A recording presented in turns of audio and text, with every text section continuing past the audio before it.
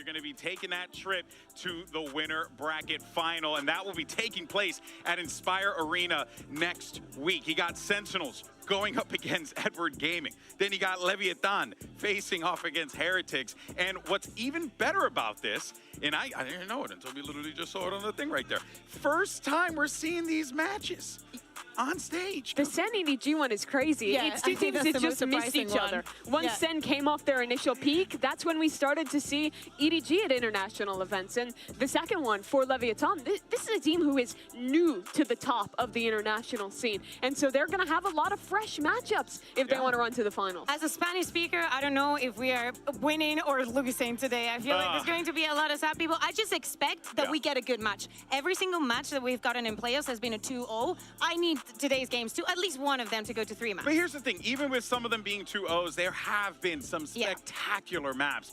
But if there's we've gotten both sides of the coins. We've gotten like stomps. We're getting like very hard stomps and then very, very close matchups. Yeah, if there are 4 teams that can bring it today, it's got to be these 4. If it ain't these 4, then I don't know what else to tell you, people. But for now, though, we're going to put the power in your hands. Takes us over to our MasterCard fan poll. Of course, you can scan the QR code right here. Which team is going to make a clean run to the grand final? We want to hear from you, so make sure you scan, get your results in, and we'll share it in just a little bit. And also, make sure you use those hashtags, Valorant Champions and VCT, so we could feature your stuff on the broadcast because you're pumping out some good material, people. You're good. You're good with it. You're nice with it. All right, let's go ahead and dive in. Wait, what is going on right here? Are you trying to influence the vote? No, not just Mimi. Kakuka too? You're trying to... No, she's sending it. She... I just think they're a good team. She's sending it. Oh my God, it's too much time. Dog. I gotta get rid of it. That's my dog right there. I'm not sending it. All right, well, I'm no longer sending it. Let us dive into our first match, shall we? We're going to talk about some Sentinels here because they did something that we never thought we'd ever see happen.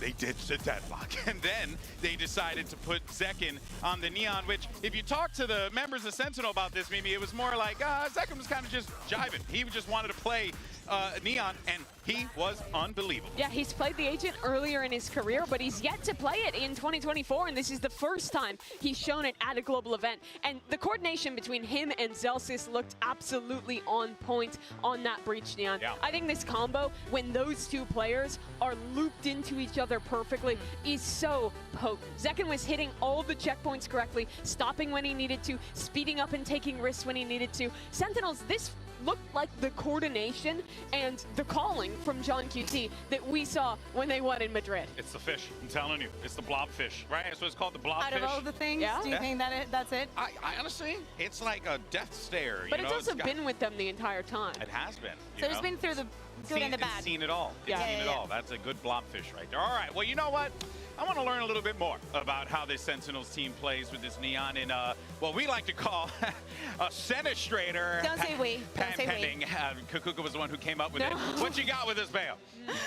Yeah, I think it's very interesting to see the combination, to see how they brought in the Neon and what you can do with it. Because especially when we think about a map like Haven, even though we missed it for a long time, we know where the strong points on the map are, right? We know that the fight for A is always going to be there. And I wanted to take a look at one of the executes that they have and how they incorporate the Neon onto it. So it's a 4-4. As I say, Sentinels is going to be on the attack. And I'm just going to be playing this very slowly. We see a lot of utility trying to move the players off of DRX away from the site. Now, Sassy is going to be popping up his ultimate, but at the same time, we're going to see everybody else understanding where they have to be and how they can apply the pressure. So this is a 5-man push. So Celsius is going to be in this position. He's already using the Rolling Thunder onto the side. Zekin is already looking to see if he's going to be capitalizing on the movement that is going to be forced by both the Rolling Thunder, and the Hunter's Fury. But not only that, we also see the Paranoia coming in, forcing everybody out, and also helping Junkie T to keep putting that pressure. He also used the camera. Like, everybody has a piece of utility that has been put into making this execute happen. Now, everything's gonna happen very fast because this is what happens when you're playing Neon. Yeah. And everybody from DRX is going to try and stop the plant from going down. They know that the pressure is massive, and Zekin understands very well that not only he has to be the first, he has to be tanking the utility, continuing on the kills, and being on top of that chaos. Now, that is a round that is going to go for Sentinels. We know this executes, we can expect. But what happens when we go to the defense. I wanted to take a look at round number 21, which is the round that Sentinels wins the map with, right? So right at the beginning, take a look at the positions. Again, it is Haven. I'm not going to rediscover anything from you because you know how this map is played. But Celsius is going to be starting off with some span, but he's going to be very aware of the fact that he needs to have second in case something happens, so he's going to have his stun ready. Sassy's going to be getting all that information also and trying to, try to get some collision onto it. Now, I'm going to play the round because DRX has a very clear idea of just doing a very heavy execute onto A as well. The camera, same one that geng used it on the previous round, and again, generating that pressure. But, and also with the Hunter's Fury. But the moment the Hunter's Fury pops, the moment the Hunter's Fury pops, Celsius is going to also be using his stun. We see the same execute, right? The Rolling Thunder going onto the side. But look at the positions. Look at what Sassy does here. He moves himself off from this angle and just calls help from Zekken. And what Zekken does is also very important. Now, something that you do have with Neon that you do not have with the Jet is not only this wall that is going to force DRX to clear 1, 2, 3, 4, 5 angles that you need to be aware of once you see it. Also, you're going to have the stun because Baz understands that once the Rolling Thunder and the Hunter's Fury is falling off, he needs to be the one getting the kills in case the utility doesn't get it. And this is where everything becomes perfect because Zekken understands that he is the one that with the stun can help Sassy survive. Not only that, he creates, again, so much chaos and so much disruption because he keeps going for the kill that he saves Sassy and gives the rest of the team the possibility to go onto side. Pops his ultimate, geng does the same, and this is just another beautiful round from Sentinels. So everybody understands the plan, and this composition suits them so well. Like the synchronicity between all of them is just beautiful. That's definitely the thing that we took away from that was not only did they not play it that much, but they also just look fantastic doing so. Totally. And that is a great breakdown on that one, Kukuka. But for now, though, let's actually go ahead and hear Sassy's take on the win over DRX in this Omen player moment.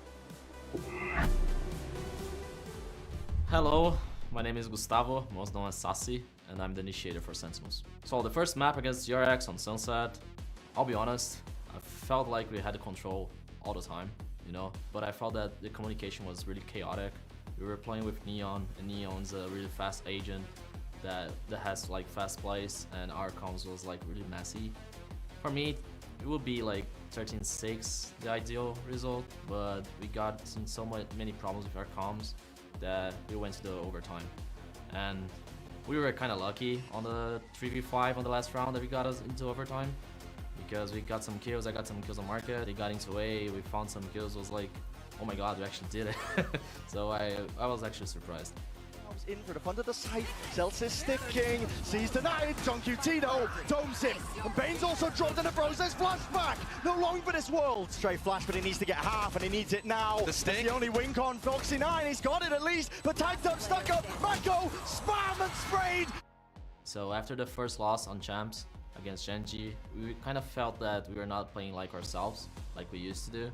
On the FPX match, we're like, guys, we just need to play our game, just have fun, because whatever happens here, we don't want to come home with regretted. We got into Champs with a different mentality, different mindset, because we worked the whole year to get here. So it doesn't matter if we're like first seed, second seed, even fourth seed, we should come here and have fun and leave this tournament without regrets, being a winner or not. And I can tell you, it looks like they're having a grand old time out there, especially with the way that they are playing. But Mimi, it is truly incredible how this team was able to dig deep in one of the most pivotal moments of this tournament for them. Yeah, he was saying that he felt like the cons were a little chaotic. They got a little lucky to come back into that first map, and I do think that's true. But I think that second map, once they got onto Haven, it was so much more clean. They were taking the right timings to pause in the mid-round, slow down like you were showing in your telestrator, and then re-coordinate to take that second fight and close these things out. This is Sentinels that is proving, even when they're playing a close opposition, even when they have to rely on some of those individual plays to stay in the map, they're going to be able to rally back and go back to the fundamentals that got them here in a second map of the series. Yeah, and thinking about the opponent that they have today, yes, this is not, okay, if you lose today, you're still in the tournament, but you want to be making a clean run. And for that, you need exactly what Mimi's talking about. Not only you know that you have your individual brilliance, moments, you are able to change things up and play as a team and understand that sometimes you're going to go down, and that is the best thing that can happen for your team. And with players with the amount of experience that Sassy has, especially in this specific situation, I think it's brilliant to see that they can perform at this level. Yeah. I think the difference between what EDG showed in their match against Trace and what might happen today against Sentinels is that while both Sen and Trace have really good macro ideas, they like playing their slower attack side rounds some of the time. Obviously a little different when Sen's playing the Neon. What Sen also has is those individuals, your John QTs, even this tournament, Saucy, tenz, all these guys that can step up and have those individual moments when the round state does explode and it comes down to the chaos. That's what Trace couldn't do against EDG, but that's what I think Sen will be able to do today against that Chinese squad. Excellent point there. And when you speak about the individuals, well, you do got to focus on two people on each, one individual on each side of the stage. You got Zekin and you also have Kong Kong. And these two players are going to be facing off against one another for the first time here. And look, they're both dynamic impact players, Kukuka. They both bring a ton of heavy firepower to the team. This is going to be a borderline heavyweight clash here. I am praying for the Sunset. I am praying for the Haven as well. I want to see this head-to-head, this Neon. It's not only how we were teased on stage, on social media. We want to see how these two players are going to go up against, because I agree with Mimi. I feel like Kong has saved EDG from so many situations, so many rounds did not belong to them.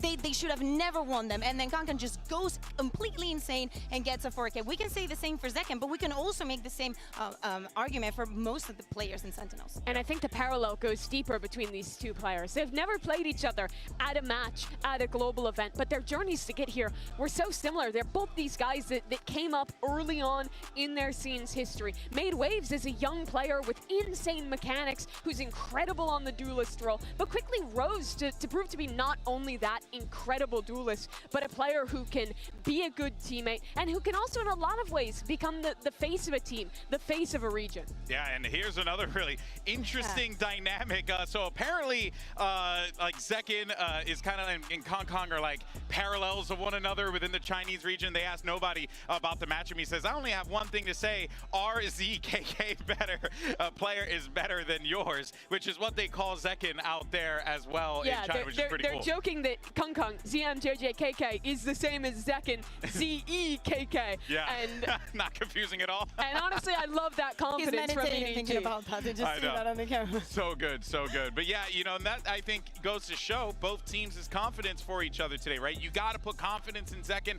He has always been a consistent player. When he doesn't perform, you notice it. Same thing can be said for Kong Kong. Let's go ahead, though, and move on to his squad. We got Edward Gaming. Now, this is going to be a Chinese squad that picked up their first ever quarterfinal win over a regional rival in Trace Esports. This is a deep run that they're making in this tournament. They looked really good in the process. And let's be honest here, I mean, Kukuka, they had Trace's number even regionally. So I think coming into this matchup, Trace was certainly going to be in a bit of a bind. Trace was facing their demons, and it looked like they had PTSD, really. Like they were not having fun out there. And as I said, Kong Kong was winning some of this round. That made no sense. Like, how can you, there's nothing that you can do against a player like this that feels so comfortable against you, that has no fear, that understands and knows so well how you play and how you develop in many different scenarios. But today's Beast is a completely different one. Yes, of course, both teams want it so bad, but I feel like the form that we've seen from Sentinels,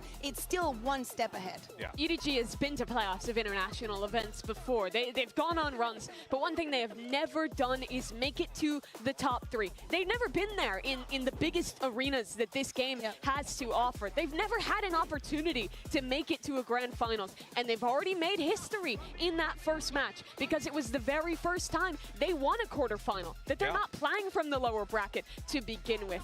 We thought that Trace might be the team who kind of took over for China. EDG proved they are still the best, and they have a chance today to show that China is ready to be a region in that top 3 and finally break through that barrier as one of the best in the world. I agree. I think that 2024 as a whole has been a breakout year for Chinese Valorant. First, we had FPX there in China. To me, honestly, I'm going to say it again. Justice for FPX. Well, I need to see more from them. I need them to see going deeper. I think that they could do such cool things when we get to playoffs. But for Trace Esports to make it out as first groups in the first champions that they attend on, if EDG is to win today, just with that, just making it to that top 3, I would say is a 9 out of 10 year for China. Massive achievement indeed. Well, earlier on, Yinsu had an opportunity to catch up with EDG. Simon, let's go ahead and hear what he had to say. I'm now joined by Simon from EDG and Luna here to do some translations as well. Now, Simon, this is your first big event on the global stage. You already have an opportunity to fight for top 4 in such a crazy situation, high pressure situation. So how do you keep calm and collected and cool in these situations? 我本来就不太会有压力，也不太会紧张。I actually didn't feel that much pressure. I'm not those kind of people who will be too nervous. All right, it's going to be a good asset to have. Good luck today.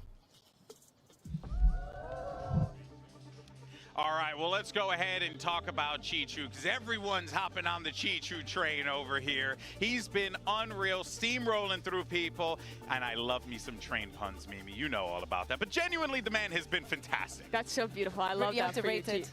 But yeah, Simon there is saying, as a rookie player, he doesn't feel that pressure on stage. And I think a big part of that is that he's surrounded by such experienced players, one of whom is Chichu, who has always been excellent when it comes to these global events. Especially when we talk about the solo plays, we know that Kankan is brilliant, but he's set up in many of these situations, right? Even for the attack. Chichu, you're mostly going to be seeing alone. At the first one, we saw him playing on Bayern, just going alone on hookah, getting 3, just having that super good individual level, and just being able to be on the look, be in that surprise. And I think it is a very good ace to have on your sleeve when you're going deeper into the tournament. Yeah, we see a lot of chaotic moments from this team where it ends up kind of coming down to clutches, coming down to big moments, and Chichu is the guy who almost always delivers, and I think it's just so impressive that he's done that so consistently across all these different global events. Yeah, well, of course, you know, we'll see how this plays out for EDG, but let's actually go ahead and hear from Simon yet again in this player moment.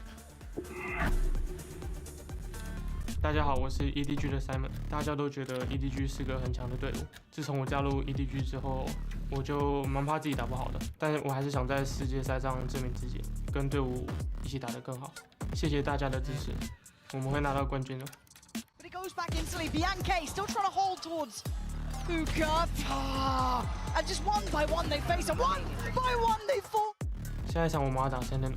我觉得他们是个很强劲的队伍，不管是枪也好，还是技能搭配也好，但是我们会有更好的协同性击败他们。然后我觉得我们要做的就是打好我们的东西就行了。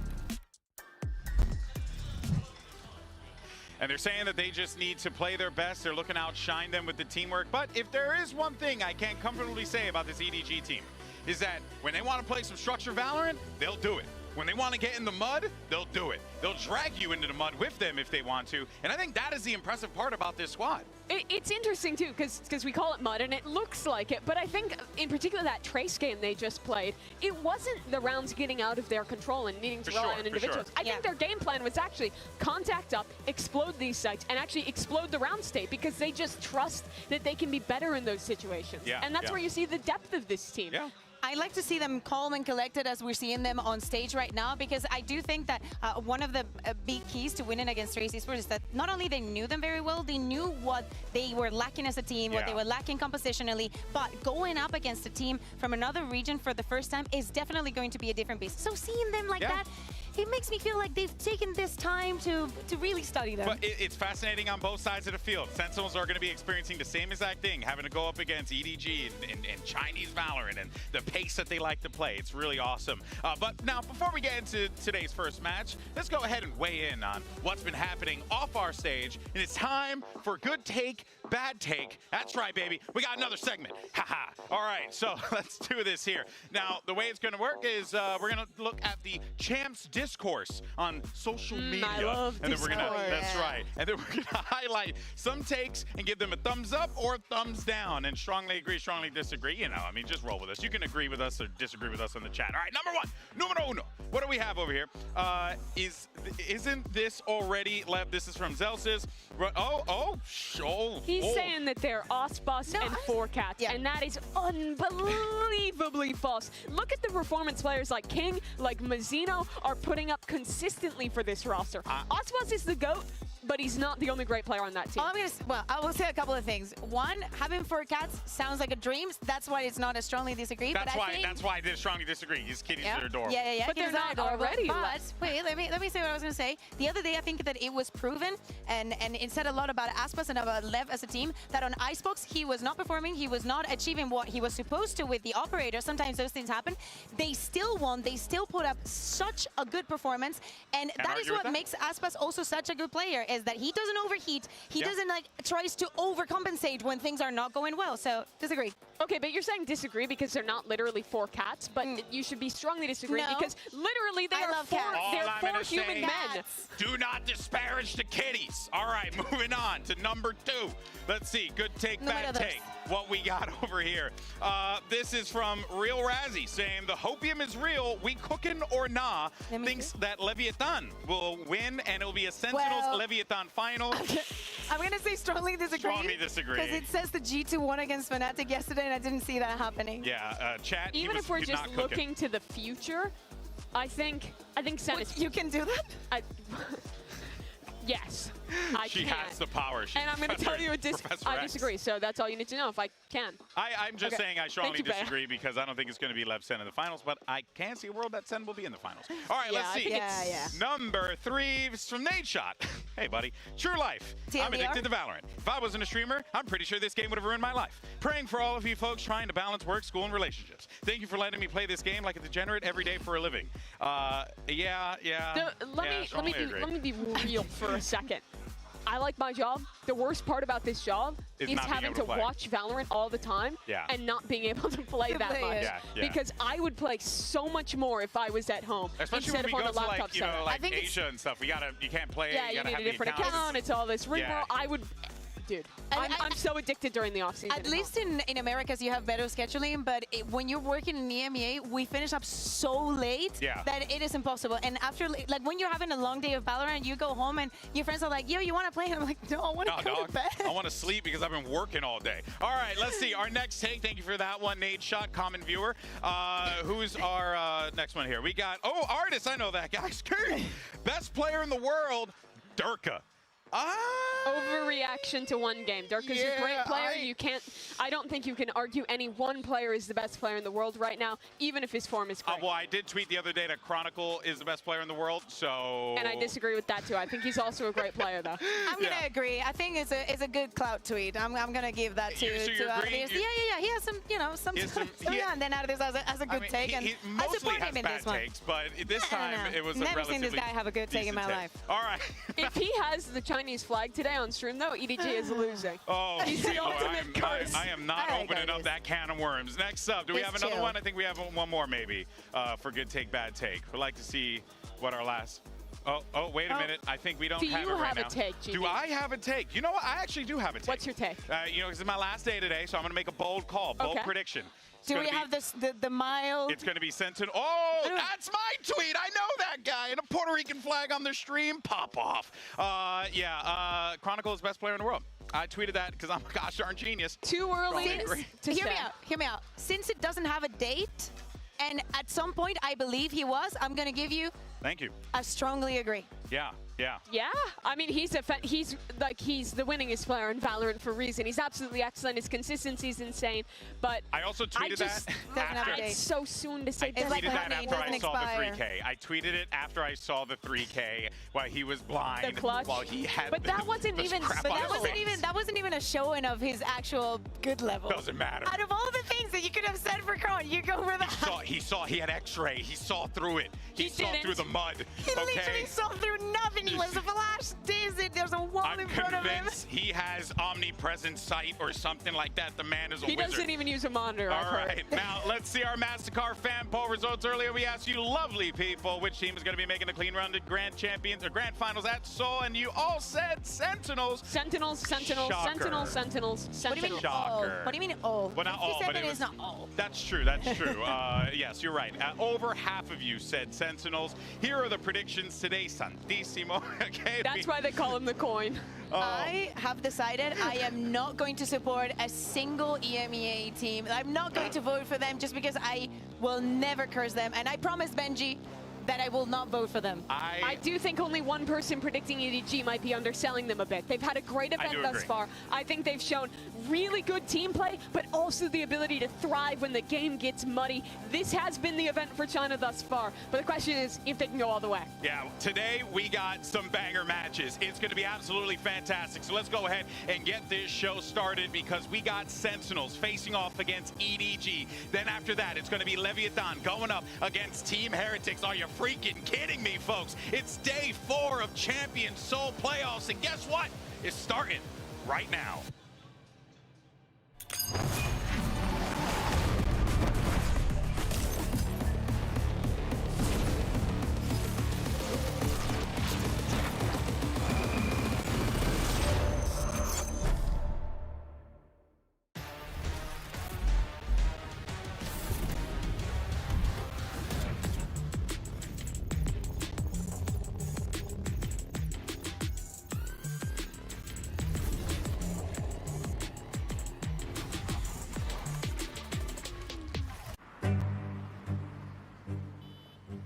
Not being a champs 2023 last year, it's kind of tough. Especially like watch my old teammates there, watch Naspas. Even like 1 year after I won the champs, I was like, damn, like I felt so sad. I tried to promise myself that I would work harder than I did in 2023 and see where it takes me from here. That experience shining through. 大家都觉得 EDG 是个很强的队伍，我就蛮怕自己打不好的，但是我还是想在世界赛上证明自己。 Facing EDG is gonna be fun.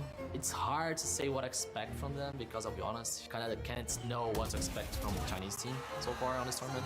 EDG looking so damn strong. 下一场我们要打 Sentinels， 我觉得他们是个很强劲的队伍，不管是枪也好，还是技能搭配也好，但是我们会有更好的协同性击败他们。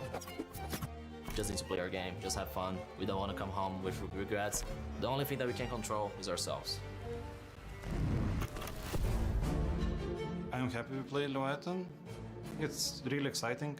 They're a team that you must respect them. Otherwise, yeah, they're just gonna smash it. I always love playing new teams I've never played, but I think they're a pretty good team. They take their individual timings, they have really good individual players, and they have a lot of energy in the game when they play. I don't think Leviathan played against a team like us. I think they're gonna be a little bit in shock by how good some of the things we do are. It's down to Munchkin again, but this time it's Heretics coming out on top. This match is gonna be about who can adapt faster. I came from Ascension, it was a long road. Now I'm here in Champions. I'm going to lift that trophy and show everyone I'm one of the best players in the world. America's #1 for a reason, Leviathan.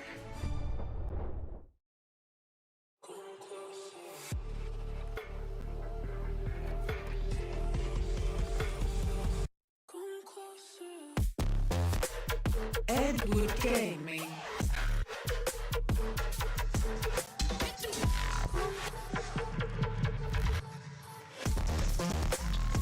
Sentinels.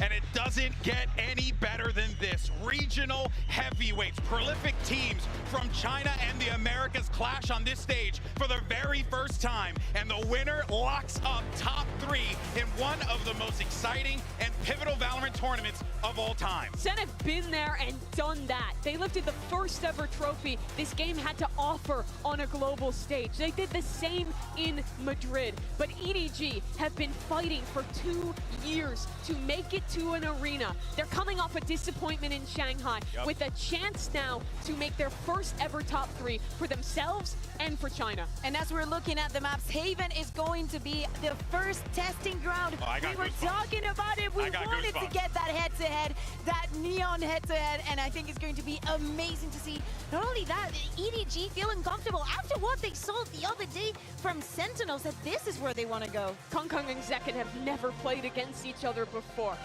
In that video, he said that they wanted to beat Sentinels on their team play, that they would be better than them in that regard. I think this is a chance to prove it. Playing a similar comp, bringing out the coordination on that Neon agent that can be so hard to set up properly. This is Kong's chance to prove it. Yeah, and you know what? Something I want to take away from that series layout is I genuinely feel like everyone got what they wanted. Honestly, every map, you look at the records on each and every one of these maps, it is good for each team. They have performed at champions on these maps. So at this point in time, you're going to see 2 teams go right in the middle of the squared circle, and they are going to just go right hook for right hook, left hook for left hook. This is going to be a genuine clash between teams that honestly have every reason to be confident in this BO3. Just remember that top 3 is so close to them. It's so close. It's right there for EDG. And of course, we're seeing the lock-in. We got 2 Neons locked in on each side. We are going to see some clashes here, Mimi. And you go down pound for pound and you look at the matchups that we have here. Zekken against Kong on the Neons. 2 players that have defined their regions. tenz versus Smoggy. tenz, this is his first year playing that controller role. And Smoggy as well, another duelist who switched over to that and has looked so damn good. I want to see how EDG is going to deal with the aggression, like how they're going to be aggressive, how Sentinels is going to be shutting that down. That is why, for some reason, I'm just looking at geng for they won, especially the first half. Oh, yeah. Well, look, let's get into this one, baby. We got ourselves a banger on our hands. And, oh, boy, look who's casting a Sentinels match. It's a contractually obligated Brennan sideshow. Would you look at not that? just that. I mean, we snuck in EDG in there this time as well. We covered most of their games as well. It just so happens to work out this time around. EDG versus Sentinels. The energy levels, Josh, I mean, listen, they're all the way up here, and I feel like both of these teams are going to be able to meet that pound for pound, blow for blow on these maps. The test has already kind of laid it out. It's a map pool where both teams are going to be comfortable. Oh, super comfortable. You're going to get some serious high-level Valorant here today. Assuming that all of the players turn up, because both teams like to stress each other out too. They're going to force gunfights at times, lean on that confidence, and your form needs to be good on the day. I gotta be honest though, the battle that's drawing my eye immediately is Kong versus Zekken on the Neon matchup. EDG are predicting a B round pistol here. You see them with nobody watching over towards A long as Sentinels were trying to sneak up C. The game was given away. Yeah, Smoke is propped up in the face of Zekken, but it's still util ready and waiting over the shoulder. Here's the fault line. The relay bolt just ricocheting wildly. It's going to be that split in through, but still they don't have backside control. EDG making sure to flood in with a couple of players, but the pause is called and an evacuation by SEN. They don't want anything to do with the C site. Where are they going though? Because Kong waiting here on B gets caught. No way, Sheriff in his hands. It felt like he was almost good for the one, but with him dropped, EDG gearing up for a bit of an attempt through this one, just biding their time, waiting in the smoke, and they hear the rumble of the footsteps. Nobody is going to be tested. A lot to overcome into this spot with the movement. Clean up and over, but here comes the pincer. Crunch from behind, EDG. Look at no stone unturned. They cleared away mostly through, and Sassy's now the one who has to hold down the line. tenz got stuck on that pivot. Sassy sees them, stun. It's a pixel angle that he's working with here, but the damage is being dished out. Sentinels left scrappy, and it's down to Zelsis trying to tap with the ghost. Not enough to cool down the weapon in his hand. Simon, the rookie, steps up, squares up, and seals up that opening pistol round. Was the stun from Zelsis not good? Or did EDG just hit 2 absolute banging shots there to take out their opponents on SEN? tenz got caught in that A-link pivot, but I think overall the macro ideas were good. Yeah, the stun didn't quite catch onto anybody other than Shishu. But even so, I mean, that's a pretty ridiculous kill from him. He's happy about that one. A great start for EDG. Both of these teams confident in their Haven gameplay. We've seen them both play Havens. We're really high level already in this tournament. I'd hard agree with that. I think EDG as well. They're trying to put that best foot forward. This is an important match for a variety of reasons. Listen, it's not just the biggest event of the year, but as the desk was mentioning, it's one of their best opportunities to break past that previous ceiling they kind of reached, I suppose, at other events where they've only got 5th, 6th. If you win here, you get that minimum of top 3. And they've never even been able to replicate that 5th/6th finish at a tournament. It took outrageous performances from Kang, putting on an all-star operator. Yeah. Attempt as well Spike down from B. Sentinels to see if they can get that easy plant down, but it's already read by EDG. I think a really crucial strategic tool for Sentinels is going to be applying pressure to nobody. You see how he's just holding A long in this round on his own. Sentinels need to be able to shove him off, and EDG have lots of different ways that they can trap around this. It's getting not risky so much, but economically damaging, and in the midst of all of this, tenz has snuck his way in a little. Yeah. Given away his position, unfortunately. Kind of had to. I don't think there should be any danger here unless tenz was able to lurk his way behind. 30 seconds left. But you can see that the EDG players are willing to take these fights. And it has been an expensive round. Yeah.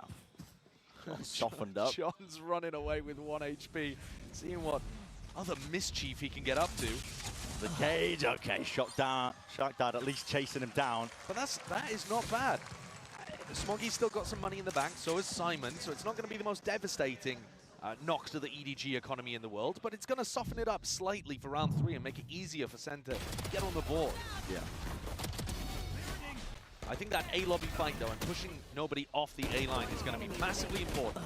But EDG often make it feel like it's only the Sova playing there, and if you try to take that fight, suddenly they collapse onto you with a big A lobby ambush. So you do have to be careful. You see in this round, they've got 4 players stacked up defending that side of the map there, EDG. And they're not throwing Util out right at the beginning. They're waiting to see if Sentinels try to take that space before they hit the ambush. So they went exactly for that strat. So going to be using a little bit of kit, making sure that they can clear the way, just get rid of the trip. Mid-round information as well from nobody. He's just using that drone, but it was broken. There's still a bit of uncertainty, but this whole time EDG have taken deep A lobby control. You can see Kang is posted here. This angle, just removing the drone. Cage up into his face. We'll have to use the stun to slow down any approach from Sen in case the punish was there. Smoggy still has paranoia in his hands as well. Yeah, he's not giving up the space. Kang could thrive into this spot and position a bonus round conversion in his side. Still flash has to be avoided, still gets the 1. Great adjustment and snap back with a crosshair placement. 40 seconds left for Sentinels, and the question remains, which way are they trying to land? And NeuroFF will give them critical information to work with. It looks like they're going to group up over towards A, but that's still where Smoggy and Simon are. 30 seconds left. No easy openings, 25 seconds left. Jump spots. Smoggy sees it, catching it. A lot of information gathered. Fault line is good though. Just concatenates on top, and Simon just trying to play this tight angle. Blinded up from the side, still lands that shot. Traded though, plant down for JungQT, nothing to push this one back. Ridiculously good supportive utility there from Zelsis and tenz. Nobody's going to be praying that somebody opens up wide, but up onto the heaven angle. Zelsis, who's claiming that one, dropped down. Double digits of health, but there's only Chichu left with the Bulldog. They're here to reload. It gives tenz the prime opportunity to just pre-aim onto the angle. A big round for Sen to get onto the board, but a difficult one still. EDG fighting tooth and nail to hold onto these spots. And you can see this team, they got some dangerous setups on the defense side. I think in terms of that team play that EDG were talking about and their preparation, this is the best tournament for them. Yeah. Even if you contrast it back to Tokyo, that was more individualism. And Kang waking up and having the world's most wonderful op performance we've seen from a player, I would argue. This version of EDG seems like they put in a lot more thought to their game and tactics on top of that. Yeah, I'd agree. I think that, you know, despite you could look at some of their opponents this tournament and you might not be too impressed in terms of who they've actually bested. But for me, I've been paying attention to how they've been trying to play. And look at this, bit of a trap play setup, but stun missing. Hello, accidental kill. Right through the wall, bit of unfortunate action occurring, at least for John QT, not unfortunate for EDG. But they respam it, and so both teams come out of that fairly similar. But with the Cypher down, this opens up different options. EDG could now try to push aggressive and get flanks off against SEN. And SEN could group up and go for a big site execute onto C, where the Cypher's now got no utility. EDG don't choose the aggressive option, though. They're keeping players anchored to C to try to make up for that fact. Nobody has the rifle. Nobody has the rifle, but as he's looking for that information, I mean, that's what happens when a drone is used a little bit prior. Didn't have it to try and safely garner it. At least there's going to be relay bolts as well, and space given. Yeah. This is ridiculously good from SEN. That lurk timing from Zelsis is marvelous. Wait but a it doesn't second. matter. Yeah, and Smoggy's right back in there. The Paranoia is already sent out. That's preemptive. Outlaw in the hands of 140. Zekken down to the double digits, but still alive for now. Glides to the side. And he is a spearhead. Like, literally in this case, man. Cracks open the C site, despite the resistance that EDG were trying to put up. Doesn't seem likely that Kankong would be able to pull this off, but he is an extraordinary player. If he had the stun to work with, maybe he'd be able to isolate a 1. A wall to get in 2, but honestly, with his money low, in a 1v3, best course of action probably going to be to save. Yeah, he's just seeing there whether anyone's going to give him a free duel. But Sentinel's going to play with a bit more discipline than that. Well, they're looking to try to take the gun. Yeah, they understand the importance of this one. Sentinel's thinking ahead. Bye-bye. Zekken, head clean off. Go, go, go. Sen realize it. They're in danger of just being trapped. Down to the spike, so they're going to do a bit of a mad dash. But it does bring us down now, at least 2-2 in terms of the rounds. And it's nobody, the newer IGL for EDG, that actually gets the wrong read on this round. You see him being caught there going for the re-clear on A. He'd call for his team to reinforce the C site, because in his head, that's the most logical place for Sentinels to end. You've just killed the defending Cypher. Why not hit that site where the anchor player is no longer there? So they reinforce C with Simon, Smoggy, and keep A very weak. Nobody tries to hold it on his own, gets punished for that. Not necessarily hubris, though. It's just you can't cover the entire map when you're in that position. Perhaps he should have dropped off site, but nobody is a very confident player. And we're going to see this version of EDG's trap being run on their eco. Trouble is Kankanger's going to be falling prey. Yep, Second glides his way forwards to a nice little win, and he's covered over the shoulder once more by tenz. Spraying away, it matters not about that paranoia. Smoggy, they know he's playing somewhere nearby. It's all about clearing them out. They've got that diligence, TP up and over, and certainty for Smoggy. Just the one before his drop. All of the coordination working really brilliantly there for Sen. That additional pause that Zekken throws into things just to allow tenz on top of the box. They've been doing a lot of that. In a 4v1, Shishu once again finds himself in a spot that's simply unwinnable. 9 HP. Listen, it's a nice shot under Sassy. With Sentinels now taking the lead. By the 1 round, it looks like they've regained a little bit of that composure just from losing some of the prior rounds, but it's Sen kind of running away with it. And they've also now experienced that A-lobby delayed crunch, but it was on an eco, which was easier for them to deal with. These players swinging in from EDG did not have big rifles to be able to take the fight to them on an even basis. And so that should actually help Sen in the future figure out, okay, we had an idea of how to deal with it. Did it work? Do we need to make adjustments if there's going to be rifles up in the future? They did look pretty set on that, though. The stun coming out over towards A long was nice. It wasn't right at the beginning of the round. Both teams feeling each other out very well. But Sen coming on top and EDG take attack timeout. Yeah. It seems like a good time for it. You just lost 3 in a row back into a big rifle. Look, summing up, I mean, there's plenty of ultimates sitting. Simon's got his rolling thunder, nobody. The Hunter's Fury, you can definitely cook. Try and make something happen, proactivity maybe on your defense. One of the areas that I'd like to see EDG explore is trying to create mid-pressure and make it very difficult for Sentinels to just walk into grass anytime they like. If you can do that, you're more likely to burn the drone out of Sassy, which means it's much more difficult for you to retake over towards A. There's a huge amount of benefits to trying to put some early mid-pressure as the defenders, something that I think Fnatic do fantastically on this map.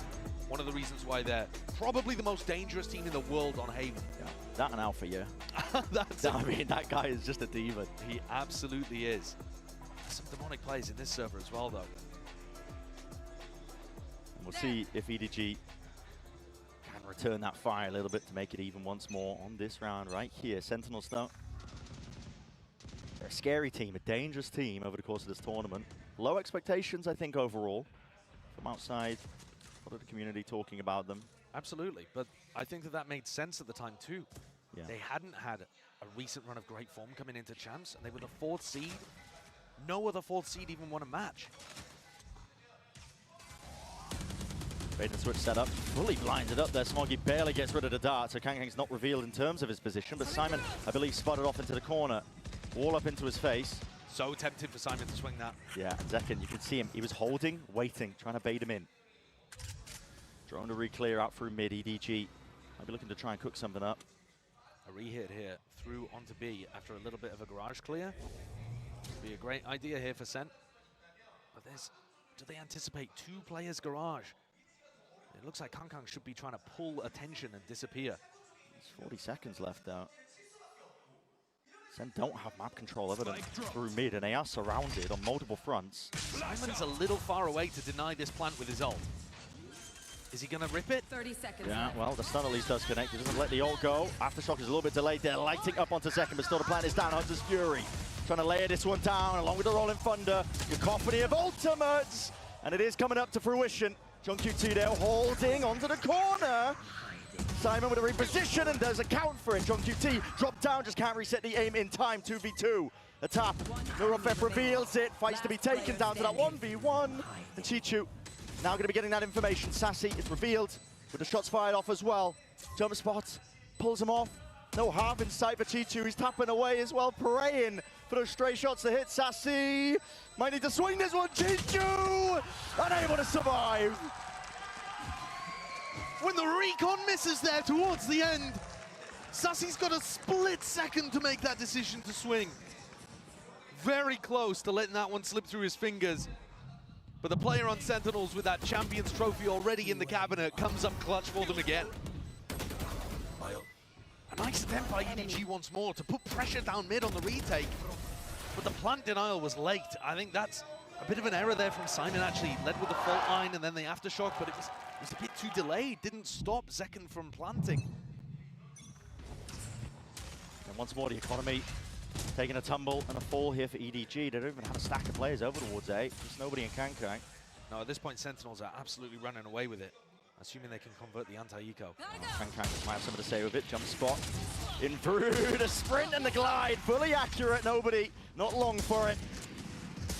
Hot shots fired by Kangkang. He's praying that he can land at least one of the targets, hit one of the domes, but all the signs of life that SEN do see to cause him to scurry.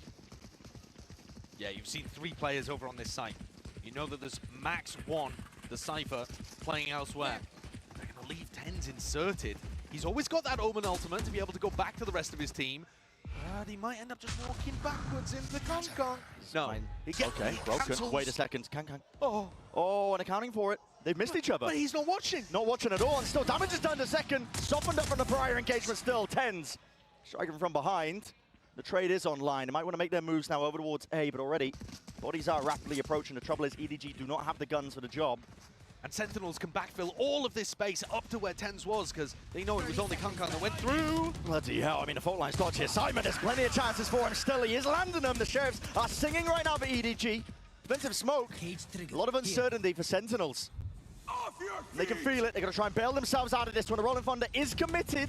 Simon tucked to the corner, but stunned out. There wasn't much he could do into that spot. So Sentinels were pushed into a tricky situation, feeling the need to offload some of those critical ults to at least find a way to win that. But that's very much a silver lining to a dark storm cloud approaching for EDG. A couple of moments where Chaos maybe could have made the difference for them, but I think John plays that really beautifully towards the end. Cage inside the smoke, gives him sound cues if anyone tries to push, and then you see John ping out where Zelsis should ult. The IGL making the call. All right, we've got to invest this ultimate now. It's only me and you. 4-player stack. It does make this round a little weaker, but SEN have showcased that they can deal with everything that EDG are throwing on defense currently. Yeah, the mid-rounding is definitely, I think, showing that SEN are currently getting the right reads into rounds, making sure to slow it down at the right moments, and then the firepower usually carrying them over the line if it does get tricky. I think I'm right in saying the only time they've contested C fully is when they went for it on the pistol round. Yeah, it feels like the pistol round, at least from my memory. Drone is used hyper committed into A lobby, so Sentinels are going to be aware that control is given up to EDG. Certainly looking like an execute's going to come through here on C. Smoggy has his ult to try to reinforce, but is he going to be fast enough with a smoke? Not going to be broken here. The Hunter's Fury clears its way through and back and around here. The fault line was dodged by Chichu. Has found himself and carved out a little bit of a pocket and space to play around. Paranoia still here, but the aftershock is way too much. Just singeing his feet. Chichu just couldn't stand still amongst most of that fire. Second offloading it with the overdrive. Peppering them, some stray shots. EDG are going to need a pick to see if they can make this one doable. Second, overextending ever so slightly, but still he's good for the kill as well. That tracking! They just can't get a handle or any sort of control on him. It's precise. Kang almost there. Could have provided a chance, an opportunity, but Smoggy's been left alone into the 1v3, and tenz takes back up that position. Low enough as well, but again, surgical by tenz. It's looking like a great day for tenz out there as well. 11-4 after only 8 rounds. That's pretty ridiculous. If you look at players that have had outsized impact, outside of just the main duelists, where you're going to see great performances from Kang and Zekken no matter what, if you look at who's had the biggest impact for Sentinels and EDG, I'd be looking towards tenz and Smoggy. And the fact that they're on those smoke rolls fighting against each other right now gives you a great comparison. At the moment, tenz is just getting involved in way more on the attack side, trading people out. Again, finding moments to dominate with his impact. His raw aim's so strong. And Senna's just going to disrespect the early A lobby. Util that was dished out by EDG. They're holding, considering, I think, and waiting to see if there is that re-clearance. Strong QT does need to be careful. Opens himself up to that angle there, but again, it's the weaponry. I mean, EDG have not been able to recover any sense of that. Nothing built up in the bank. See there, John using a cage again for the sound cues, making sure that he can't get pressured as he takes a little more space towards mid. They're being very cautious on these anti-eco Sentinels. They don't want to get tripped up. But it is incredible that EDG have only won the pistol and the follow-up. Where's the punish here? Where's the cover? Yeah, nobody watching, just in case that was that punish here. Chichu, a couple of shots, backs away with his life, but just pulling apart the EDG defense. Second, filled up by the cam, stunned up at that. Unlikely to see that follow-up. The more the time does get dragged down to the finer moments. Might see opportunities for EDG to strike. Aftershock pushing them back and away from the plant. Zelsis going for round 2, needs to be covered. And tenz has it. Pushed up, high ground angle. Chichu dropped, nobody. Off onto the extremity, flawless from Sentinels. You can say that from round 3 onwards. They've always been in control.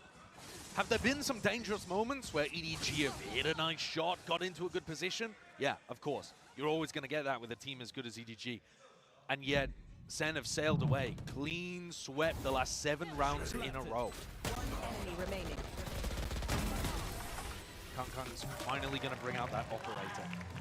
The economy's been damaged, been in ruins. Not just Kang, it's double op. Double opping. Yeah, Smoggy. It's not round 12. They don't have money.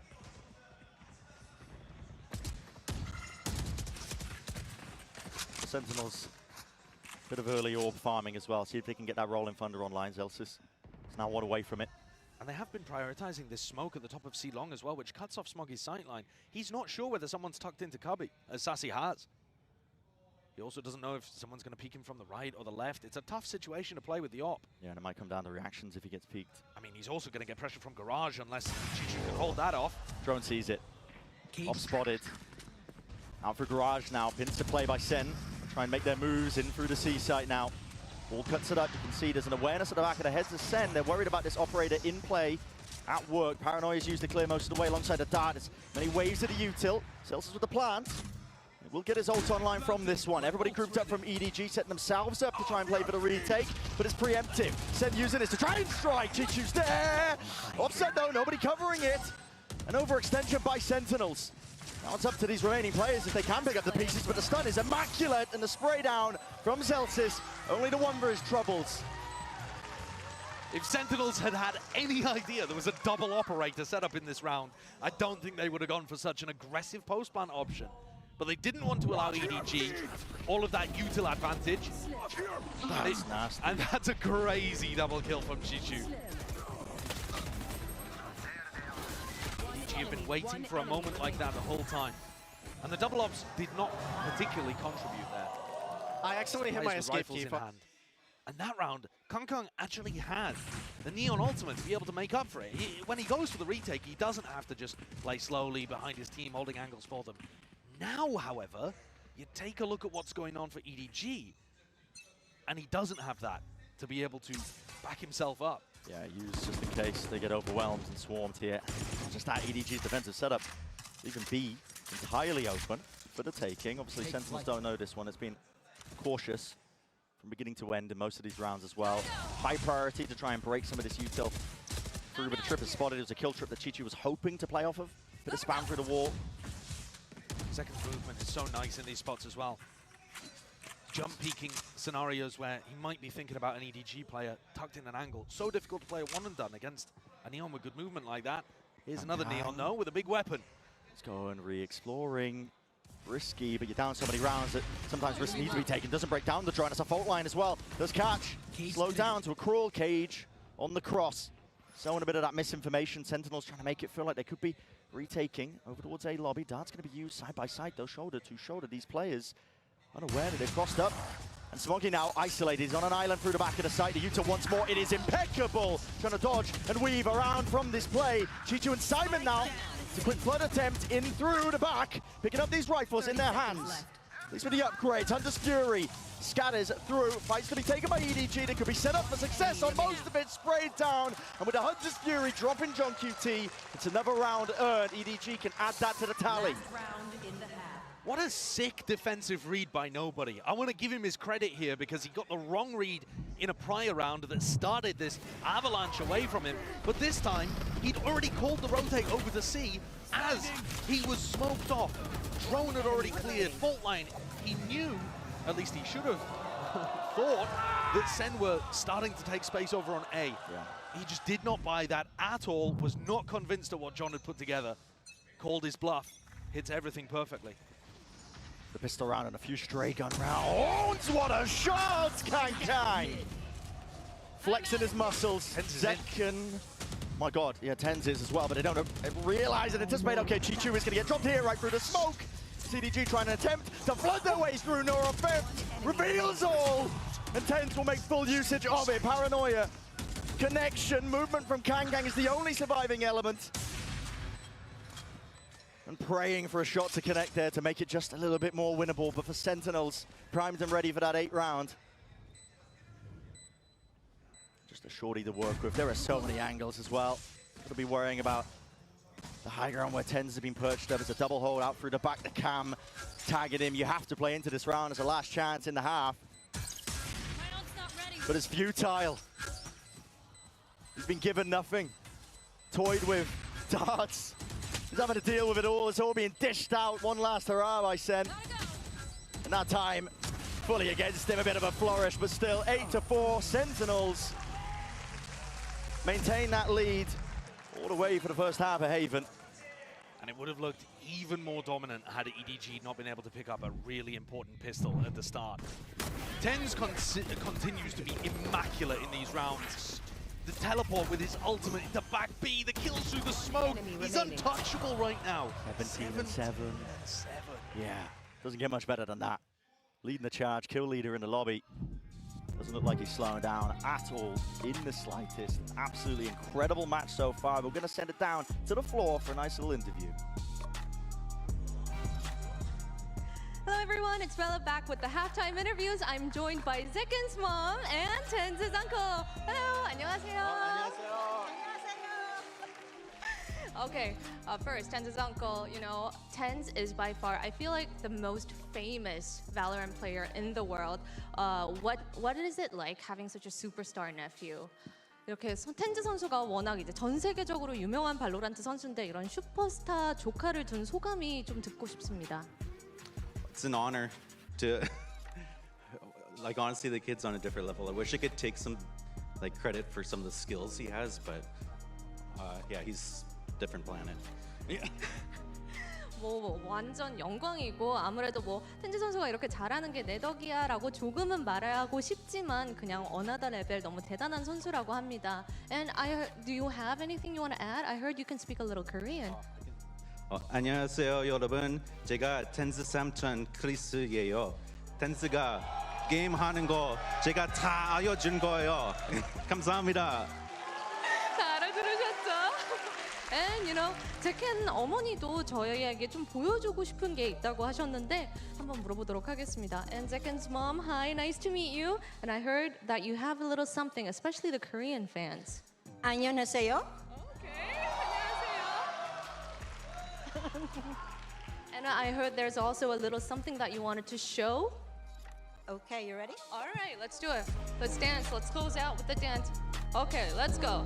All right, back to Haven.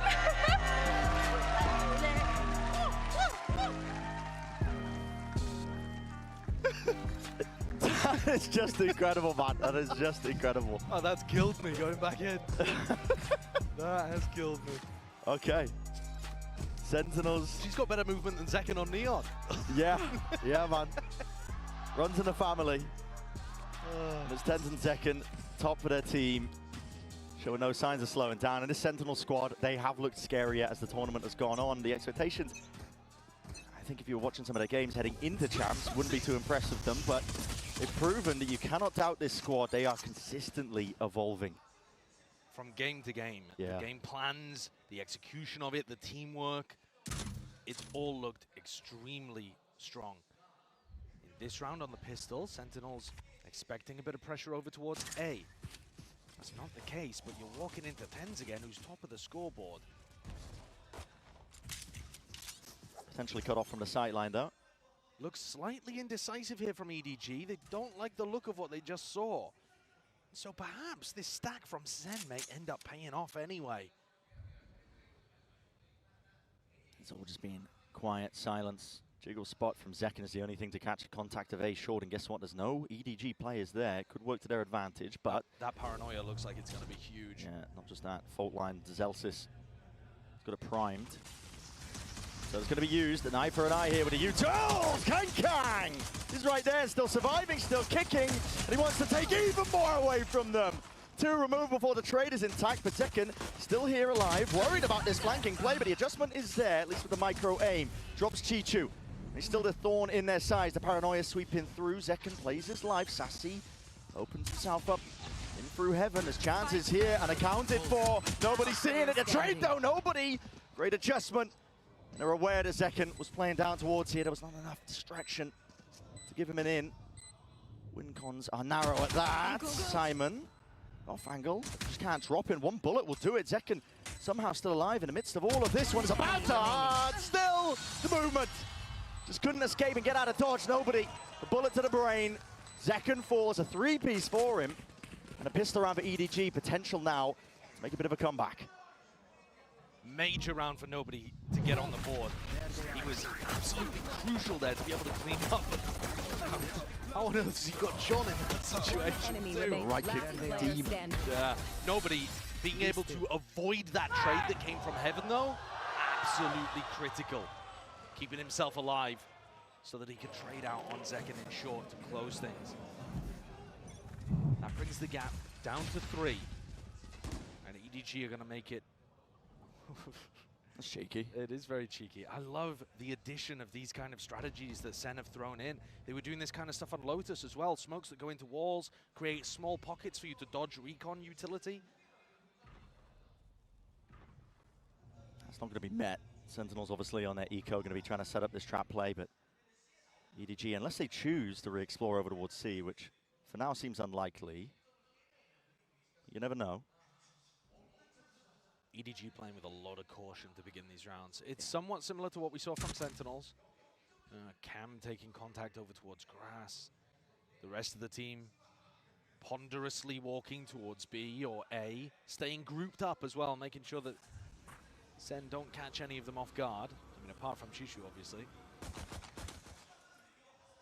They don't want to give away any of these guns. Everybody invested from EDG, not trying to, oh, wait. Trip was broken on the flank here. This should be a normal, like, reacting to A, no problem, easy call. They're going to go for that. So EDG open. Still a little bit worried as well because the defensive smoke. Zelsis has found Chichu. That does give away the gun, but got to imagine with side control, EDG as well. Spades at a util, Kang. They're worried about the flank. They're thinking about pushing spawn and flipping the map. They decide not to, and it turns out that's the right call because most of SEN are back. Time's going to start ticking here. An advantage should still be for EDG. Got the guns, tenz, okay. That's ridiculous. Zeken's been played in as well. All the crosshair placement being slipped up and around here. Kang is worried about these swings. No way, Sentinels can't be getting away with this. Up onto the flank, they double up players as well. Smoke once more, the dart has to be broken. Nobody's sticking this one. Sassy finally under the defuse, but everybody dropped. EDG. The house of cards came crumbling down. Tumbled to the floor. There is such a thing as being too cautious in some of these rounds. Yeah. And I think EDG gave way too much space and respect there to SEN. Sentinels pull off the MasterCard Thrifty. And first of all, they isolate Chishu, right? But that only gets them one gun. It should still be difficult for them to come back into the site. The rest of EDG are backed up, trying to play passive post-plant positions. And tenz and Zaken are just in. They'll immediately take that space. That's what I mean. Everybody's focus is on tenz when he TPs into the smoke that he just placed down, plopped down in through the middle of the site. And suddenly, EDG's attempt to get back into Haven looks like a far cry. A gap almost looked like it was going to be down to 2, and yet here it looks like it's going to be extended to 5. That's what a difference that one round makes. Chichu's hoping that player would open himself up through into mid, give him an easy access to a shot, maybe a kill. Some of the change of tide that's currently been fully against them in this map. Cut up onto the corner though, no util, that was contact by Kang. Didn't hear the trip, didn't hear a cam, thought it would be open. Right down onto B. Zelsis, late.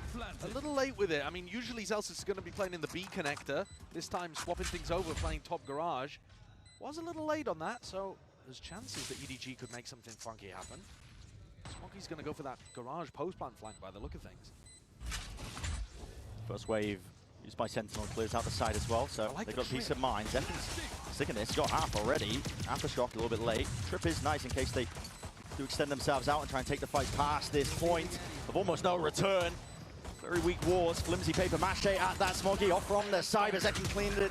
At least diffusing, sticking all the way while the rest of his team does press that advantage. So there was some level of danger. EDG get that plant down on playing the post from that spot. You get rifles online and suddenly that round is super dangerous though. EDG had some nice ideas about how they wanted to play the post plan. You know, the early garage information could have set up Smoggy. I really like Chishu's setup as well. He had Cam and Trip. That Trip is so tough for the retakers to deal with, but he got spammed through the wall and at that point, util goes down. EDG though need to start putting this kind of stuff together on rounds that are super important. Those rifle eco swing round moments. They're gonna take a tactical timeout here. The last one off the map to try to get things back on track. This is their map pick as well at Haven that's just going so poorly. I mean, I was so ready to sing the praises of EDG, I think, in terms of preparation they put in as well. I mean, we're always going to talk about individuals popping off. And the form has been there. I mean, Kang is sitting at 15 and 12. Right at the top, he's definitely been earning himself a lot of kills, but coaching staff of EDG definitely seems like they put a lot of emphasis into anti-stratting, making sure that they can pick apart what teams like to do on certain maps. But for Sentinels, this team that we've mentioned are ever-evolving, always changing it up, getting scarier and scarier. This cat and mouse game where you're just trying to play catch-up, some of the prep you might have done to anti them might not even be true anymore. Absolutely, especially considering that they've only played this Neon version of their Haven comp once before. Yeah. And they crushed, so they didn't have to show everything that they have in the back. Very much all in by EDG. Timeout has to be taken to convert at least this round. And on the attack side, you need Smoggy to start getting involved as well. He's been one of, if not the most impactful player for EDG in their run at champs. He's absent right now. Oh my goodness, okay, Kang. Fast play. Rips his way past there. Zeken's going to be revealed up as well, but has to respect most of this one. Sassy trying to play with the drone that was used prior, gets the tag onto the one, but pushed back and away. But a player dropped on the side of Sentinels. This is the opening that EDG were praying for. Gang's delivered them another one. Zeken going for that re-exploration, looking for the info. Simon's tucked, only the shoulder. Smoggy's there to supplement as well. Help him. Ow! What is that movement? Zeken just counters it. Simon, it's an absolute worldie with that shot right there. And the reload bullet straight down to the bitter end. Simon, quick to capitalize. Some incredible shooting to get EDG back into things there. tenz is going to of these rotates. Footsteps. He might be able to cut somebody off as well. Nobody was thinking about going through the garage. That would have been a death sentence. tenz is right here behind them, though. If EDG pause for a moment, he's going to have the backstab. Yep. That smoke at C is going to be fading. They are not going to anticipate this. He is so quick right there behind them. He needs his own smoke to fade. And it will be dissipating. Opens him up, Simon! He's still there, though. This guy's been a savior for EDG in so many moments. The util just narrowly avoided. He's to the fault line. John QT still here. But enough has been done, surely, for EDG, and they know it. Doubled up high-low. Simon taking that point. 4-piece in the end. That's what EDG needed. Somebody else to come in and clean up what geng delivers you with his opening duels and his entrying. How does he get that at all? Celsius should have been way behind the corner there.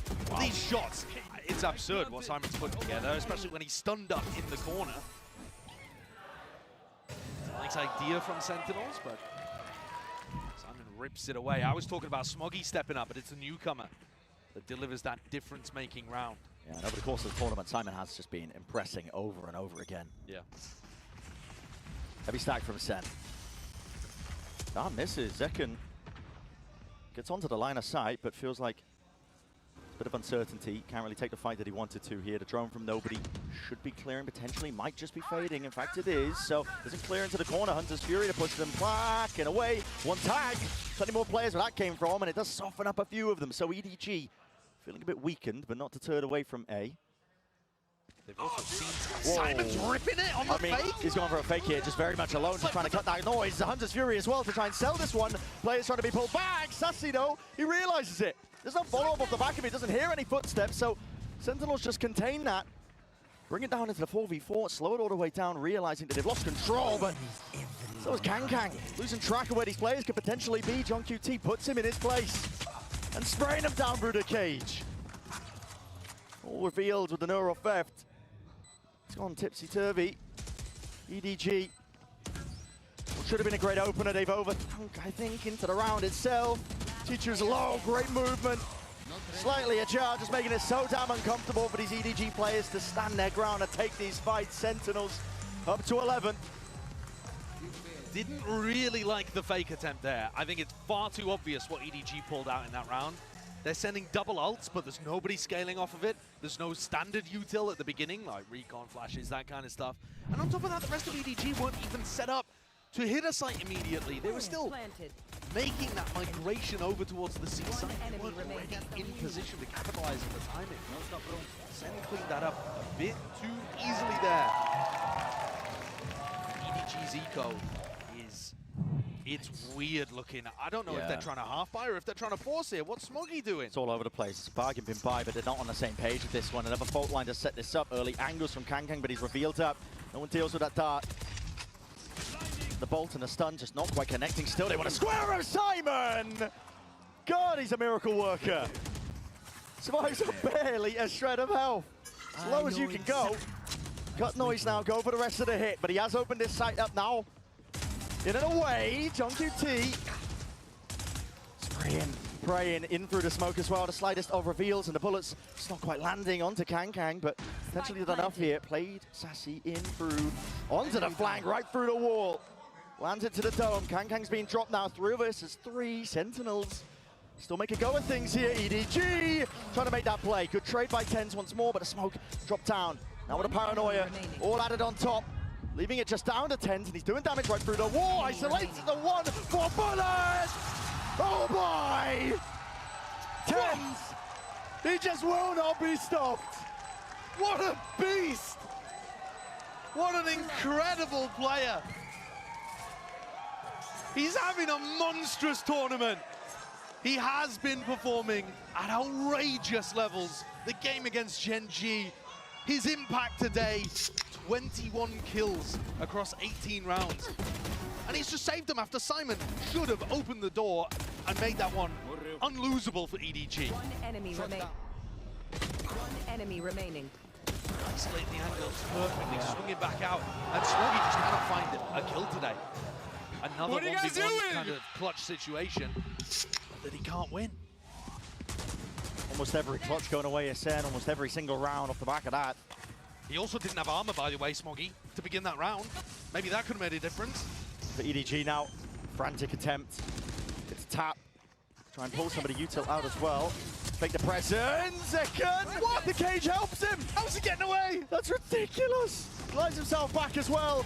And back and forth we go. It's EDG scrambling for a chance to get back into this. Second, he's still alive. Overdrive in his hands, and he wants more. Never bite of the apple. But discipline is called for in moments like this, and they temper the round down at that minute mark. Celsius, flash, re-exploration, re-clearing, double held though, and that is Sentinels getting ahead of themselves. It is good information, however, for Sassy to start pushing out. Could he be the playmaker here? Odin. EDG are quite trapped. They don't quite know where everybody is. In fact, they don't know where anybody is. Full map control lost. Sassy, Smoggy. He's watching for that peek. The slow walk around the corner. Finally comes alive in this map. 30 seconds left. It's down to Celsius, 1v3 spam. Threw into the smoke.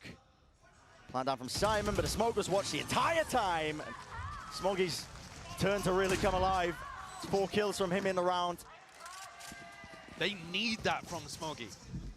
He's been utterly crucial for them in terms of accessing their full potential. Almost doubled his kills. Second movement though is absolutely world class. And he's only played, what is this, his 3rd map playing Neon? This year? This year. Yeah. With new Neon as well. I mean, all of the stuff he did years ago playing Neon is it's not all that relevant anymore, to be honest. Yeah, he's a prodigy, I think, when it comes to, I mean, I'm sure he's played Neon before, obviously, but same setup being used by EDG. Got to claw back these rounds one step at a time. Sassy, jump spot, gets that acknowledgement. And at no point can EDG make a mistake. One error, like Chishu walking in here, and it could all be over! Oh, no! Chishu dropped. The flank opened up. And Sentinels, they know that they can play this one nice and safe. Look at the retake cam. Broken. Nice awareness. Yeah, shock dart has to be used to make sure to get rid of that one, though, but he planned down. Extension into the round, but this is it. This is where EDG make their stand. See if they can stay alive into this map. You need good defensive utility here from the post planters. Paranoia, Aftershock has to be used to keep them back. It's going to be used. Eye for an eye when it comes to the util. Aftershock even down into hell. Sentinels are being kept out of the fight. Kang will ensure that they don't step past it. Nobody right there with him. The feed is filled up, all with red. And hunting, chasing. John QT, fully blinded. Kang empowered. EDG are still in this fight. Lovely post-plant situation play there from EDG. That's such a critical round for them to get. Those 2 in a row from EDG have now knocked the economy to SEN. Enemy remaining. Which is the first time. It's apart over. From, you know, follow-ups from pistols or whatever.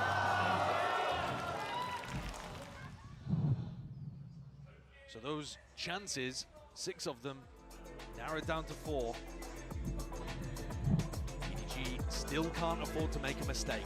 It must be flawless from here on out to get us into overtime. And we've seen, I mean, even if you think back to yesterday, G2 playing against Fnatic, they're having to be flawless in that situation. Wild things can happen. Oh, yeah. Triple spray downs, full blind, they can occur in games like this.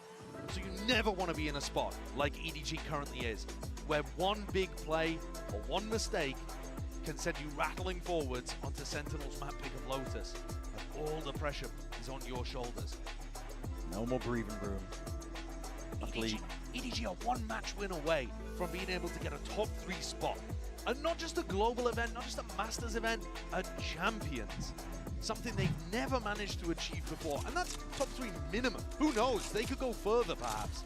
And yet today, they haven't been able to access that full potential just yet. They're going to need 4 big rounds to show us what they're truly made of. With no room for error. These players, they've been in similar spots before. They know you have to take it 1 round at a time. For Sentinels, economy dropped all the way down. You can see it just from the 2 sheriffs that are being worked with. Do they have a eco-round strategy to work with here? Yeah, it's another one of those smokes that goes inside a wall. With the idea being you can dodge the recon dart, and Zekken can swing out from an unexpected position. He's also playing anti-flash in that spot as well, right? If Simon did go for that flash through bricks. But EDG not going to send with any pace on the anti-eco. And they have been playing these kind of rounds really slowly, very cautiously. Which does potentially open themselves up to mistakes being made. Sentinels are going for the full migration. John's heard the drone. The attempt to pull some players away, at least nobody, they're seeing no signs of life. You feel so worried into this spot if you are EDG. Potentially even committing. I mean, full bodies, players making their way over towards the seaside. Guess what? Sentinels are ready to meet them. See if the weaponry does make that difference here, but a stuns util offloaded into the corner. Kang just can't really hold it down with a steady ground, but still, as the smokes fade away, overdrive! Kang! It's galvanizing. An electric performance from him, still adjusting tenz. Difficult shot for him to hit. Sheriff in hand, 4-piece, hunting down the remaining player. John QT quaking in his boots, but he will not give up that ace. I love the determination with which Kang hunted for that one too. It would have been far better for Simon to pick up the kill, get his ult online for the next round. Got to imagine that EDG are fairly confident about getting those ults up anyway. Ult orb over by C hasn't been contested too much by SEN. Maybe this would be the round to pull out some kind of play like that. Fight over one of the orbs. Kang with all of those kills has now overtaken tenz and Zekken, who are tied at 21 apiece. But they still got to get 3 more of those. Now SEN have rifles back. Here's that same strat again. Yep. Hiding away. Edge of the smoke just might reveal the hand of SEN of what they're going for here. The drone has to be broken. EDG making an attempt to play for that A lobby control, inserting Smoggy, potentially for the long hauls. Util's going to be used, pulled out of them. They don't want anything to do with it. Hunter's Fury could get some tags onto a few of these players. Yeah, Kang. He was dodging, was weaving, was hoping that it would be unaccounted for. And here's the reaction. EDG now making the moves over towards C. Who gets the plant in this position? Okay, nobody throws the spike over to Simon. That's going to get them Rolling Thunder active. Do they play aggressive with it? We saw SEN fail in this spot before. They're going to let it loose. Let it rip in through the back. But it's so easy to overextend if you're the attackers. That's broken. That's the trigger. They want to try and go for this one. Smokes in their face. Aftershock as well. Rifles in play at works. Fault line. And get Sentinels back into the fight, back into the fray. Cut them up. Paranoia is perfect. Players are there. Sliding, gliding forwards. Chichu is dropped to his knees. And for EDG has to watch in dismay as the spike is defused, the map is stolen away. Their map pick of Haven. And now you have to stand up to the test that is Lotus, excuse me, for that map too. A great opener from SEN. A squad that are just getting scarier and scarier. Evolving as the course of the series goes on as well. The series, of course, to be concluded. EDG could still battle back, but it's going to be a hell of a task when SEN are playing like this.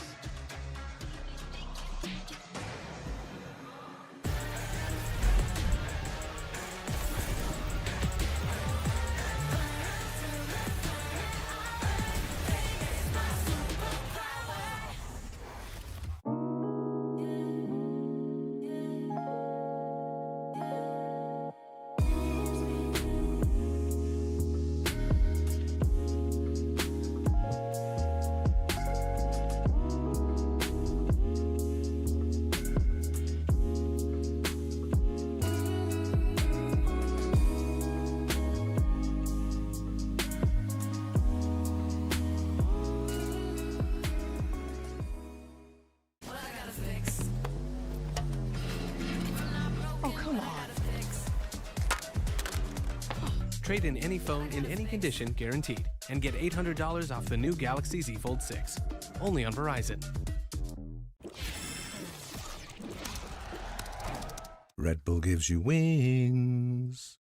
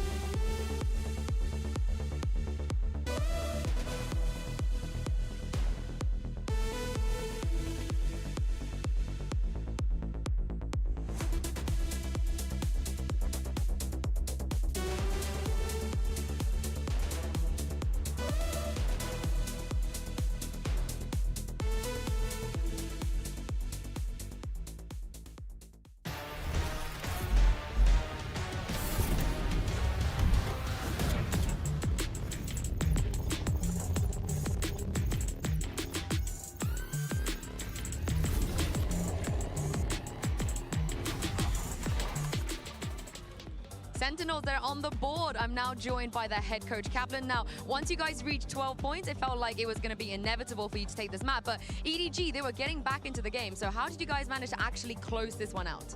Yeah, I think we did a good job with sticking to ideas from the timeout, being able to run them again, realize that maybe a little mistake happened or they didn't see the gimmick. We were getting a bit inconfident, a little hesitant. I was ready to hit another timeout and say, why are we not swinging them harder, second guessing a little bit, I think, with ults. But we didn't have to do it. We ended up closing out in the end, so it was good. And the vibes look great. How are the vibes with the team right now? Very good. Definitely trying hard to get this win so we can have a little time to rest. A little break before up for finals. I think we're getting a bit tired, so. All right, thank you very much for your time. Best of luck.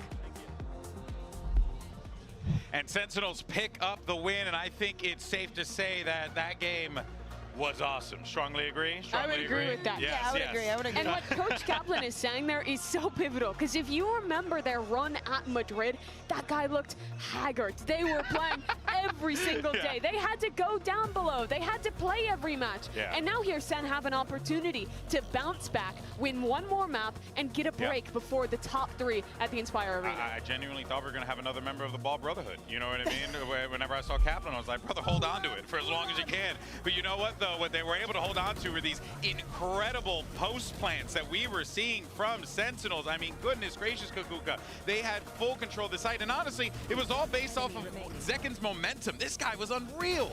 Totally. But I think that the credit has to go to all of them. I think that, as I said, I think Zeken understands exactly what he needs to do. And when he has to overheat a little bit, you know, he has to be looking for this duos. He has to be confident enough to take it. But the plan overall on this executes was so clean. It was almost impossible for them to lose this kind of situations.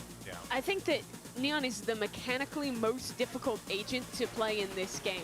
And also Zeken makes it look like it's so easy. Yes, but it also requires the best mechanics, because a lot of the time, even though you're getting set up with great team play, with breach stuns, with Sova darts, you're still put in positions where you have essentially just a 1v1. It's an advantaged 1v1, but you don't have a trade, and you have to be converting on those situations. And I think we saw in the first half so consistently Zeken being put in those positions where he had to take that duel, had to give his team the advantage, doing that really well, but then also having the restraint to chill out after getting that winning position, playing with the team and playing that proper Valorant to close out these critical rounds. But I think also the defense is a very good example of that. You need to understand, like, sometimes we would see EDG, for example, the round that they fake onto A. Sentinels have the calmness to just look back and just reinterpret everything that is going on the map and not step very quickly into conclusions and into decisions. It's very easy to get baited in those situations, and credit goes to Sentinels for handling that expertly. Of course, you know, it goes to John Cutie and his incredible mid-round calling, but also we have a Verizon high-speed moment here, because rounds like this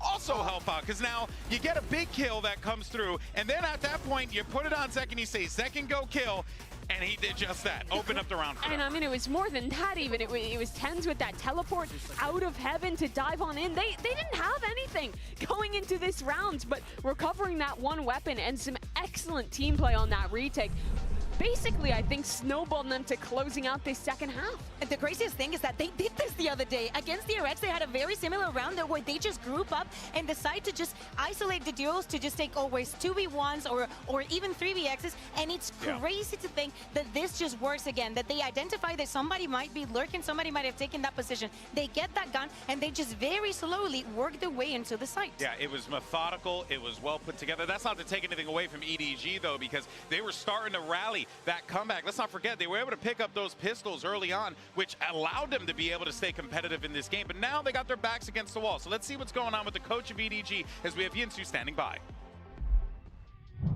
I'm now standing by with Coach Margot from EDG ahead of Map 2 and Luna to do some translations as well. Now, on Map 1, there were a lot of chaotic and maybe messy moments. Was that part of your game plan? And if so, is this the part of your game plan as well for Lotus? 我觉得还是我们图一有点，就是准备要更进一步的时候，还是有一点紧张，然后就是可能大家都有点放不开或者什么的，就会显得比较混乱。但是我觉得图二和后面都会好起来。 I think we're a little bit nervous when we're trying to step one step ahead, but I feel like we'll be better. We'll get it better on the map too. All right, thank you very much. Best of luck. All right, well, you heard there from the coach, but we'll see how they'll try to bounce back going in to map 2. Here comes the agent select, and you are going to get the Clove, the Neon, but shockingly enough, Sentinels are going to go and stick with the Rays rather than go with the Neon. I'm so surprised because the change into playoffs, even though we've only seen them one time, was bringing in that Neon, but they decide to go for this map, knowing and understanding how EDG plays us and how to play around the Clove, how they play as a Sentinel, right? Because you having control over this map can become so difficult. But apparently Sentinels has found the key, or so they think.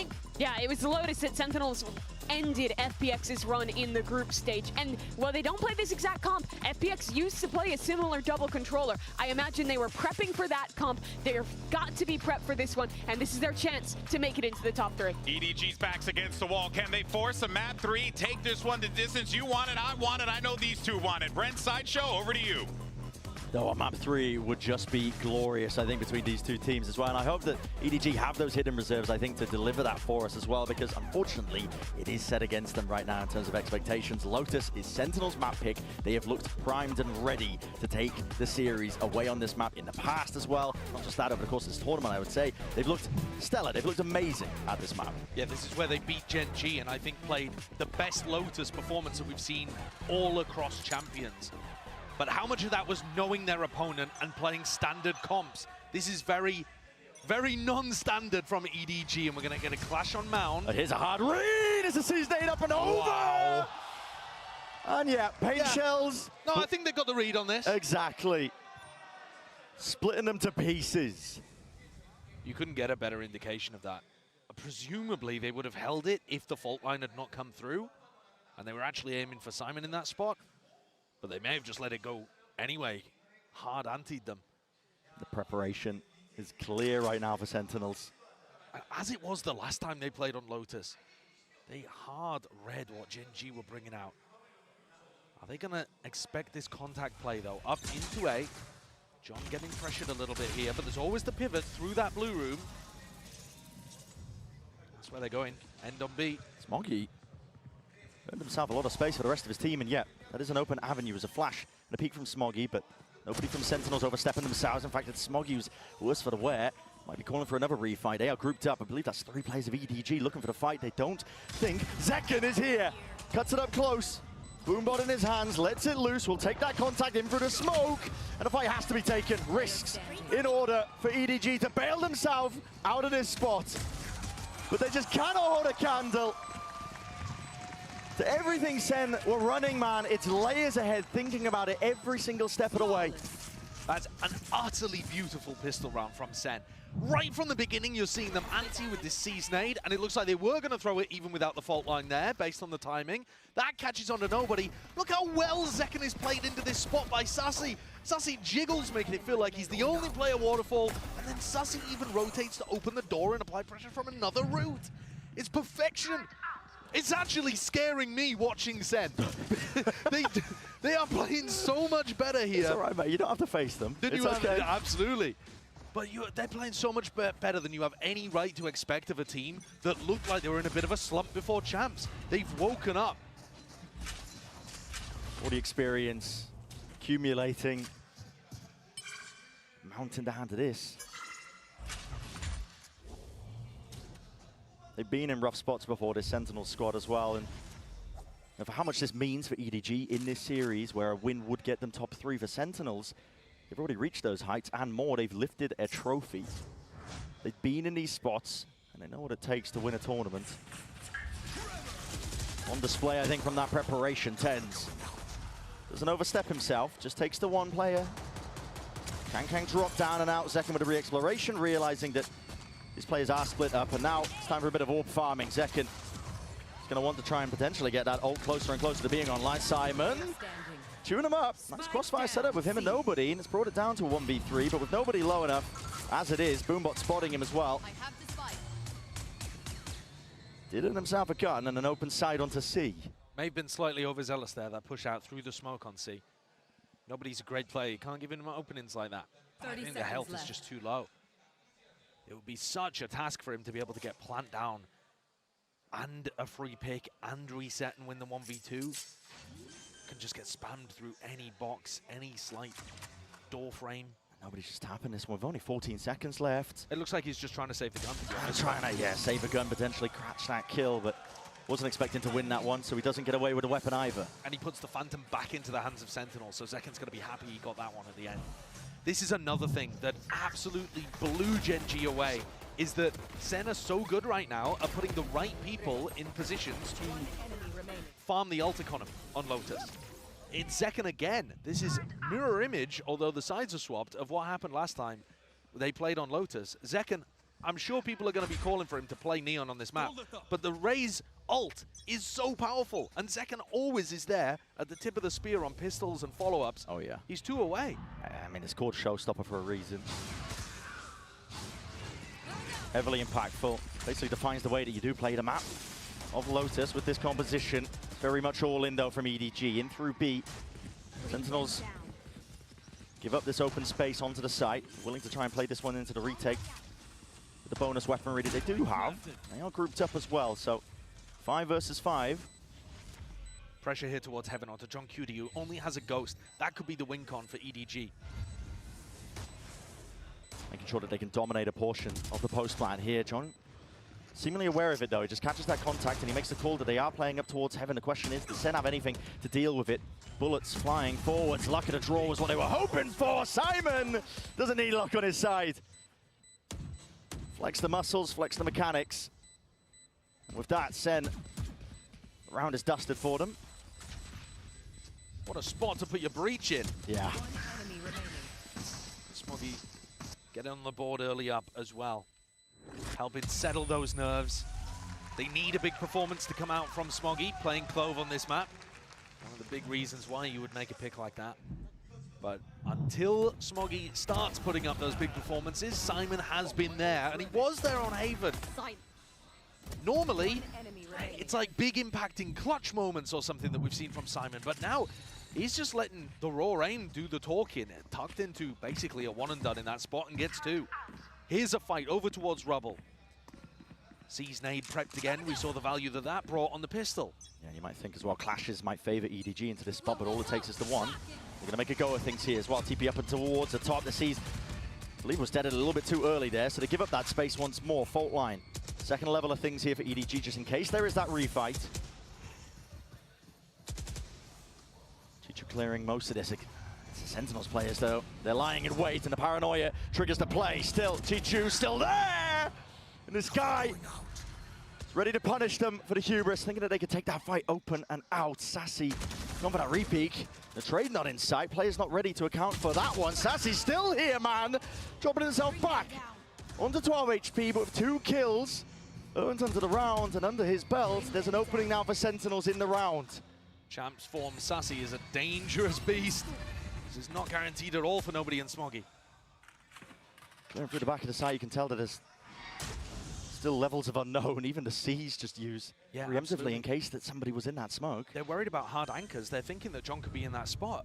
SEN have actually doubled up here. Looks like it could well catch EDG off guard. Alpha advantage though for EDG. And Sentinels themselves splitting up. Watchful eye from John. A couple of different avenues, but not pushed together! John, where have you pulled that one from? The brink seemingly, it leaves it all down to Smoggy. Time will start to tick onto this one here, and he's isolating his voice line and his players up, yet John stands tall to the pressure. And a rifle fire itself, he was not shaken. Wins it out, granting Sentinels that 3rd.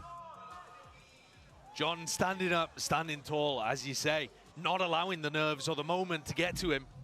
Trading out the player with the weaker health in front. I'm not a big fan of how Sentinels played this round, actually, in terms of their strategy to re-clear on Rubble. It gave EDG the advantage, and it was individual skill from Sassy. Plus, I mean, what is that? Yeah. Nice, boys! SEN getting back in with the player quality that we know from this team. EDG need to be able to answer. Same or very similar Rubble setup from the defenders here. tenz not playing inside tree. They're making a mix-up. Resetting very quickly to stop a B fight from happening. But if Simon rips his ult, all 3 players could be caught. Zekken's closer to showstopper, and he's going to let him rip early on. Oh, at least not even getting the kill. Damage done. Nobody's still surviving. Here's the Rolling Thunder, but they've crossed it up onto the corner. And tenz and Sassy will punish them for stepping past that. What a read from SEN that was going B early on. Fake Rubble fight, and they've read the pivot over towards C here as well. They are not worried about a repop into B whatsoever. Taking spawn, waterfall, ready to fight these guys, deny the plant before it even comes through. Hardest read. John's so far ahead of the game. Just following the sound cues as well, Simon. Sticking with the plant, he doesn't even get that. Bullets precisely lay it down exactly where they were needed, and Chichu's just praying, hoping that he doesn't receive the same fate. Spike planted, but it's not in a great spot here, and with the paranoia sweeping his way through, it's down to instinct and timing. Chichu still traded off, only with the one. Smoggy smoked off and away in a crossfire. to lay claim to his life. Sentinels, again, showcasing the preparation, showcasing the form, the constant evolution of this squad, and the experience. And look how beautifully they dodged that. Two players still in crossfire position, Sassy and tenz, able to shut down that Rolling Thunder completely. And that, after their showstopper gambit, failed as well. Yeah. So I think that's I'm the cheating, second layer of their defense.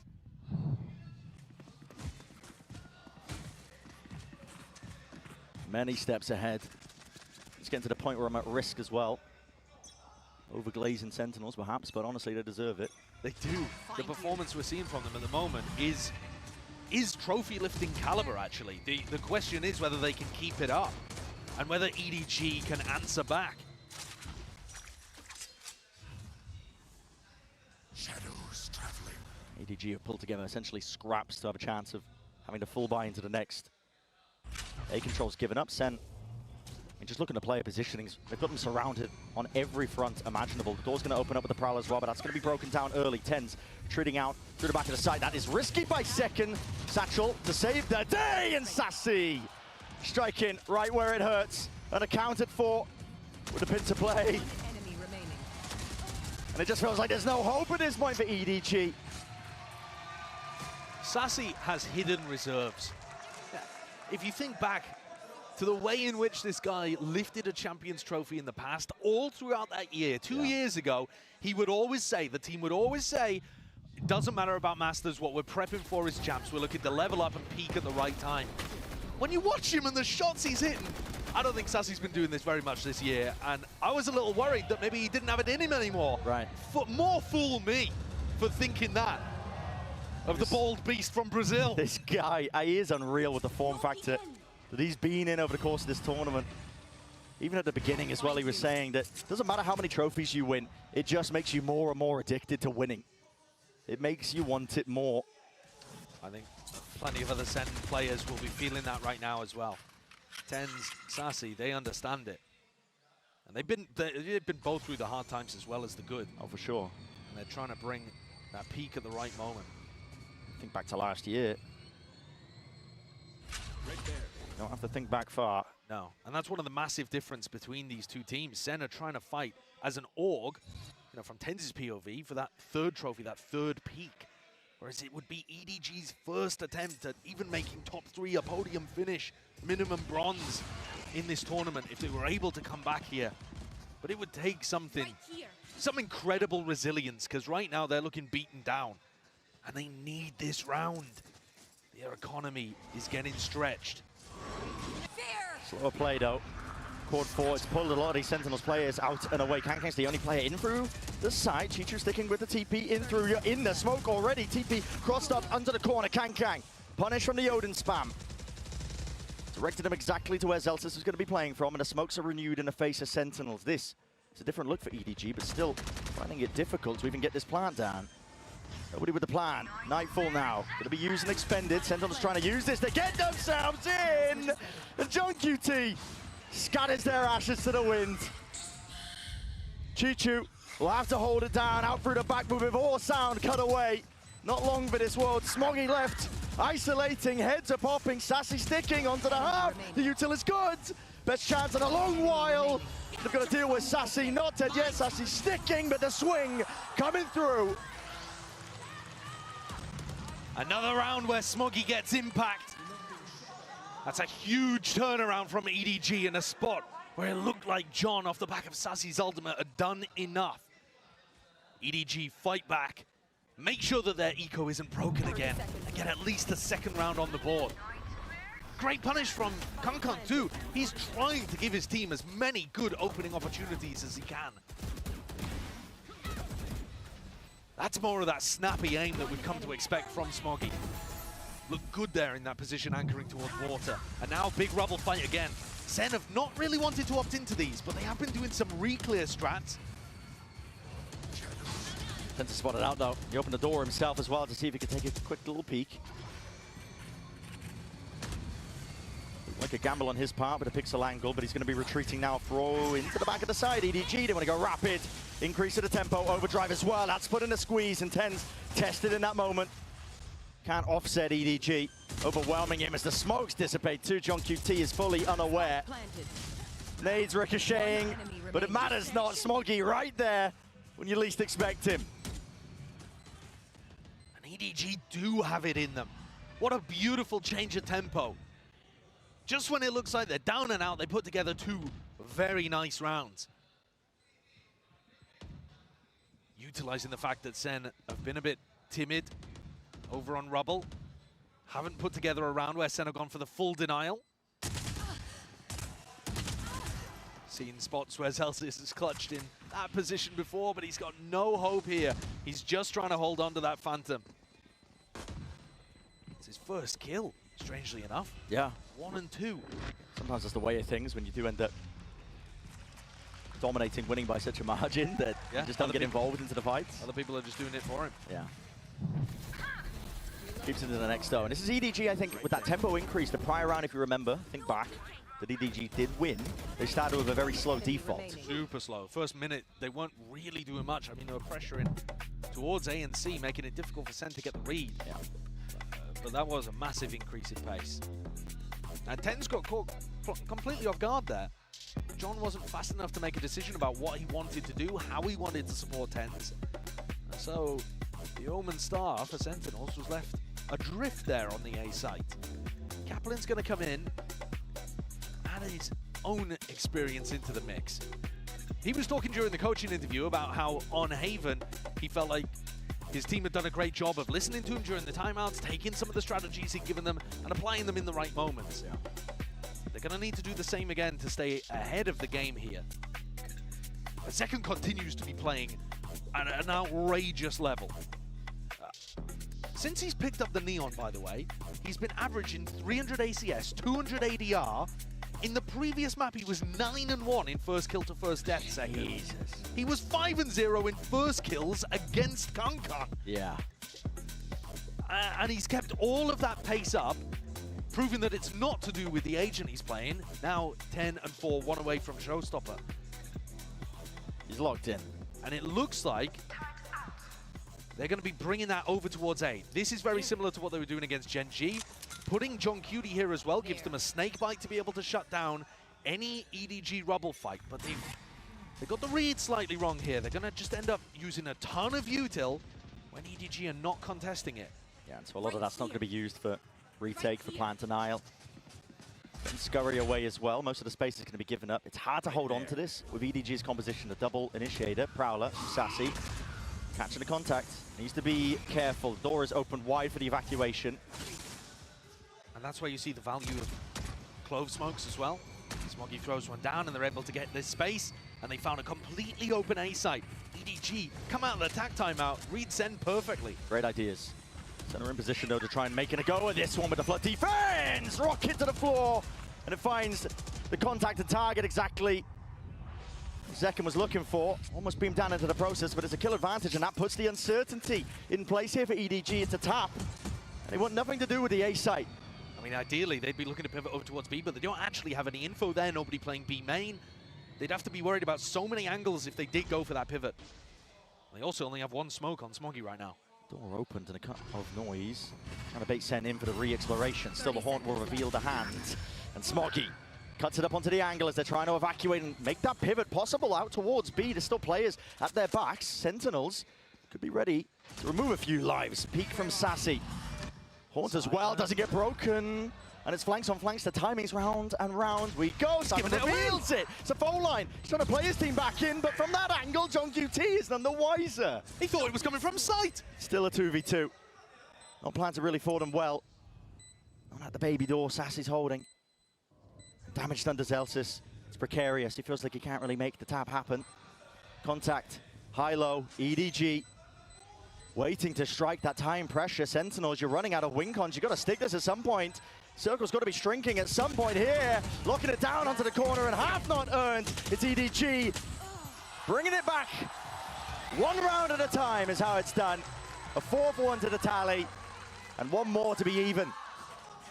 If nerves were affecting them during Haven, as Muggle said, there are no signs of it anymore. These last 3 rounds, absolute steel nerves from them. after Sassy goes to the tap, they don't budge an inch. They didn't give any possibility of a fight there to Zelsis or Sassy. And Simon, I thought he might have given it away with the fault line, but he still ended up finding value in his lurk spot. We're back into this round. Sentinels again, making sure that rubble belongs to the defenders. But it is a large util investment. An immediate response again from EDG to making the right reads in that regard. Yeah, I think coming out of this tag timeout, it's actually worked against Kaplan. EDG are even happier knowing that there's 4 players committed to A at the beginning of the round. There's going to be another level to this one. There was a Paranoia and a Prowler used by EDG. Rolling Thunder is earned, and Simon has it primed and ready. Up and over the top. A lot of angles to account for. That is composure from Kang Kang, and he wants to take it one step further still. Defended. Up and over the shoulder. The IGL will put Kang Kang to bed. EDG, though, have taken so much space. Sen, group up, re-clear through spawn. Tenz the backstab through waterfall as well. Unorthodox with the angle, nobody! It is aim train to the skies. Yep, that haunt, it still gets the value and still gets the damage done. Chichu can't land it with a spray, but eventually there. Stun still connecting, Sassy now sticking, defended, up and around, and Simon's left to do it all from that spot. It's just not possible. What pace, what aggression from Sen! How does Sassy survive with 5 HP there? Smoggy once more put in a position to win a round for EDG. He's top of the scoreboard, but I think he whiffed his chance again. 120 to the body by the look of things, and Sassy still won the duel. This is what I'm talking about. Can't be allowed to happen. He's got to be winning those kind of fights. Another spot where Sassy comes up huge, and this time opting into the rubble fight on a weaker buy. But Sen don't have the snake bite here. And actually, EDG, right as the barriers drop, start drifting away as well. They don't want any piece of that. Slower play from EDG is going to be called. Throw a bit of caution into the mix. There's still danger for EDG, you know, despite the fact that it is a weaker buy. They have 3 rifles. Absolutely. And if there was a round for Smoggy to find some impact, it would be now with Clovel online. This looks like a setup to try to punish people in Mound or B, depending on where Sen take contact first. Things, yep, they saw John before he was even aware of the process. Right there. Block him out of the picture, taking him out with a head. And Paranoia is beautiful, blinding up into this spot. Smoggy putting the squeeze on alongside Chichu. I love that read. Smoggy and Chichu there, ready to backstab the people trying to punish Mound. EDG, their macro game has been remarkably good these last 5 or so rounds. Then they're trying to go for round 2. While this is going on, though, it's EDG that somehow been flipped up against him. With Chichu being dropped, Smoggy now has to contain and contest alongside the flank. Never go around with the door rotating. It's random sprays and rifles. Well trained. EDG, they know what it takes to get the round done, finished, clocked up, and sealed up with every single kill. Sassy scurrying to save the weapon into the next. This is EDG. As I said at the beginning, there was danger with those 3 rifles, and they put them to good usage, put them to good work. And if Sassy can save this weapon and save his armor, there is a chance that Sen is still going to be able to put together a good buy. That's why it's so important he keeps the Phantom online. EDG have just turned the map, honestly. It looked like Sen were about to put up a decent lead heading into the half, and now 6-6. Yeah. More than possible, likely, I think. Can't argue with EDG's grit, determination here. They lose the opening pistol round, yet still being able to make it even in terms of rounds at the first half. Yeah, and I think nobody's adaptations have been really solid too. Yeah. The tag timeout that Kaplan took, I think Muggle had more impact. Isolate and exterminate. The tempo switch up from EDG, always keeping Sen guessing. Once more, the all-in with the util. Earns an all. John is committing this pit. Okay, interesting play. EDG might want to accelerate here into C. It's only Zelsis. He can pop down the ult, but he might get pressured in waterfall. Yeah. Nano Swarms gonna be deaded here. Divides up the site. Retake Viper Wall as well for Sentinel to try and play with. Makes it hard for EDD to chew through. Zelsis now. Lockdown. It's nothing to really clear this one. You have to take this one. Fighting straight up. Brute force on display. Blinded up though, and the util is overwhelming. Sheer cacophony of it. Nothing to clear it. Respect has to be shown. EDG now have to back away. Cut away with the sound cues. They don't even know if anybody's onto this one, but just peering up and over, spamming away. Still earning their way into a round win. EDG and Kang ahead of the curve, unaccounted for. Up onto the side. That's a 6-6 finish for EDG, despite everything that was against them. What a comeback! This Chinese squad not going down without a fight. Winning 5 out of the last 6 rounds, and even with Sentinels anticipating that waterfall pressure, EDG have tied it up. Immaculate stuff, setting us up for an electric second half for Haven.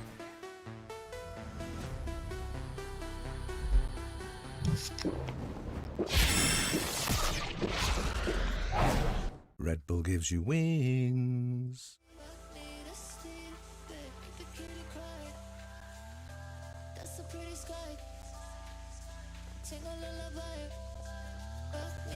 Hey guys, welcome to the stream. When you're relentless, Okay, we got this. you can achieve anything. Reach your impossible, Lenovo Legion.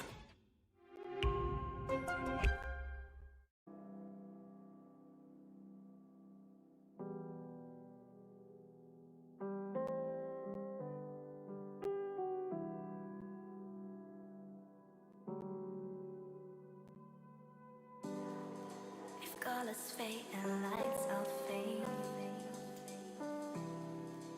there's no need to be afraid.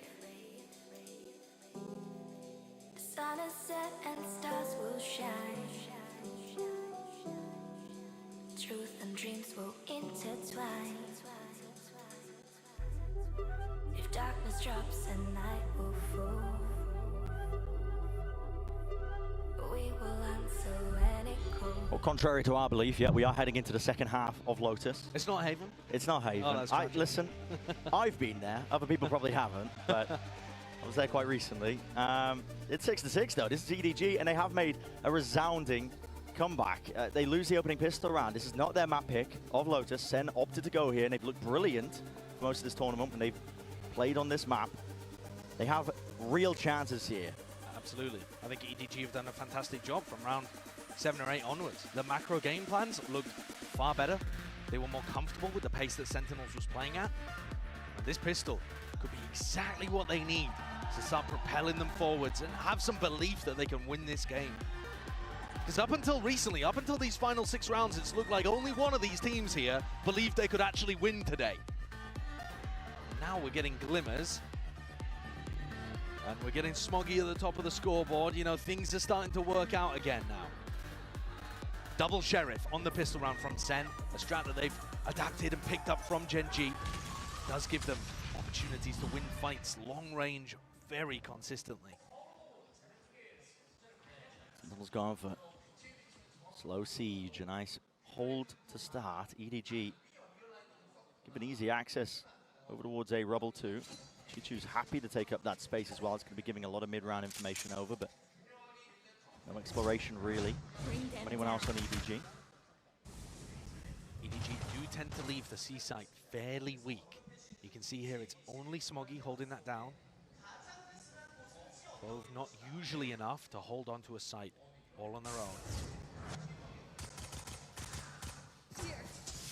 Bit of presence. What a Prowler's committed over towards A. As the Viper Wall goes up as well, threatening that SEN could be contacted behind that. As the Viper Wall drops, EDG start to realize it's not A at all. They reinforce towards C. Is there a pivot here? Are they going to fake C and hit B? That would leave Kang in a very exposed position. Still Kang. Maybe spotted. Yes, indeed. The season nade. It rebounds as well, but there's nowhere to run, nowhere to hide out against it. Util combo. Unfortunate.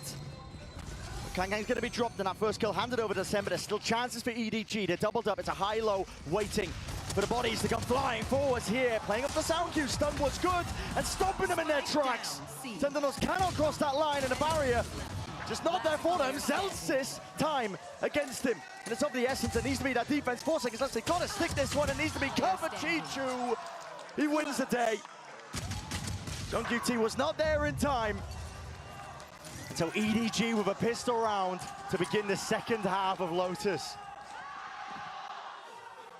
The crowd here certainly believing that it's winnable. That fault line from Simon, superb, coming cross-map to be able to pick it up.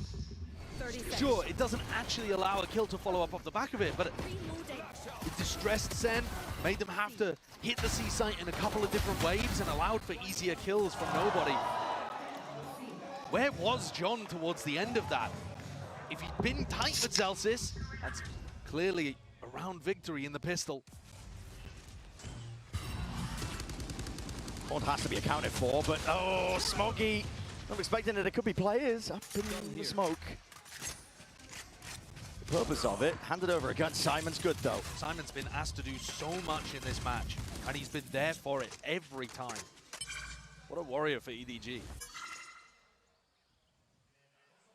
dishes it right back as well. A little bit of safety here for EDG, but while all that was going on, they did lose access to most of the map. The rotations that were made, Chichu, you can tell just from his positioning, he's scared of like an A-lurk, the potential of that. EDG do not have that Viper to play around, which means no frequent wall or smokes in B. So I think this is going to be a theme of SEN's attack side, looking to see if they can contact up and get picks in this area. They're going to realize no one's home. They don't have smokes to work with themselves, apart from that Viper orb. Plan here, Junkie T. Sticks it down. Doors open up from Simon, looking to contest as well. He's definitely putting a squeeze on these SEN players. Cover going out. As long as there's that caution from EDG, they should be able to find a way through this round here. Kill. And Chichu wins it out. Zeken's quite there. Rapid onto the approach, but right behind him is Kang. Trying to take him out. Pesky problem up through heaven. Tap already, and the movement is nice. A jar, snappy from John, but Simon sticking a defuse. Full confidence in the rest of his team as well to cover that one still. SEN will make it expensive. But that's the best they're able to accomplish in that round. It does seem like a bit of a weakness, a bit of a gap, and EDG are going to have to do a lot of pivoting on the defense side to reinforce these holes.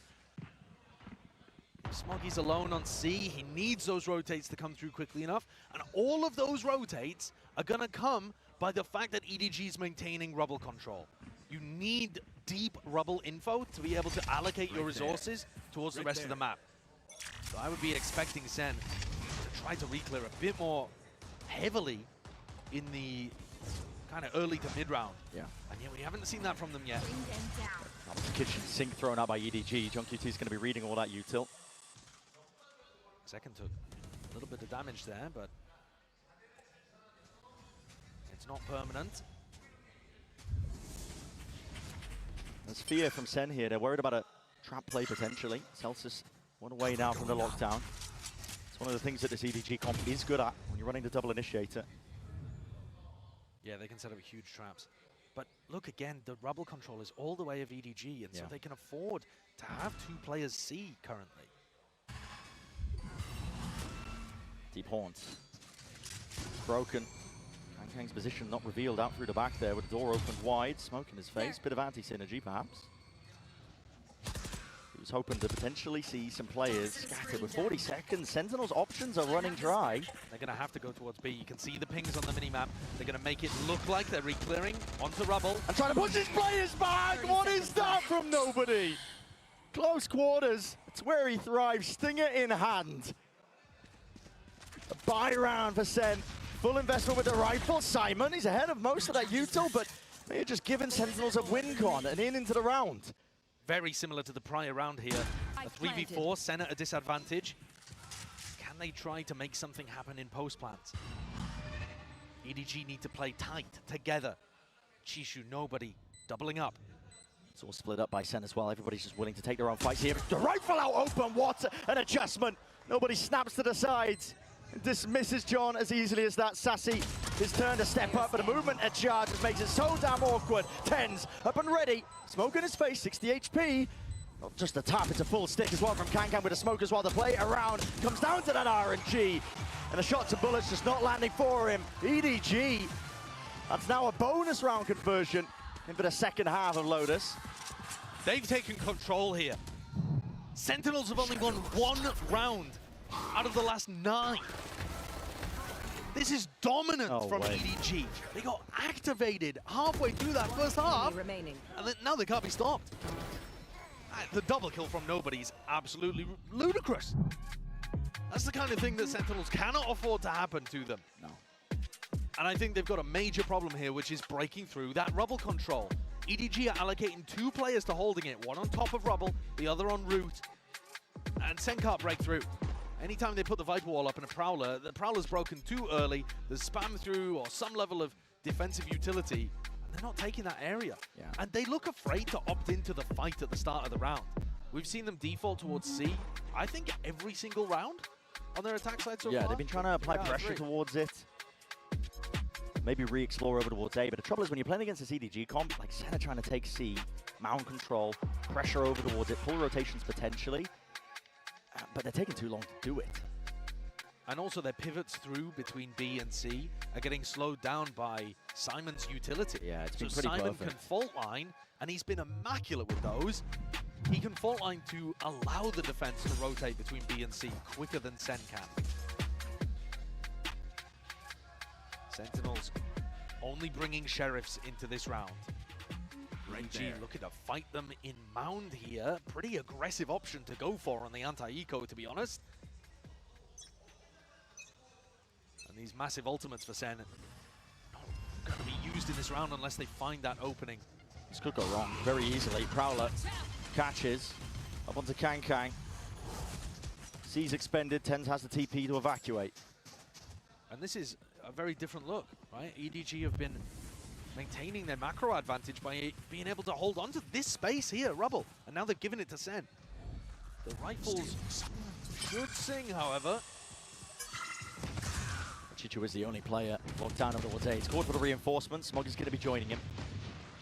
Stray Bullet's going to be laid down. Door's broken though. It's a pivot from SEN. Essentially all players trying to make the moves over. Zeltis just a shoulder peeking out, trying to bait this shot. Simon can't maintain it. It's rattled back and forth here, but with the Sheriffs, Sentinels are trying to make this one work. An ultimate pulled out with a nightfall and a flank occurring right from the back. This will put the squeeze onto the remaining SEN players.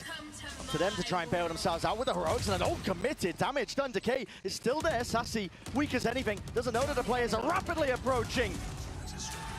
And they dismantled the hold that SEN were just desperately trying to cling to on the site. There was a lot of danger there, though.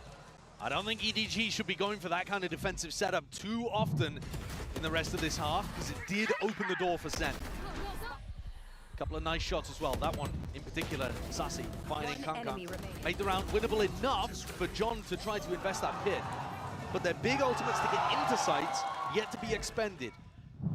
Lockdown, Showstopper. Those are going to be active here for this incredibly pivotal. I was going to say eco swing round, but to be honest, SEN, with the loser's bonus, they're still going to be able to buy up into the next. I still expect them to treat this one as if it's mightily important, though, and stop EDG getting to 11. EDG leaving A utterly open. Gone for a fight, though. Zelsis has been caught by this. The stun is perfect. Kang is right there. Up onto it. Paranoia slightly misses. Ultra expended. Ultra committed. And EDG have put everything into this. But they topple. They fall. Crumbled from the util in a hold of Sentinels. It's discipline that reins them in. EDG, after the TAC timeout, have tried to change their defensive setups. Anything that they've gone for that was different to what they opened with has failed. And this is nice pressure. It's just keeping Simon anchored to the A site. Does it pull Smoggy away? No, he's going to read this. Still at that angle. It's a brutal one to take. Crosshair placement, there's many angles he could be peeked from, but Smoggy feeling like he has to take it at that point. And I think SEN will be super happy about this result. A 4v1 that Simon is not going to find winnable, and SEN still have huge ults to work with. And as you pointed out earlier, Simon, he ripped that one off. They really wanted to show a different tempo on the defense side, catch SEN unaware before they could get into position to use lockdown, Showstopper, these kind of ults. It didn't work. The threat is actually being worse than the threat of the Showstopper and the lockdown here is causing more problems for EDG than the ults themselves. Right. Because it's forcing them to feel like, we have to go and take the fight. We have to change something up. Be proactive, pull the ults out early. And the proactivity is not working. SEN's protocols are looking lovely to defeat it. It's handed SEN that 7th round here. They're still down by 3 with EDG. bit of a whiff from caption as well to open the round up. Yeah. But you see there that mount pressure and then open the door, punish the B players. All of the protocols there working really nicely for SEN. And they do have a massive ult advantage now. So EDG, they might still feel like they have to play proactively. Because otherwise, what do you really have to stop these ults from getting value and getting a sight? Yeah, look at the minimap, EDG. 4 players moved up, right and over. Simon priming the fault line. He's going to let it loose relatively early there just to set up Kang onto the line. And tenz accounted for, spotted onto the corner. Here's the response, showstopper! Ricochets and claims Smoggy.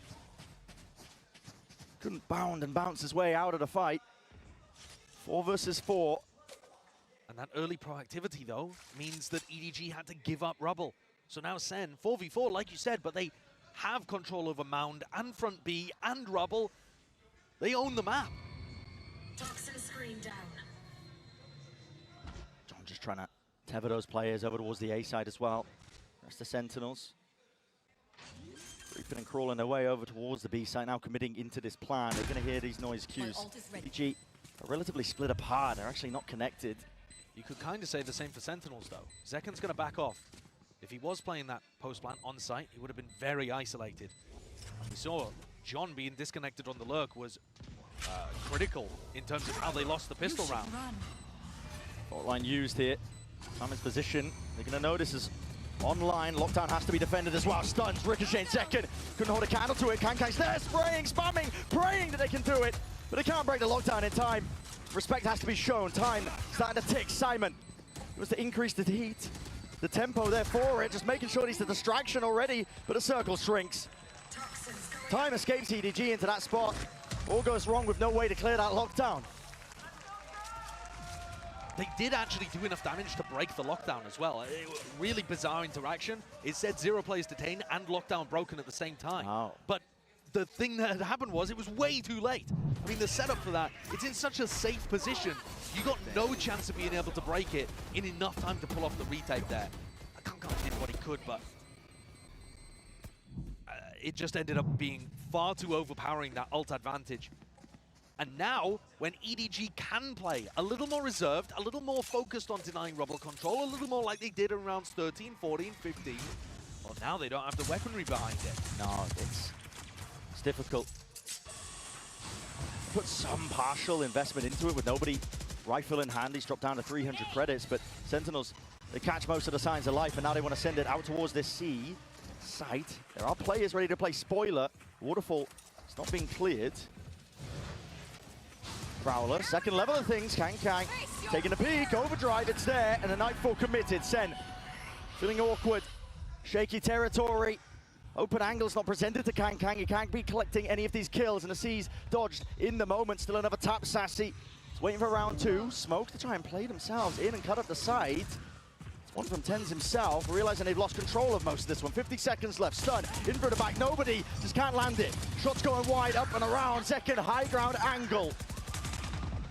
And that slight pause that Sentinels are willing to place into the round. It's enough for EDG to just overextend themselves enough. Hand getting slapped right back. Phenomenal patience from Sentinels. I don't think they had a way out of that to actually get the plant down if EDG continued to hold in the spots that they were in. But they baited out. As you said, that slight overextension from the retakers. And at that point, it's an eco advantage. SEN have brought this one back really nicely. The gap has closed to 1. But this next round, round 20, is going to be where EDG can try to fight back. Yes, nobody's hurt the economy for himself a little bit, but the rest of the players are going to have rifles in hand. There's no big ultimates available for Sentinels to disrupt things and give them easy openings to the site. Juju can drop the rifle too. Right. So heading into round 20, this is where SEN are back to the same question that flummoxed them at the start of this half. How do you break through without having to rely on ults? EDG are going to take a tactical timeout. One enemy remaining. I'd just be calling as well for a return to what was working for them. They could be, but at the same time, when you take that timeout, it implies to me like you're going to try to mix something up. And just as we saw on that timeout in the first half of Lotus, where Kaplan hit the panic button and it actually favored Muggle, this could be another situation actually where you're giving time for SEN to come up with their own adjustment. Yeah. And try to get ahead of what EDG might be doing. Exactly right. 0 timeouts left for Sentinels here, so it could be that lifeline that's just given up to them. This is the way that the ults play on Lotus now. The pressure back onto SEN to prove that they can make things happen. In a kind of dry fight between the two teams. I would be expecting EDG to put heavy emphasis on rebel control though. I think that was working really nicely for them. Nobody and Chishu locking down that area, posting one on route, one on rubble, making sure that Sentinels can't just contact Reclear in there.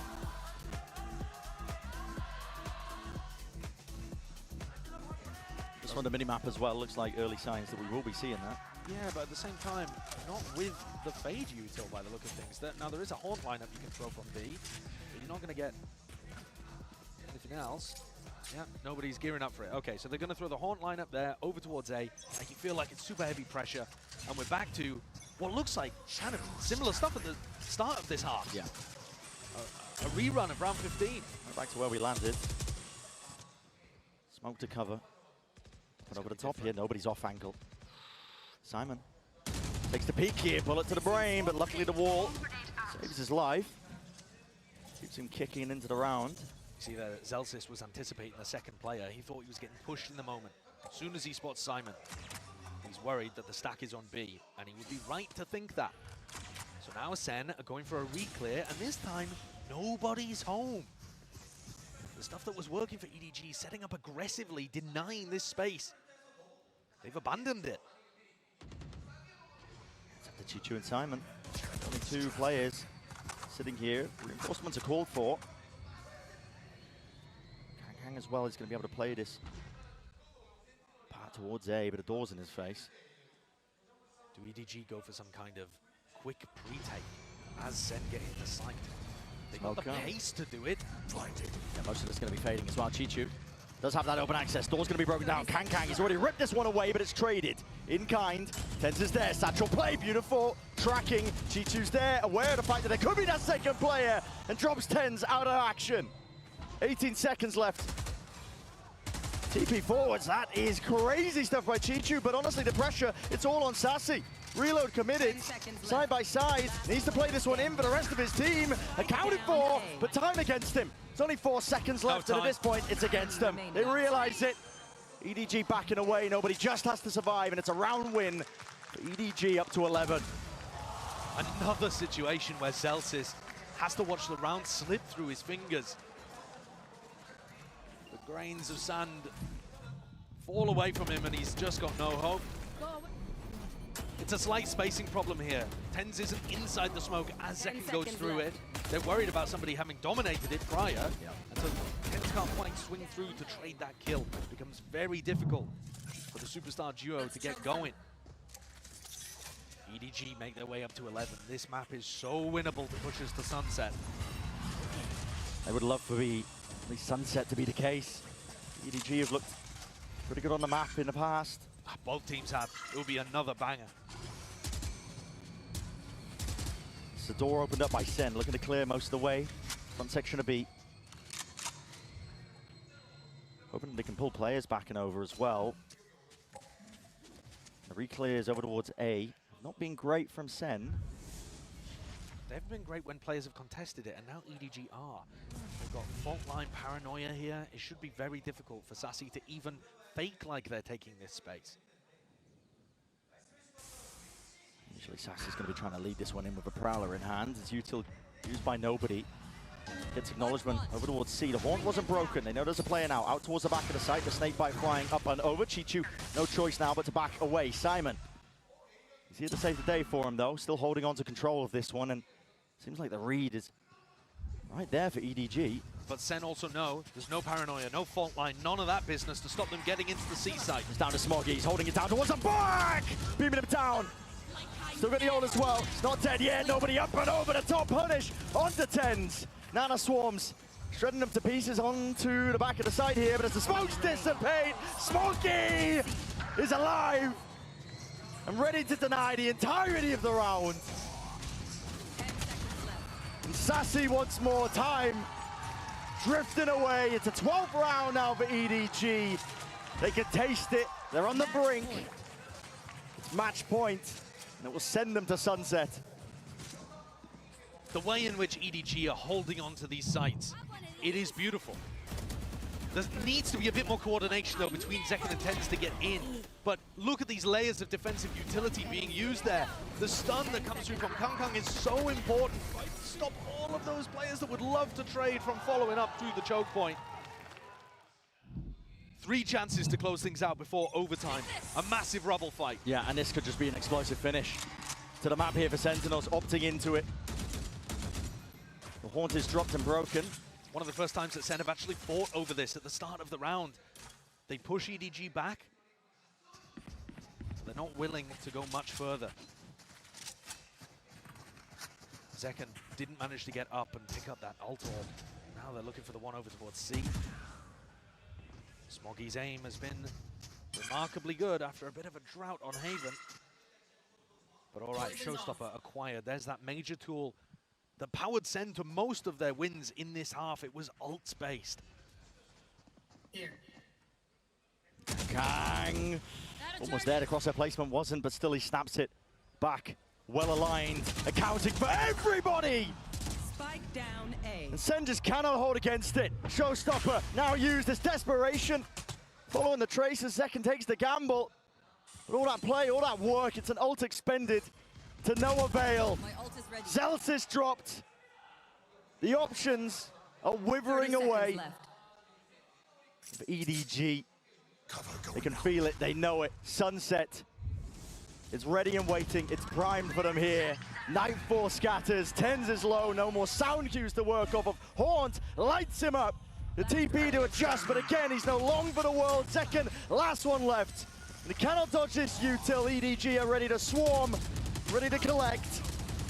It'll take a miracle to stop it at this point. They are not ready to let it happen. EDG will not be denied a chance for greatness.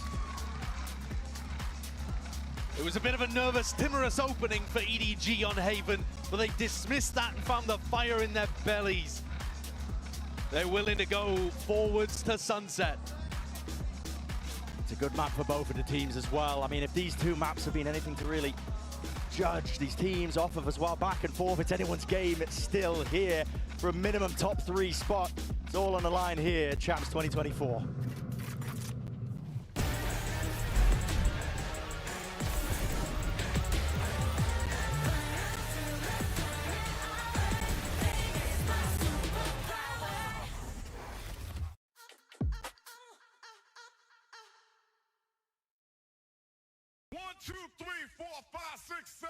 No, hey, 1, 2, 3, 4, 5, 6, 7, 8. 1, 2, hey, 1, 2, 3, 4, 5, 6, 7, 8. Hey, 1, 2, 3, 4, 5, 6, 7, 8.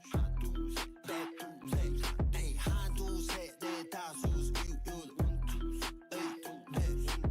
1, 2, 3, 4, 5, 6, 7, 8. Let's go. 1, 내 주는 힙합 몰랐으면 좋겠고. 근데 같이 걸을 때 너 두 손은 지켜. 쉽지 않아 누나들이 싫어한다고. I don't give a fuck 나는 바지도 내려. 술이 보여 깔끔하게 넣어놓지. 닦아두고 안 보여. 에이 기준이 높여 내 비전. 유분 자꾸 비전. Forever I love my homies. 믿어주는 친구보다 밖에 남자답게. You wanna fight, you wanna fight. 내 거 넌 보면 넌 뒤져. 나 착해 보여도 피하지 않아. Ice 16 bars 그저 랭킹 봐요. 나 해본 바로 못해 인기가요. 내 태도 motherfucker. I'm 몰랑 motherfucker. 어쩔 다 move motherfucker. 7 느끼는 heaven. 피우 대신 치우 가끔 치우 대신 피우고로 베푼. 에이 씨발 씹스터도 웃겨. 이 파카 입은 달라. 이 씨발 알고 말해라. 1, 2, 3, 4, 5, 6, 7, 8. 1, 2, 3, 4, 5, 6, 7, 8. Hey, 1, 2, 3, 4, 5, 6, 7, 8. Hey, 1, 2, 3, 4, 5, 6, 7, 8.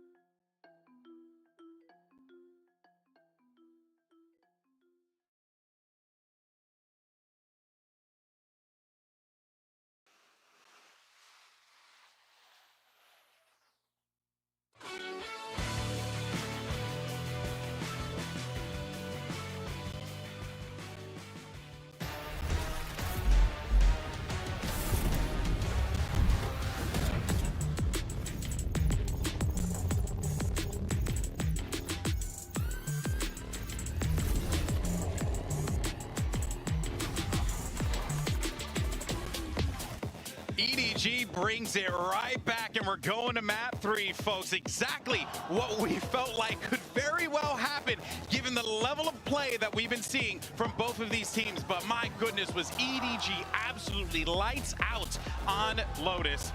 Excellent stuff. You look at that first half, and it looked like Sentinels had it in the bag. An excellent defense, they started put them at 5-1. advantage.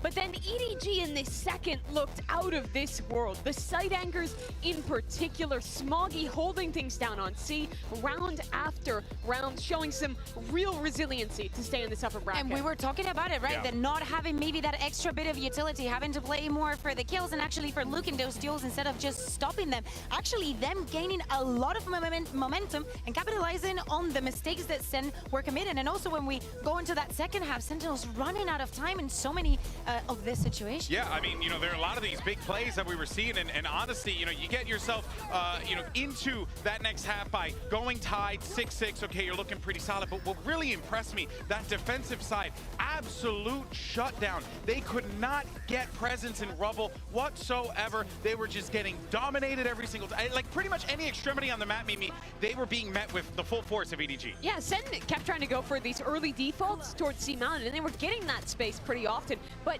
this A control was such a tough nut to crack. The only time they were really getting that space was these late round re-pushes, and then when they were going for the executes at the end of the round, EDG did such a great job of conserving the right pieces of utility, and also having the right reads to set up and shut down in those critical site execs, where one kill, one death will make the difference between staying in this upper bracket or going down below and having to run the gauntlet. Yeah, we're talking about top 3s. Actually, we're talking about a top 3 potentially for EDG. If they're able to carry on that momentum, Simon was having such a game. Him finding a couple of kills at the beginning of so many rounds just so easily and throwing things off. It's very surprising to see that, especially after having that first loss in the map that they chose, they can do this. And now thinking about the next one, thinking about Sunset, I'm still looking forward to it, the second part of that head-to-head on the Neon. And honestly, when I looked at the series layout and we got it in, I honestly felt as if this was anyone's game, because it felt like everyone got what they wanted. Look, EDG, no slouches on Lotus, same thing for Sentinels. There were no slouches on Haven, same thing for Sentinels. I mean, like, Mimi, this game has been everything. And what's fascinating about Kong in this particular situation, he was more of a setup and get the job done kind of guy, because he was actually at the bottom of the leaderboard for his team coming out of Lotus, but he was such an impact player. He had a lot of impact rounds, but I think him not having an outstanding map as an individual is the reason why this win is all the more impressive. If you think back to EDG's previous top finishes, when they had their breakout tournament at Masters Tokyo, that was defined by EDG. The casters were talking about it. Kong having one of the best individual opping performances we have ever seen, maybe ever, at a global event, especially since the Chamber meta. It was the best we've had. This has not been about him. This run at Champions has been about the team, has been about them stepping up their macro, has been about them showing stellar mid-rounding despite coming into this tournament with a brand new IGL and a new rookie player on the initiator role, and they have looked good. If they are to win this final map and make their first ever top 3, I think this is the proof that China's not just a region about star individuals anymore. They have the talent, the skill, and the strategy to beat the best in the world. Yeah, and think about also what they did in Lotus, like Smoggy playing on C. Most of the things that we were seeing has been things that we have seen from EDG in the past. It's not like they reinvented themselves. I think that they were just going on with the idea of keep everything in the strats that we have, and that is exactly what they need for Sunset. I think that they need to polish a lot of things. Yes, Kong being set up is very, very good, but what happens if he has the same performance that he's been having here on Lotus? Are they going to be able to step up to keep having that individual performance and just swapping up the plans so it's not that Kong dependent? And it would be an amazing moment for EDG. But to flip the script for Sentinels, everyone was talking about how back they were, how good they looked in their early stages, debuting in these playoffs after winning Masters Madrid, not even making it to Shanghai, and now coming back here and looking in a form that it seems achievable to lift another trophy, to go down to the lower bracket here, have to run that gauntlet again. That would make the chances of repeating a trophy for tenz to pick up his third so much more difficult. It would be an absolute story. But either way you shake it, you got an EDG that once would come into these global events as wide-eyed, plucky, ambitious youths that wanted to, you know, push the boundaries, see how far they could go. Now this is a squad that can comfortably contend for championships. I personally feel that way. And then for Sentinels on the other side, they've been there, they've done that. They won Madrid. They see themselves, you know, potentially, you know, lifting a trophy one more time. But the problem is that you're going into a sunset that is genuinely good for both teams. Yeah. Both teams this is like, well, I said it at the beginning. You go right in the middle of the ring, you throw a couple left hooks, a couple right hooks. It's a boxing match. That's what you want to see here in Kukuka. You do not want to see... Of course you make that reference. You got it. Sometimes, you know, maybe I'll you know, do a little wrestling reference, you know what I'm saying? Maybe a little Roman Reigns, Cody Rhodes in the middle of the ring. But here we go. Now we're going to see things locked in, and we're right back to that neon duel that we saw at the beginning of the series. I'm thinking about Sentinels. I'm thinking about Zek, and I know that we talked about it. The impact that he was having with the operator made DRX sweat, and they need to make EDG sweat if they want to take this and continue on that upper bracket. Similar comps. Biggest difference here is the KO versus the Breach. Sen is going to have a lot of set stuff. Zekken following up of Zelsis' stuns. EDG, however, is going to have a lot of information. The cross-map knives, the flash combos with that Sova as well can be really potent. They're both good comps. Both these teams are comfortable on this map, but there's only one shot in that upper final. That's right, Mimi. This is it. Who pushes forward to the Inspire Arena? Let's go ahead and find out. Send it back over to your casters one last time. It's Bren and Sideshow. That's exactly the case. It's the Inspire Arena. Shift the move as well as they fight for that trophy, but only one of these teams is going to be able to earn that chance to even get to that point. Of course, there will be backup plans, I guess. You want to run it through the lower bracket, I suppose. Listen, Sentinels have been there before, but it's not a position you want to put yourself in. It makes a massive difference. Whoever wins this match, not only are you playing for all of that glory, you have 5 days off to prep and to ante, to get that break that I'm sure both of these squads desperately need. Here on Sunset, we've seen some excellent performances from both of these squads. And slow and steady to begin. Chichu going to be hearing most of his presence, but he hears no footsteps off the back of it. He might just think it's... Yeah, false presence at that. Still, it's going to be util being used to try and bail him out. It's Kang sends it flying with the rally bolt here. Stuns flying. Okay, with the right clicks as well. No kills to be earned. And a quick pivot over towards Market. They were not expecting to see Zelsis here. Up through the gut. EDG paving the way over towards the A side. John QT is going to be a lot asked of him. Smoggy is way ahead of the rest of most of his team, in fact, through the cage, almost claiming a second. They eventually put him down and out. Sitting back to the spectator seat. It's an open A site now for the plant. Simon commits to this one, but 4 players alive as SEN are grouped up with that pack mentality.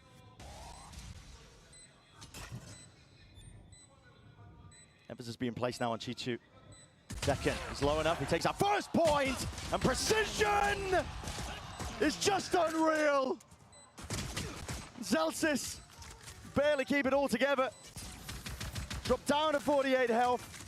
A dart, a flash, all expended into his face, but the job is done. Chiju's done enough. Time taken away. The nade at the feet, isolating the fights away. It's getting tested. It's getting stretched, and nobody takes precisely the right moment to rip away another pistol round. It looked so dangerous for EDG when Kang made the hero play, trying to cut off the rest of the people in Boba, and Smoggy gets isolated. Both trying to be the heroes their team needed, and it was Chichu that stepped up for 3. He's so solid in these positions. And it has been that supporting class, I think, today, Chichu. Simon, who've been coming up big in moments to put huge rounds on the board. And that's a major one. EDG's attack side actually looked a little bit limper than I was expecting it to against Trace. They almost allowed Trace to make a bit of a comeback. And SEN were kind of slow to adapt on their defense side as well. When we flip halves, you're getting the best of both teams. But for this one, the door's open for somebody to make an improvement over what we saw previously and run away with things. Take the initiative, take the lead so far, TPG. Not feeling pushed back, honestly, from all the signs of life. I mean, the knife earlier on did tag onto a bunch of the SEN players. They know that they're stacking still. EDG not willing to be removed from this, but they still have about 50 seconds to work with. So, okay, fault line, refight, out and through with the Haunted to the back, but they don't really have the guns for the job. Chichu can just sidestep most of this. SEN are going to try and dish it out still with these pistols. tenz alive, Sassy follows up, blind. It's a bit delayed and late here from Smoggy. They still want to get active though. They know that everybody's here. They should be leaving. They should have left ages ago. And now when they finally make the maneuver, tenz is already reading it. He's already in front of them. That could have been a freebie. Could have been. 11 half. He's waiting. Precisely the strike where it hurts most.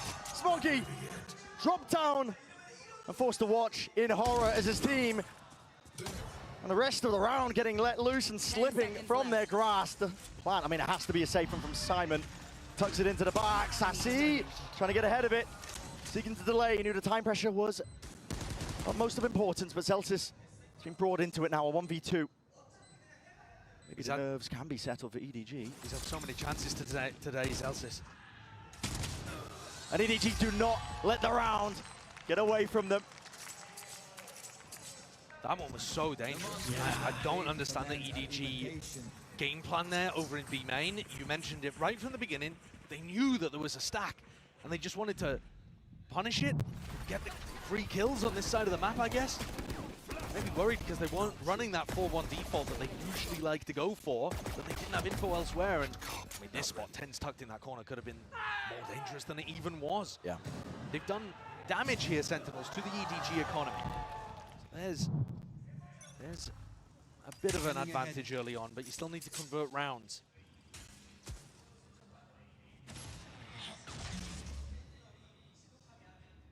EDG going to be looking, see if they can convert round 3. Of course, the weaponry not going to be ideal because of how many players they did end up losing. Shock darts don't actually break any of this util. One of the problems that I was having with the way that SEN were playing on this map, they were playing very passive holds on the B site. Oh, the counting for John. That's nasty. Barely peeking out from the pillar, nobody will punish. Born in through the back though, that is a response by Second. He's put some more damage and hurt into these EDG players still out through mid. G2 attempting to pluck some of these players out of the picture. tenz still holding, and the rifle aim is dead. Not enough to escape though. Ghost. The supplement of the fire by Smoggy does manage to trade that one out. Nade, it's out, but it does miss. Off to the side, Sassy sticking. Anything else to push this one back needs to be defended. Second, he can't really let this one loose. Still, it's half already onto the board. And the mid flanks and the fight from main. Damage is done. Value gain, potentially a round win at that fight. Forced out, Second with a tap, but he is traded in the end. Nobody. Bulldog primed onto it. Yeah, with the light weaponry. Bulldogs, Guardians, EDG win a bonus. This is a massive beginning to the map. EDG knocking the economy immediately of SEN. The opener, huge. John wasn't really contesting like that in the previous match that we saw them play from Sunset. But tenz also getting caught in mid is so rough for a player that's been spectacular. He just only expected the single mid lurk, which is pretty reasonable, but getting caught in that spot allowed Smoggy to sneak in. It is a dream opening for EDG. Couldn't ask for better. It's all about keeping it moving, keeping it going. And they've turned it around massively from the kind of opening they had on Haven, where they lost 7 rounds in a row after Pistol. Resilience is showcased. EDG not willing to take a step back here, but Kang might be regretting that one. Offset here, overdrive is available. Flash through into the back. That's Simon looking to hold his own ground against this. Smoke dominated, nobody still trying to command that position. But he falls, Simon will have to retreat now.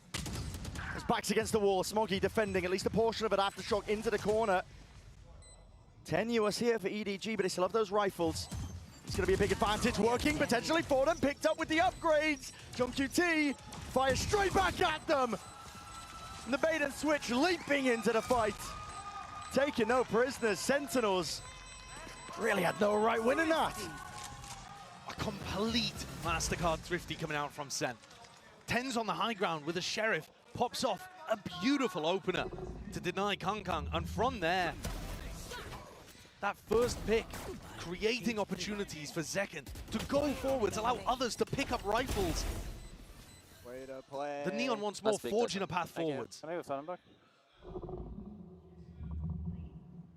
And just like that, Sen back in a little bit of control here. It's only nobody that can afford to be able to get a rifle online. The ults are good from EDG, and I'm sure they'd invest if they got the opportunity.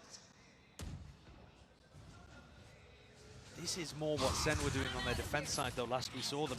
4-player stacks on the A side, leave one person B. It was very easy for their opponents to just waltz into the B site and take that room. Yeah, market splits were deadly when DRX were playing against them. Absolutely. Up through mid 2. You might see some adjustments. I mean, we already kind of are seeing evidence of it, I suppose. We are, yeah. Trip up top section of mid, so nobody really has to watch it. They've got a cam late in market to take the contact of this one. They spot him, nobody. Past it. The cam's always going to get cleared there because people are always watching for tenz on top of the box. Yeah, it's a spot that he loves.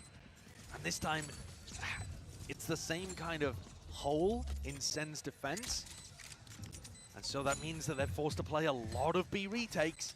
There's danger here. There is, even with full rifles for Sentinels, there is danger because these B-lane post plants are so overpowered on Kill Sunset. trips. I mean, nobody's got an ult. He's already getting into position. Be able to play this one. And Sen don't have a lot of time to work with. Kill trips. Chewing up these players, rooted into spot from Sentinels. They've got to find a way to navigate it. Sassy, defusing, sticking, reveal up, Hunter's Fury, Sassy! My God! It's down to the wire, down to the brink, haven't! But Zelsis is the last chance for him! The gang will not let it slip! EDG answer back instantly with another thrifty of their own. Barely any weaponry brought into that round. And that's exposed a gaping hole in what Sentinels are doing on this map on their defense side. I said both of these teams have put up really strong performances on Sunset before. That's once the halves flip. And we see EDG defending, Sen attacking. This is not good enough from Sen if they want to be able to get that 5-day break and head up into the upper bracket. Bar for bar with a worse and weaker weaponry. Each turning themselves around here now. Sen are in that tough position. They've still managed to scramble together some sort of a buy, but down 3 rounds, EDG got their sights set on the finish line in this series, breaking past their prior performances and ceilings. Applying a little bit of mid pressure here. EDG are the kind of team on their attack side that will pressure the very top of mid, look to try to lurk Kang in or see if they can pull off Shishu, finding some space, contesting where Zelsis is currently stood. So you can understand why Sentinels still have 3 players in kind of passive positions towards top mid here. Is anyone going to be able to control the backside of B? Not playing the Cypher offside, John QT. They get caught. No command emanating out, that means the trips go online too. We're hoping to play some kill trip setups as well. And they drop off. tenz was thinking about trying to get in the backside there, and the rest of his team wasn't willing. Once more, Sen are going to be tested. This time, we're trying to hold on for these retakes as well. Nobody. That first point of contact moves the one, the trade online out of Nightfall. Scatters his way through, in through the main angle. Noise. Cut away, Zekken with the defuse, but he's pushed back from some form of the util. Overdrive popped off. Kang! Goodness me! Tears them to pieces. TP up and over. tenz, that is precise. And he's got to be keen, surgical, whipping his way through and behind. He's going to try and defend this one. So QT brought down, but a half earned. There's a chance and a potential. G2 flips the site. And all expectations once more. Sen just too slow with these retake attempts. And EDG are so willing to run rings around them. Not just too slow, but far too passive. Again, the same problem that we witnessed last time when Sen played against DRX. They're just giving the site for free. It's free plants over here on B. We set it up, this half was gonna be an opportunity for either team to grasp hold early and come out with either prep or individual form to be able to run away with this first half. And the story's gonna flip once we go into round 13, but for now, EDG are building up a phenomenal advantage. A 5-1 lead. At no point really in this match have we seen EDG in complete control. Even on Lotus, there were moments of it, but SEN always found ways of striking back. This feels very different. His dominance calls into question as well. You know, how much can you correct from one match to the other? SEN, it's been astounding, I think, the work that they put in to shore up their map pool and their own, I suppose, form coming into the event, because like we said at the beginning of this series, at the beginning of this event, I mean, it was looking poor from them. They just weren't looking like they were in a trophy lifting form. This, though, from EDG, they spotted the weaknesses, and they have called into question whether or not SEN can shore up the gaps that were on display, that were pried open by DRX. But I also think if you're going to make that argument that SEN, their form didn't look great and it's good what they've done to shore up the map pool, Sunset was actually always towards the top of that map pool. And it has been all year. So the fact that this is now the map causing them problems, going to be disappointing. Looking to try to catch Chishu off guard there early on. He does sometimes default in that bottom spot. But EDG are fast with the help and quick with the escape. And all it takes is a slow default. Take flight. Make sure nobody oversteps themselves. Drawn by nobody. And a reclear through B main here as well. Looking to try to put pressure once again onto Chishu. Spot on the one, shock darts flying forwards. Again, the setup is not over towards that direction, but a fight one out with Sassy dropped. Open access now towards the A site. A sharp from Smoggy. Kill trips though. Doesn't have the gun for the job, it's just damage. Chews up Kang Kang. Not enough to deliver the kill. John QT's gonna be kicking himself. There are isolated players around here. Nobody's isolated. Chishu is as well, but they're getting good lurk timing. Yeah, great lurk timings. At that, the trade might be a little bit more impressive there from Zelsis. The fact that he does that with the classic in hand, but he won't be able to get much more. Done from the edge. I mean, Zekken. He glides, hoping to use the precision. Maybe land a kill there, but it's all being covered. Kang Kang picks up tenz in mid. And picks up the 6th on the board for EDG. But the tactical timeout that SEN took, the panic button that Kaplan hit, was for this round coming up, round 8. It wasn't for the Thrifty particularly. So what is the change up here? How are they going to adjust their defensive setups? Personally, I'd like to see tenz posted on the A line. You have an Omen with outrageous gun skill, and you're not playing him on an aggressive line towards A regularly, if at all.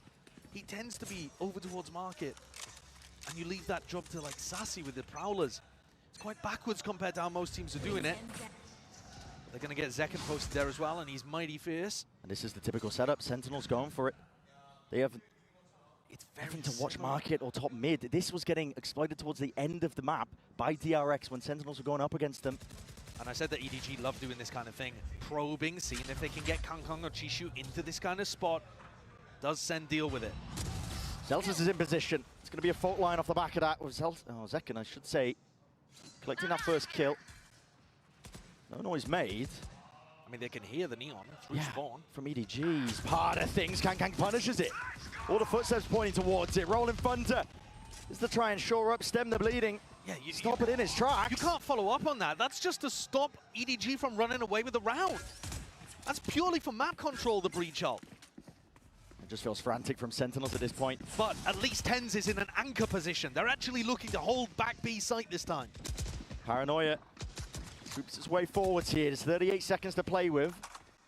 Only mid-control for EDG.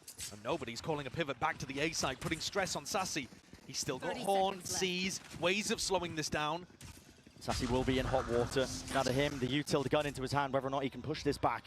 Dodging, sidestepping, most of the util gives up access to the site, but as long as he hold on to elbow control, and he can't even do that. Chichu comes around the corner like an absolute Ferrari. Celsius will punch it right back. Kang Kang flatlined and dropped. 3 versus 3 is where we stand. The pressure now on to SEN for this retake, all grouped up. Cam broken. Nobody noted.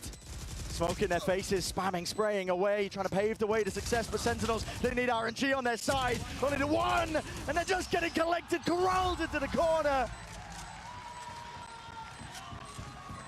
7-1 devastation for Sentinels. EDG were forced to actually mid-round in this round.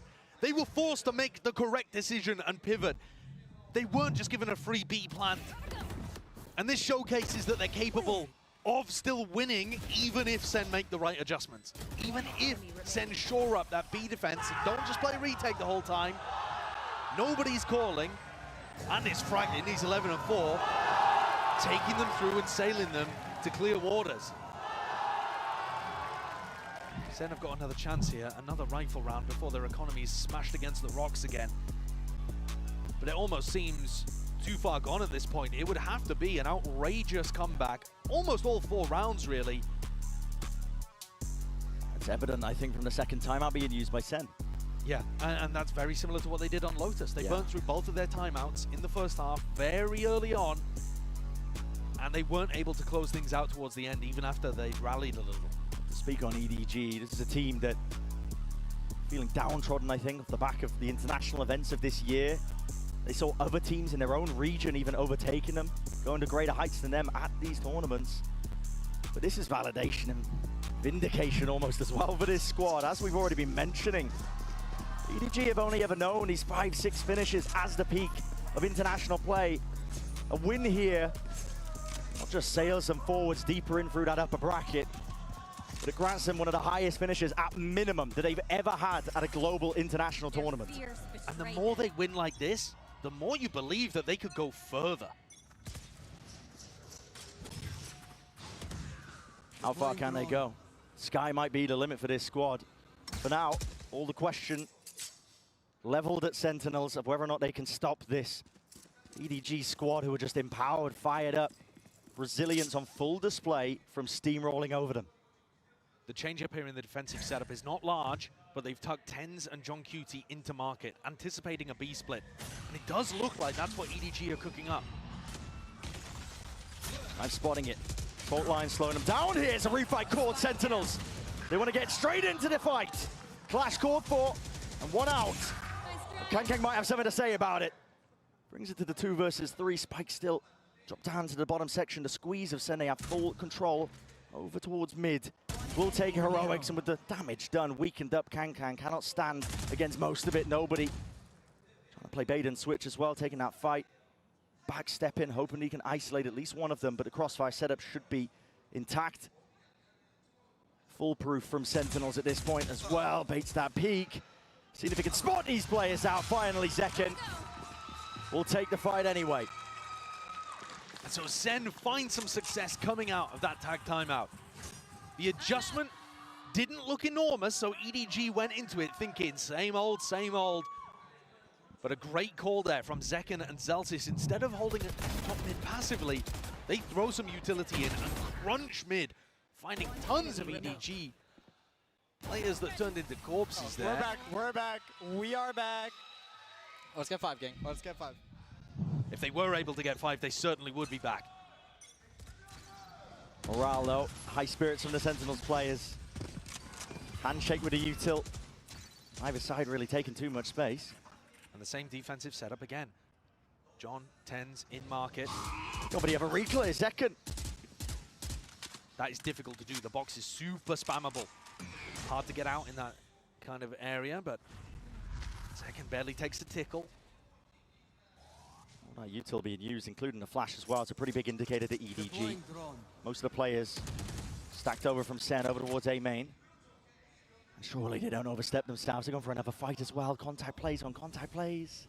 A massive fight in A. EDG are trying to make it feel like they're in mid and bait out this reclear from SEN. And they're just holding for the peak. What util did they even have as well? Contact cord as well. Full line is late. Celsius. Util doesn't help him. It's EDG with the initiative in that fight. And with it, you can sit down and stare at it, but it's a 5 versus 2 scenario. Sentinels have no real chance back into this round. Their economy is not in a terrible spot. If tenz and John were any closer to the action, they might give it a try. But EDG have outplayed them again. The story of this half early on was SEN giving away too many opportunities, but now that they're playing a little bit of a better game, EDG are just pulling it back out of their grasp. The call in there from nobody is so strong. Faking like they're doing the same stuff. Throwing that same market util. And John, he is not holding on to this weapon. He's got players behind and in front. They're going to drain every last drop out of the SEN economy. Austerity is here, and it's coming for SEN. I don't want to hear that. EDG are playing a beautiful game right now on their attack side. It is. It's truly great. I don't think we're getting the best out of Sentinels, right? But at the same time, they are trying to adapt. They are trying to throw in different things. And EDG only takes them one moment, and they've figured out a counter to it. Yeah. They're playing SEN like a fiddle. And at this point, it's like an avalanche crashing down onto the Sentinel squad. They have to go for, again, proactivity. But Paranoia just plays straight through main, and it immediately diffuses all that tension. The play that Sentinels were going for to see if they can collect a kill. The defensive util has been remarkably good from EDG today. Always there with Kangkang's stun to stop aggression like that. Paranoia too. They're the team that doesn't have breach, so they don't have the fault line or the aftershock. You might think they'd be weak to plays like that, but look, they found the gap again. Yeah, it's another read. As soon as they hear that the Neon's in through mid being played into that, they know that they're not going for the typical A main hold that Sentinels like to do. They know that they're going to be playing off-site, trying to go for the retakes. So EDG can take their time with it, contact most of the way. The trips will not be oh, as I say that, I wasn't expecting them to get Valley. They spotted them out onto the corner. Still John takes down Smoggy, drops him to the floor. Spike planted. So overall coming through onto these guys. Look at those pings. Look at the angle that nobody's going to have. And they're ready to fight this one right as the retake is occurring. Tags up into a few of these players. Hunter's Fury has to be dodged and juked and avoided. Let's skip rope over it. Kang though, still here. Chichu takes up the space, stands tall, stands strong, and will not be denied anything at all. It's a monstrous performance from many individuals on EDG, but full credit to the entirety of this squad. Every part of their game is on today. The players are stepping up. This map, Chishu's come out of nowhere to just be outrageous. The prep work too. The so calling good from nobody. It looked like a very rough beginning to today. If you had only been paying attention to the first map, certainly the first half of the first map, you'd be thinking, uh-oh, EDG. Yeah. They've beaten some weaker opponents, some struggling opponents, but SEN are here to shut them down. Well, that story has changed massively over the course of this match. They're dominating Sunset. Just one more round left in the half. It's all SEN have to work with, and it's the difference between 9-3 or 10-2. Either way you slice it is bad. Zelsis has his ult online. It looks like they want to play a more aggressive defensive B. Oh, trying to send it. As soon as Simon uses his ult, that's the trigger to try and slow them down, but there will be no follow-up. And Chichu, my God! This guy, he won't be denied. Playing in through Kang. He's hungry for more. There's blood in the water sense, but punishment in sight. Assassi will drop him eventually. Down to his knees, but it's still EDG in control. Backside players, B main still theirs. We've seen SEN perform miracles, but this, just a little too unlikely. When EDG are setting up pop players like this, contesting, squeezing SEN for absolutely every inch of space, there is no chance in hell for them here. The map is in their hands, the palms of these EDG players, they can feel it. The anticipation that must be going through them. The stress and the pressure as they get to this halftime, realizing they are on the cusp of making history for China. History for China and breaking past their limits. It's all going to be decided on the next half of this.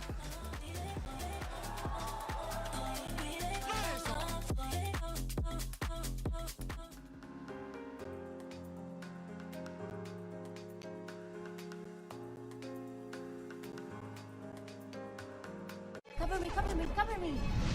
It's not defeat that defines you. It's how you bounce back. Reach your impossible. Lenovo Legion.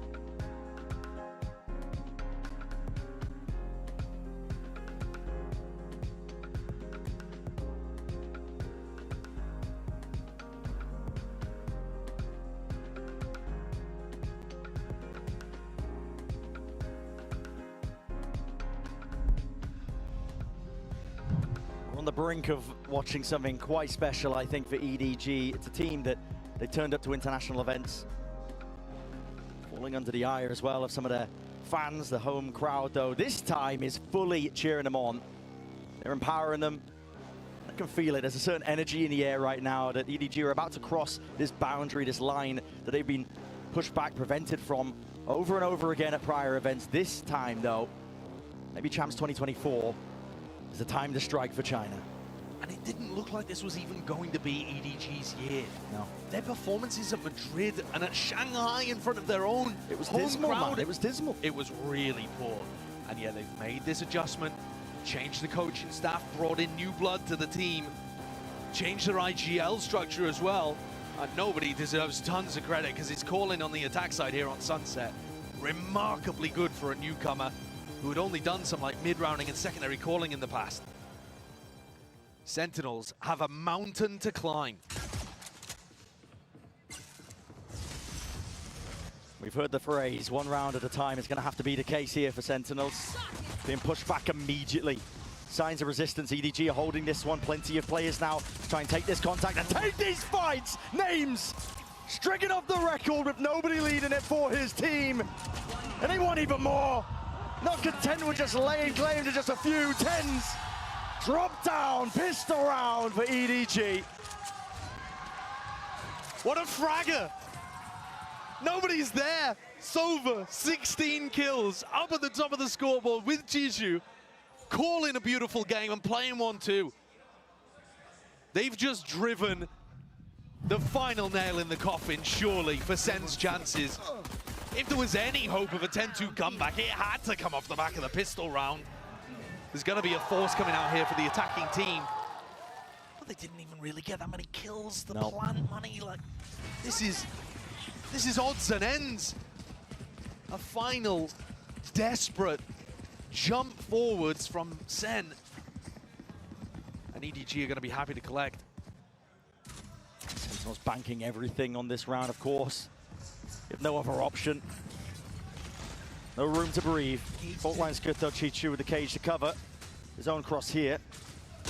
Does give up access over towards B, so full side control plan going down and through the back of the sides! Oh my! Chichu, the util, just augments the hold and puts the squeeze on the Sentinels team. But listen, they've been battered and bruised before, but not quite like this. They have to barrel their own way past it, but with subpar weaponry and one left alive second. Miracle to ask for. Picks up the weapon, but not long again for the world in the round. A 12th is gained and granted. EDG are on the precipice. When they woke up today, these EDG players would have dared to dream that they'd be in a spot winning this match, heading themselves to a minimum top 3 at Champions. I don't think any of them would have even imagined a stomp like this to finish. Up 12-2. They can take an eco here. They have no reason to buy up in this round. Wait for a better opportunity, try to do a bit of chip damage to SEN's economy. Yeah. You could even bank up a bunch of ults and just try to finish things out in one glorious moment. No stress at all. Outlaw in the hands of Kang Kang. Slowed all the way down, and Zeken's desperate for the kill. Does hunt it down, but EDG are going to be hot on the heels of all these players. The 4-player flank.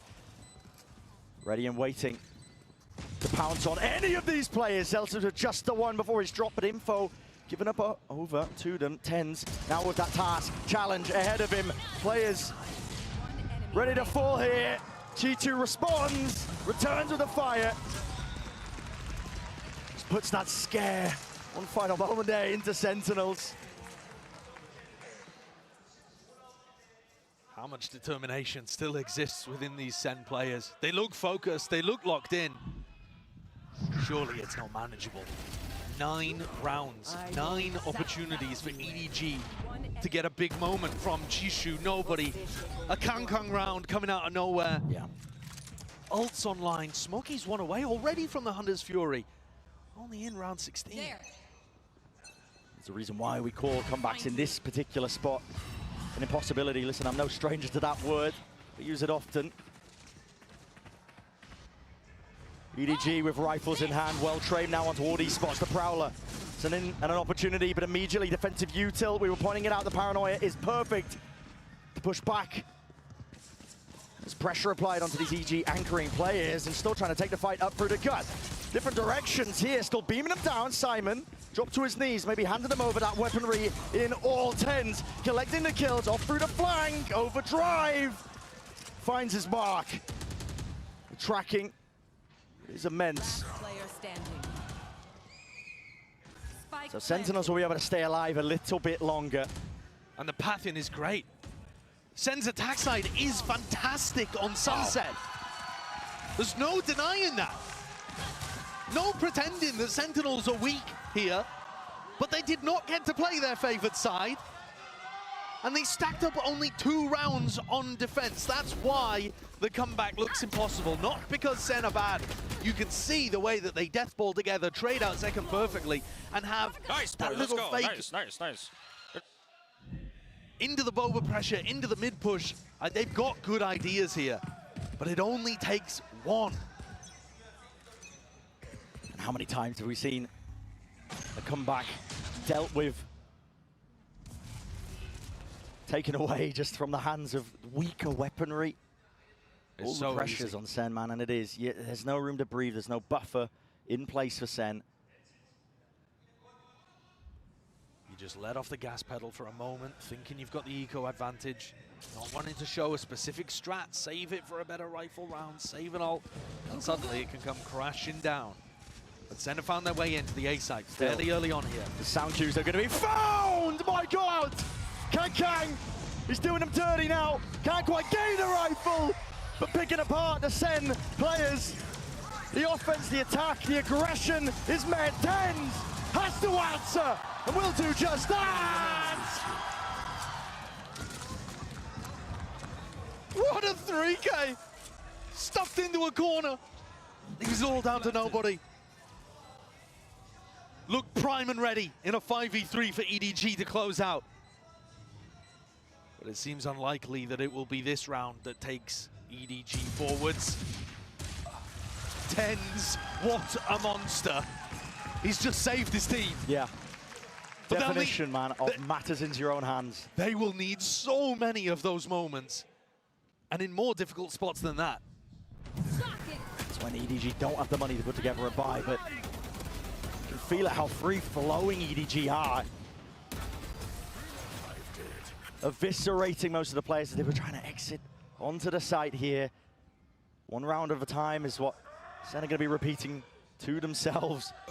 And they did force out that Hunter's Fury from nobody, so they're making things marginally easier. And this one is massive.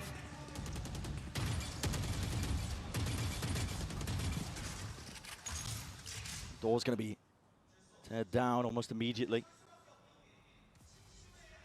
Back into a slow, cautious play by Sentinels across the map. The one-way posted over towards A. Paranoia as backup, baiting off Kang's contact. These are the kind of things that Sen didn't really have going to help that A defense. Does it get broken by Sassy? Bring them down. Over the Prowler. Util used too, but it's Paranoia immediately going forward. G2. This is his area. This is his domain. But he is cleaned up nevertheless. Chopped up into pieces and spitting them all the way out. Nobody seeking to plug those gaps. Will go down as a result of it. 4 players still left to stand here by Sen, but chances for EDG still. Flash is good. Crossing back in through main. EDG not able to catch any of them. It's the crosshair placement, but they are rapidly now getting themselves into position. Onto the site. Stun is excellent. Flash though. Peek immediately there. Gonna be traded out and over, spraying them down with the rifles. Heroics and a bit of luck at play. EDG are hoping for it. Through the box now. Simon and Smoggy. They can't get it done. So once again, it's Sentinels that breathe just the slightest sigh of relief and continue to survive in the series. 4 rounds in a row here collected. If they get another rifle round, you're starting to believe. But there's still tons of danger ahead of them. They still need 6 perfect rounds on their attack. And that's even just to force overtime. Yeah. They're not out. They're not out of the woods at that point. They got to keep it going. EDG, though, are forced to take their tactical timeout, so they're going to look to adjust something here. Even with Zekken team stunning himself in that market split, they still managed to get the trade out onto Chishu. I think Chishu's going to want to be able to hold on to that area, but he's finding himself getting overwhelmed. EDG are playing a very standard defense to the map, very similar to other great teams here. Teams like Leviathan, for example. Heretics, you know, these kind of teams that have a great understanding of how you want to be pushing and pulling on the defense side. But SEN are still breaking through. It's not that EDG are giving them areas for free. SEN are playing with fire. Yeah, persistent team too. I mean, they've been in spots like this. Maybe not exactly like this where they're forced to come back, but... I mean, the beginning of this year in the offseason, they actually pulled off a 10-2 comeback on their attack side on Sunset. That was like the first glimmer at the very beginning of the year that SEN were taking the offseason seriously and looking like they could win games in difficult spots. Yeah. That ended up culminating months later in a trophy at Madrid. They can do these kind of things, but it's not consistent, and really, it shouldn't be possible. On a stage like this as well, when there's never been more pressure. And this is a trap play if I've ever seen one. Paranoia sweeps, stun alongside it, rattling with the Sheriff in hand, chewing up the Sentinels players. Not many options are available to you, and Celsius, he didn't have a clue. Blinded up, Spike dropped down into the laps of EDG. This is exactly what we were talking about. There is no room to breathe when there's up to 12 rounds. EDG can feel it. Spike picked back up, earned itself. Sassy, a lot to adjust and overcome. tenz is down and out. EDG, they end it all. They take it over that line, and they break past their limits. What a performance from them. And they finish it on the Thrifty as well. The trap play, the depth of strategy, showcasing even in this final round what has made the difference here for EDG to break through. It's been that prep, the hard work, moving away from the individualism. EDG today taking down the Madrid winners, smiting Sentinels on Sunset. It wasn't close. Oh no. And they have pulled down to earth the gods of clout. And SEN spiral to the lower bracket. That 5-day break belongs to EDG, not SEN. And not just a 5-day break. It's a minimum top 3 finish. It's the best that they've ever done at an international event. It's vindication. It's a reward. It's the light at the end of the tunnel for them. And it's so damn well deserved, man. It Full really credit is. to EDG. The work has been put in. It's showcased. I think a lot of people were ready to undersell EDG. They got past a struggling Paper Rex, Foot not looking in their best form. I think people, especially when they crushed Trace, were thinking, oh, well, it's just because it was a Chinese team. Regional matchup. Regional matchup. They've showed today that they're capable of so much more. And you're right, they've smashed that glass ceiling for China, breaking through the best ever performance for a team from that region. But I think there's more to give for this team. Yeah. It's an open tournament. Your teams, the favorites, they went smashed out in groups. Gen G, nowhere to be seen. It's possible for teams like EDG to lift a trophy here. It is a wide open tournament. The sky is the limit for this squad. And it's all starting to pay off. And you wouldn't think it. We already mentioned, you know, the performance from EDG at Shanghai, at Madrid. It was dire, it was dismal. And even watching other Chinese teams overshadowing them earlier on at this event itself in the groups, it looked like the spotlight was going to be shifting away from this squad. And they've ripped it firmly back. They are in the limelight right now. This is their moment. I said it earlier in the tournament, if you asked EDG, would they rather win in Shanghai or win here at Champs? I think that would be tough for them just because it was in front of a home crowd. But here at Champs, they are doing it. They are doing it indeed. We're going to set it down to the 4 for the Verizon post-match interview. Hello everyone, I'm joined by EDG's Simon and our translator Luna for our post-match interview. 공시 Simon! 네, EDG의 사이먼 선수와의 인터뷰 만나보겠습니다. 로터스의 컴백을 시장으로 패승승 오늘 센티넬을 상대로 승리를 가져갔는데요. 오늘 처음으로 센티넬과 경기한 소감부터 물어보도록 하겠습니다. You know, you starting with that Lotus comeback, you know, you took the reverse sweep win against Sentinels. So how was it playing against them for the first time? 今天你们在莲花古城就完成了翻盘，并且在整体的比赛上也是完成了一个大翻盘。那你觉得说今天面对到 Sentinels 这场比赛感受怎么样呢？感觉就是也是挺紧张的吧，就跟他们打，因为他们打赢了geng第2杀，就是强队。I think a little bit nervous because they have to face like DRX, geng, those really strong teams.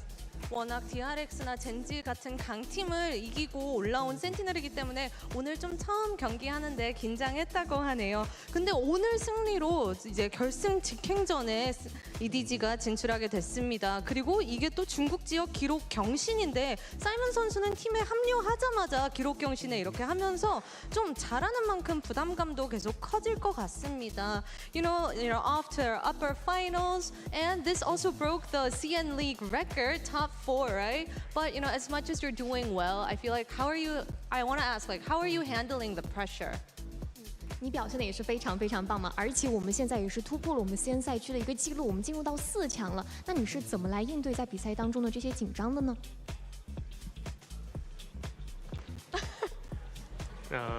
Let's think. 就专注在游戏里，对。 That's all.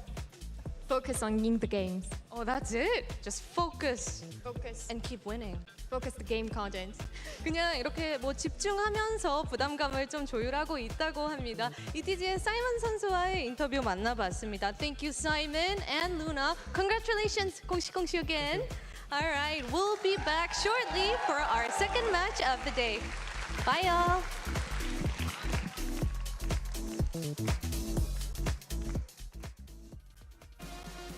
Prolific teams from China and the Americas clash on this stage for the very first time, and the winner locks up top 3 in one of the most exciting and pivotal Valorant tournaments of all time.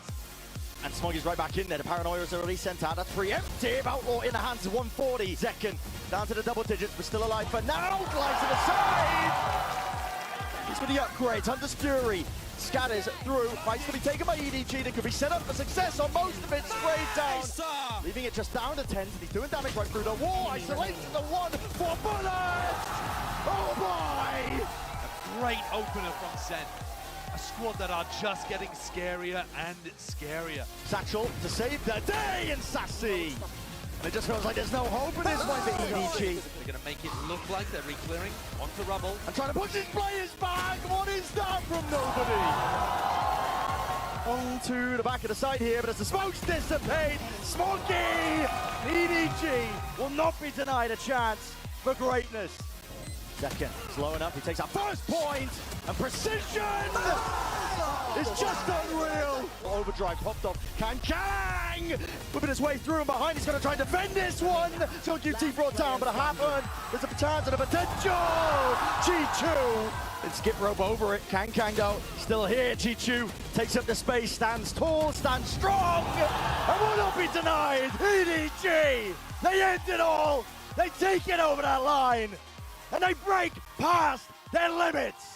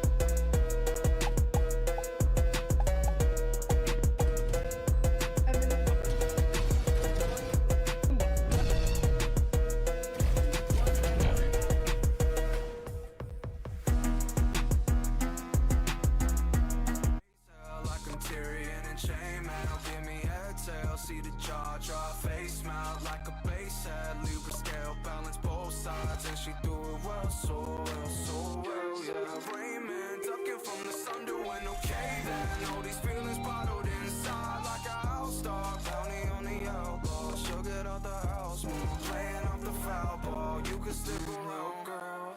Bring fire from the world. I'm trying, I'm lost, only murmurs. Find time, yeah, find time. Unsure, I'm lying, staying for the summer. Bring fire from her world. I'm trying, I'm lost, only murmurs. Find time if she's unsure. Find time, staying for the summer. Quiet, lonely, nobody told me. Drifting aside, yeah, running away. Soon as you got those new nights. Soon as you got those new nights. Busy cutting the checks, I'm used to cutting the ties. Okay, pull up your pants, okay. Remember them rolling eyes, now they are fans, okay. Hanging from grapevines, she want the juice now. She want it all right. Get it from you now. Get it from you now. Little girl, drifting aside. Drifting aside. Call her, keep falling like yourself. On the same road, on the same ride. I'm on the same ride, on the same. Bring fire from her world. I'm trying, I'm lost, only murmur. Find time if she's unsure. Find time, staying for the summer.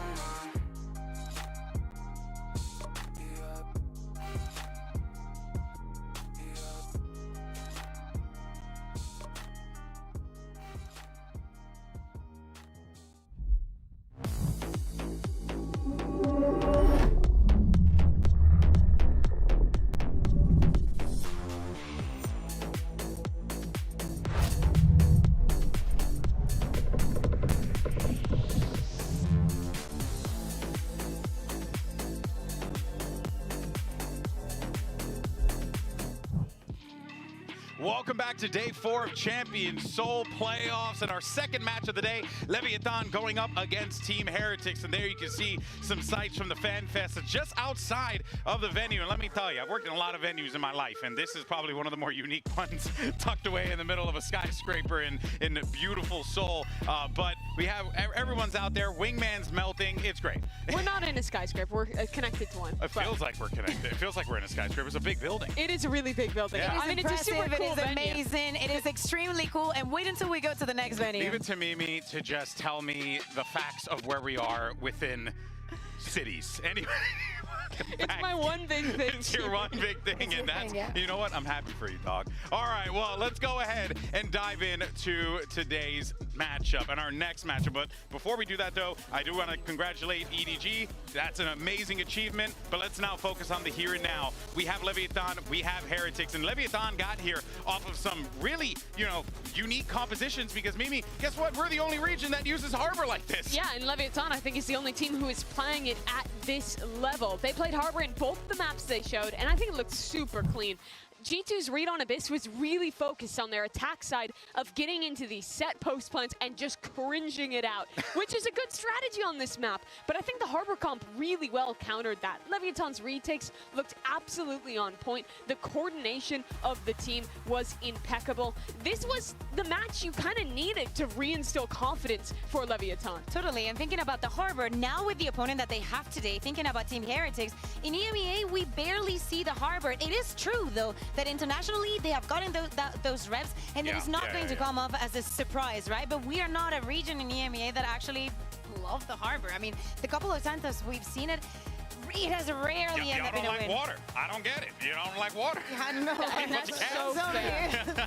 But I still do think there's a pervasive kind of notion that Leviathan is a team that wins off the individualism, and Osboss or Tex are going to have a crazy game, and that is definitely true sometimes. Don't get me wrong. But that game against G2, they outcalled one of the most strategic, macro-focused teams we have here at Champion Seoul, and I think doing that is real proof for the depth that this roster has. Yeah. I'm gonna give you 50% of that because there were rounds where G2's mistakes were too big, and I will give that to Lev for capitalizing on those. But I will repeat myself. I think that one of the big things from that game, especially the Icebox, is that you did not need Aspas to win that game. That's even true. though it was Icebox, even though you know he's going to have so much support. There were so many plans, so many layers to that, and that is what you're going to need. You're going to need a comp that is on this form, because comparing the results and the stats that he was having during the year to how he's performing here at Champs, especially in playoffs, it's a different beast, Mimi.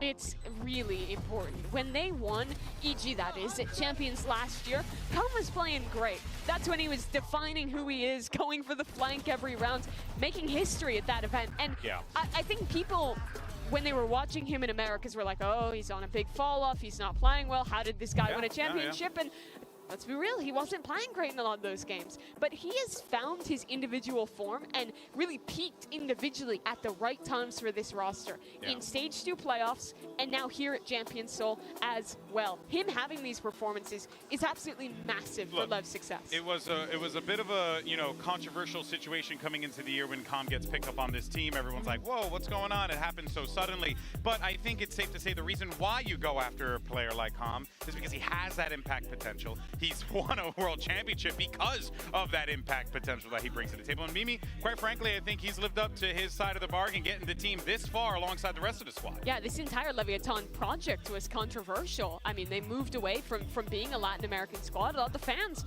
weren't on board, and they dropped one of their, at that time, 3 Latin American players to pick up Calm from North America and bring him over onto the roster. And people really didn't like the move at first, but I think his addition to this team, he's really proved why they took that risk and made that last-minute change. Couldn't agree more. Well, let's actually go ahead and hear from our champion, Sova, shall we? And his competition today, because we actually have Calm and Rian standing by with Yinsu. It's not every day that I get the opportunity to be next to 2 Sova gods, Calm and Rian. So I wanted to take advantage of this situation and ask you guys a little bit about Sova. First of all, what are your thoughts of this agent in the meta right now?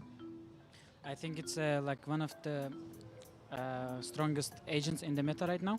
Like you could play Sova in any map, in my opinion. Like every map, it's fine. So yeah, it's pretty strong. You having a good time as well with Sova right now? Yeah, I would say like Sova has probably been the most consistent initiator over like all the metas. And then also, as he said, like same thing. I feel like if you're a good Sova, you can kind of make it work on every map. Right, but you two are the best Sovas I feel like we have in this tournament, maybe in the world as well. When it comes to lineups, have you ever stolen a lineup from the other? Calm, I'll start with you. I've stolen like 1 or 2 on Sunset, got some good stuff, Gotta take advantage of the rookie coming in this year, He got some good stuff, gotta take it. I respect that. And what about you, Rian? I'm not gonna lie, I haven't seen any from Com, but I believe like he's actually like one of the best Sovas in the world, obviously. All right, you're going to have to show him some today. You got to show him some. And lastly, how do we become Sova gods like you guys? Give me one piece of advice. Try to play for your team as much as possible, set up your team for success. I mean, that's the main basis of Sova. And if you have that, then I think you can achieve like anything with Sova. Sounds doable. What about you, Rian? I think if you're already a pro player in tier 2 or 3, like all you need to do just practice it in ranked as much as you can, because people underestimate the ranked, in my opinion, because that's the only place that you can improve your mechanics, So like play your agents in ranked and you will improve. Oh, you heard it from them. I can't wait to see this battle on the server. Good luck today.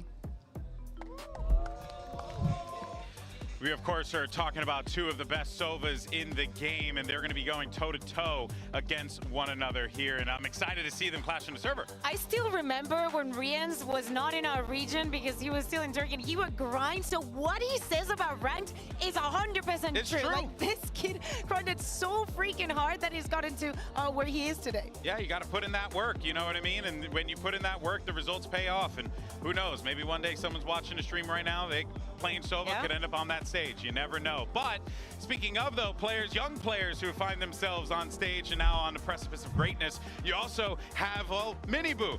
And actually, a tale of 2 Miniboos here, because what's really fascinating about this, Mimi, is that Miniboo started off in the groups, was a little, weak, was a little quiet, but then in the playoffs, I really felt like, just came online. Yeah, he was really rough in the group stage. I think we saw some moments on stage where honestly it looked like he was kind of freezing up, taking some risks that he wouldn't normally, missing some shots he wouldn't normally, and I think that probably has to come down to nerves. He's a young player. He wasn't with them when they went on their run in Shanghai, and now he's coming into the biggest event of the year.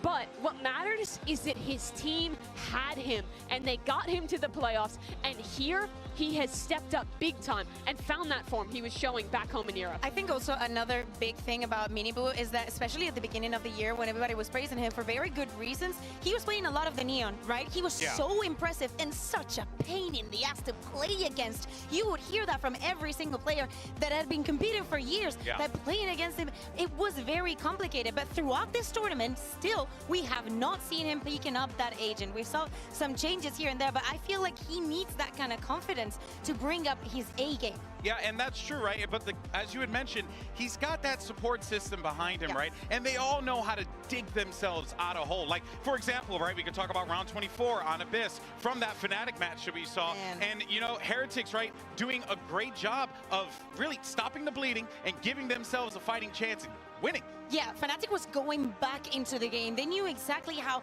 to take it far, to take it to that third map after that crushing defeat on the first map. But when we think about that round and that superiority that Fnatic already had, getting the kills, how Rians just brings everything back, how they managed to take it always one step forward.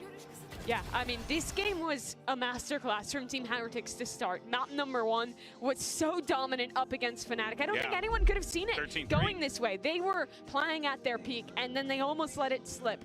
But well, Team Heretics is defined by the preset stuff, by how good boost calling is. They do have rounds like this, and this tournament, it has almost all been about Rians and how massive he has been in those clutch moments. Remember, this team is mostly made up of rookies. This is Rian's first year playing at Tier 1. These are his first international events, and this is his first Champions playoffs. And he's putting up rounds like that against a team who has done it all on these stages. The thing is, when you think about a Tier 2 in EMEA, and you think about the teams that compete in some of the leagues, some of these kids are cracked. Like, you would see them play, and on an individual level, you cannot beat them. And this is where they spend most of their time developing their serious life players. So if you already have that individual level and you put a staff behind like Neil and Weber and you get an IGL like Boo, it is impossible that you do not get this result. Yeah, it is truly, truly impressive that what we've seen from this Heretics lineup. But for more on that win over Fnatic, here's actually the IGL Boo with an Omen player moment. Hello, my name is Boo and I'm playing for Team Heretics. I think the whole game felt really good, except for Abyss defense. There were some rounds that we had, it was criminal to lose, I would say, but we did.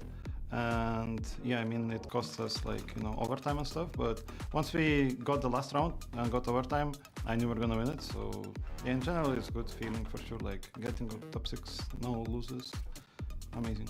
Spike they go, looking to achieve at least half. They're going to get that, but then now there needs to be a fight back here. Wait, he's still there, he's still defusing. Gets half, Benji! I told you this guy can clutch. Oh, and he's still doing it! Almost all himself, and they fall! I think when people rank IGLs or coaches especially, like nobody knows. Only inside the team people know what they actually do. Only people that play with them can actually, you know, say it objectively. But I'm not looking to become the best IGL. I'm looking to become better IGL than I am right now. It's just about improving and learning. So next time it's gonna be better. And like even if we will win or something, like it's not gonna stop. I hope that the hunger to improve is not gonna stop.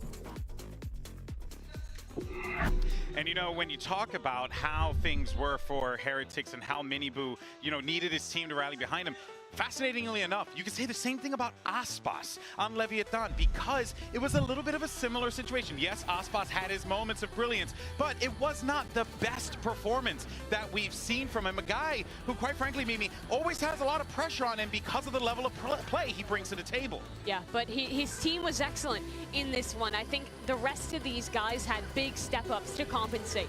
Tex and Mazzino in particular were excellent in that regard. And this is why people consider this team a super team, right? You see these stats from Ospas, you know, they don't look too bad. But by his metrics, he wasn't putting up the numbers. He normally did. He looks at that, he's like, that's trash. But all of the guys on this roster are top-level individual players. They get shrouded behind how good Ospas is sometimes. But just the depth of raw mechanical skill on this team is remarkable, even at this level of play. And when we think about Heretics and what they did the other day to Fnatic, a lot of it was on individual level. Like the duels that they were taking, the fights that they were winning, there was nothing that you could do against them. But against Lev, like if both of the teams bring their A game, this is going to be #1 entertainment. Well, look, let's take a look at the predictions real quick before we send it over to the stage, because I mean, even for us, right, this was a tough one to call. I mean, let's ignore that first column, but you know, let's look at the bottom. and on the bottom, I feel like everyone, you know, no one knows, right, like where to go. I went with Heretics. I feel like they're playing some of the best Valorant right now. Like they dig deep, so that's why I went with Heretics. During the entirety of China, I voted against Heretics. It took them to the final, so the other day I promised Benji that I would keep doing that and it would take them to the final as well. So I'm never predicting an EMEA team again, I'm just saying that. I think it's a close game, but I think that Lev are almost guaranteed to get to play Icebox this series, where they have looked uncontested against the other teams here at Champions. And I think the rest of the pool is likely to be really close. And with the massive amount of experience on this Leviathan roster and the form they showed their last game, I have them edging it out, but I mean, Team Heretics is playing some damn good Valorant right now. And a lot on the table, a lot to prove. Remember, winning here takes you to that top 3, and both of these teams won that more than anything. We already saw EDG make history. Can Heretics do it again? Can Leviathan push forward? Let's go ahead and bring out the teams and get this match started.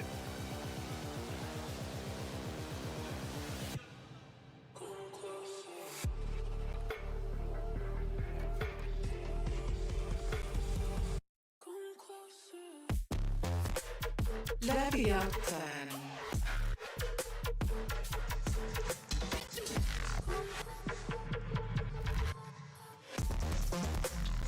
Team Heretics.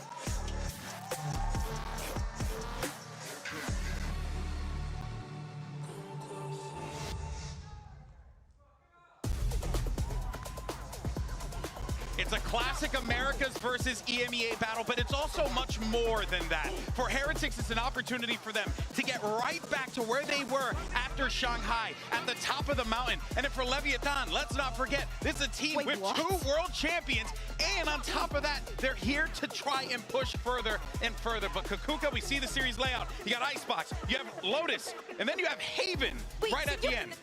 Are we all living in the same world? Did Heretics second ban Sunset? They're cooking. I have a feeling they're cooking.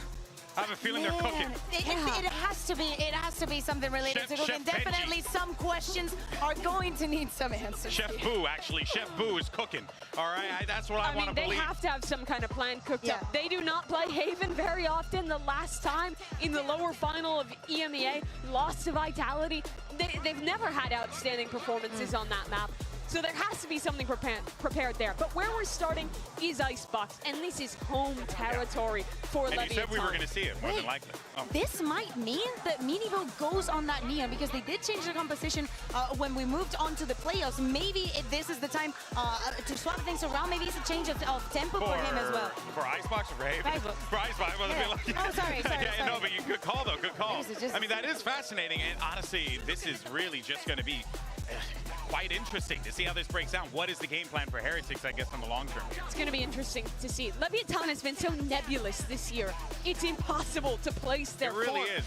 When you think they're going to be great, they flop. That's what happened in Shanghai. Going out in the first round for a squad so many... But then they win America's Stage 2, they win playoffs, and you're like, this team looks like the best team in the world. But by contrast, Team Heretics with a sub at that very same event, Master Shanghai. It didn't feel like it. Made it to the finals. It was ridiculous that they could pull that off. So now this script is kind of flipped. The squad with the far more experienced players, with 2 champions on their roster, is the team trying to make it to their first top 3 as a squad. And here we have it, Minivo's first Neon of the entire tournament.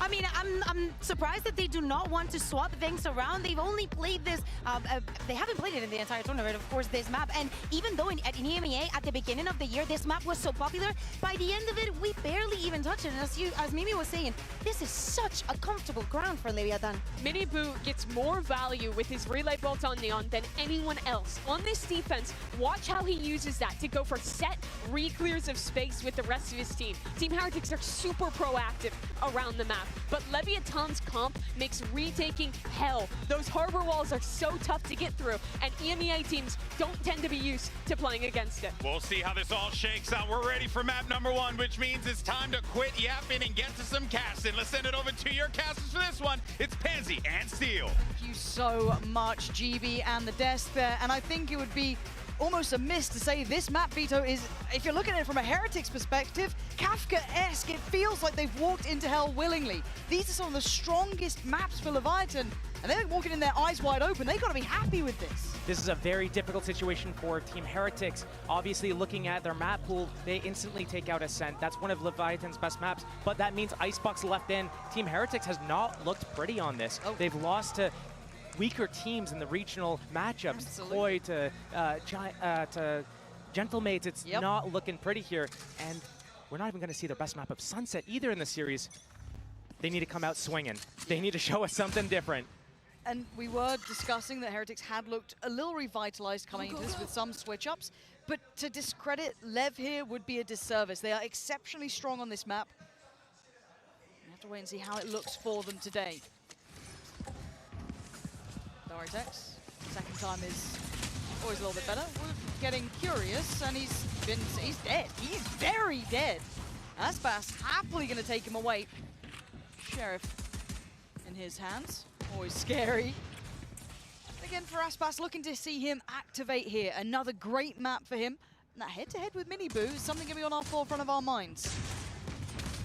Oh, a little bit of a re-swing. Okay, nice Benji. From Benji. Aspas, Okay, eyesight. Benji. Relax, Benji. But he's given them a chance, and it's now 2v2. The spam nearly caught Aspas in the heels.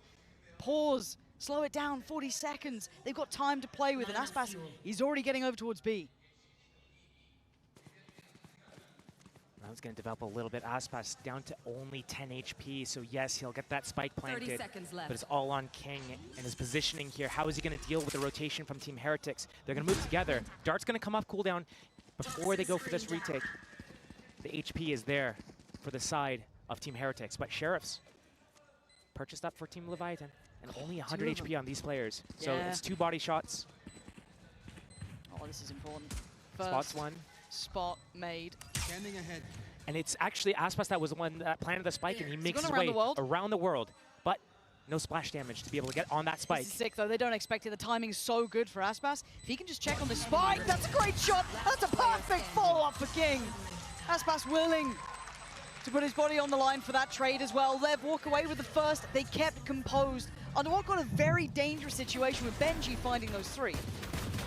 It's a big effort from Benji out the gates, but maybe a little bit misplayed from that entire push sequence, starting from that push from Woot with that Dizzy. Not enough follow-up. And what we're going to see from Leviathan this entire game right now is because they have that Viper Harbor just double controller setup, they can continuously put up and down walls, use cascades. That Viper Orb placement towards the back of A site as well is going to be crucial. It's on Team Heretics to make sure that their timing and spacing is pivotal. Benji, first to fall. Love that. Love that. Punishing any attempt.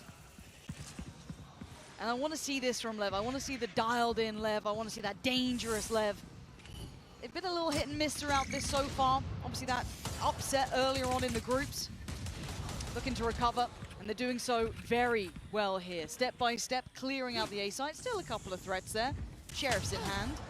That's going to be Miniboo and Rien, so Rien's now noted. Tex takes down Miniboo. Beautifully done for Lev. That's 5 standing. That's dreamy. Nice flawless round, gonna help that economy situation.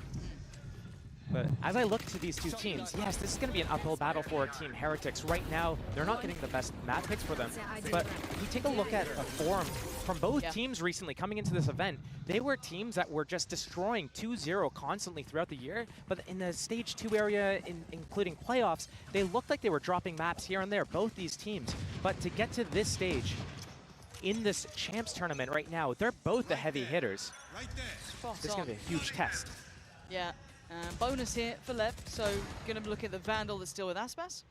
and bits and bobs around it. So certainly poses enough of a threat, and I feel like we're going to be seeing this A site basically the entire time. A little bit of alert from King, kind of keeping control on the other side, so no overconfidence or, I guess, assumptions can be made if you're Heretics. They can't always assume, and then will be punished if they do so. Aspas, again, renowned for his entry work. The guy is genuinely a joy to watch. But for now, it's going to be tenz. Quick on the trigger to find Benji, and a very quick rotation. It's all on Boo here at the back of the site. Dart on Calm, though. He's going to catch him, force him out of the position. He needs to back away. He needs to value his life. 4 versus 5 is winnable. That spike's going to get planted. He cannot stop it, not with that Cove up. Nah, nothing to be done about it. It's actually tenz to connect. This bonus looking like pretty much on the money here. They're in the post plant. They've got all the bodies here. And Aspas leading the charge again. Finally put to bed by Boo, but it's Rienz and Boo to try and clear all of this space. They've got util for the post plant. tenz can create a fortress around him by Yellow. And this Outlaw already been spot on. I think a tag there. Yeah, Rienz is barely breathing. Boo's trying to do some work, but it's tenz. Holding this down. Beautiful from tenz. Stunning work. Lev going to be over the moon with converting that bonus. Nice shooting there, tenz. But an early death from Benji Fishy down at middle. That was the thing that opened up right here. Opens up the rest of the round, the pivot back to B. And with that double controller, Lev is going to be able to do all these audibles, these back and forth, push-pull type of attacks right now. And they have the perfect players for this as well. tenz is very strong at taking those individual duels if you unleash him around middle. I mean, tenz is 7-1 currently. He's absolutely coming in on point, on form. And this could be another farming opportunity. Light armor everywhere, Sheriffs, yes. They're going to hear this. They should be pretty aware of what's maybe around that corner, so I hope to see a very diligent, cautious approach from Lev without leaving it too late. Pretty good read on the situation. Boo's got that deep line towards B, jump spotting, till he gets pressed off that issue. Team Heretics is going to keep the stack. They had this on pistol round. Benji got 3 from this location, but Lev is peeling off. Oh, but I like that. Going to note that at least they're starting to re-clear over towards A. And that turret up from tenz at that A push. Gonna get that information. Boo can't progress further than this. And again, yeah, they can't rotate. They're still holding players here. That's nice from Boo, but one's what you're gonna get. A big trade from Aspas, and tenz just hunting. He's out and about looking for any potential victims, but they've somewhat passed by already. Up towards Kitchen as the plant comes in from Azino. Oh, mini Boo, just a shot in the dark. Yeah, straight up blind. The Dizzy Flash going to be in play. Aspas got to be cautious, forced to fall away. 30 seconds. Suddenly, we're in a little bit of trouble here. And he's got no way out of this safely. 30 seconds left. But where does the spike go? Looking to alleviate some of the pressure, tenz is unleashed in middle. But there's util to hold him back. But he's trying to be a problem, be a nuisance. They've got bodies on the site still. Aspas down to 57. Trying to take point for his side. It's not clean enough for tenz, but he's turning attention. 10 seconds now. They've got to get a kill, and they do. Aspas creates safety, but there's danger above as Rienz could be the disaster. Waiting to strike, but Aspas, the perfect bodyguard, but time is going to be tight. They got the spike. So close, but not close enough. Mini Boo, all right, big shots, but if anything, the round was the important part.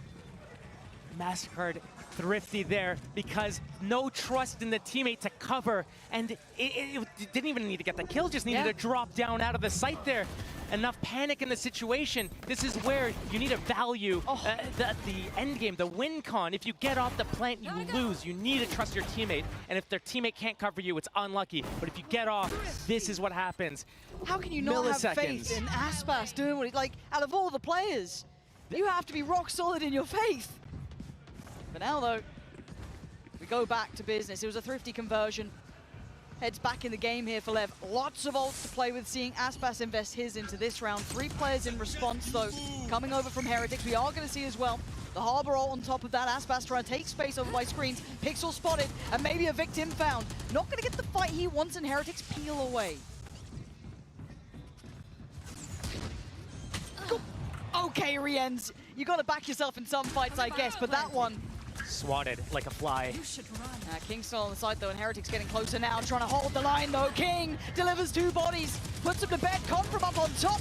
Nice little spray, and he gets it done. Lev instantly correct the course. A mistake made, but made up for in the following round. That was must needed for Leviathan as well, to be able to come back into this, losing a round this fashion that they did. Being able to come back and win this next round, it actually makes a big difference here. Yes, they got the first death in the round. It's a 4 versus 5, but these positions pushed up with that lockdown pressure as well. It's just forcing all of these players from Team Heretics to run around, not really fight together at all, and it's going to really affect their economic situation right now. Their economy in shambles, a few Sheriffs and a Vandal on the board. They're getting their ultimates online now. It's going to be so hard to be able to use them as well. Lev pumping the brakes, not doing a fast opening here. We've seen them deny the pressure towards A. Now we see them deny info towards B. But it's all about timing, and maybe Benji gets it this time. Just holding Turret's his off still angle, there. biding his time. The rotation from Heretics coming back to that A site. They can gamble stack it. They're on Sheriffs. The big rifle is with Rienz. But beyond that, Sheriffs and hope, pretty much. I don't think he saw what was around that corner, but Benji getting curious down tube again. Silence across the map, hard to read.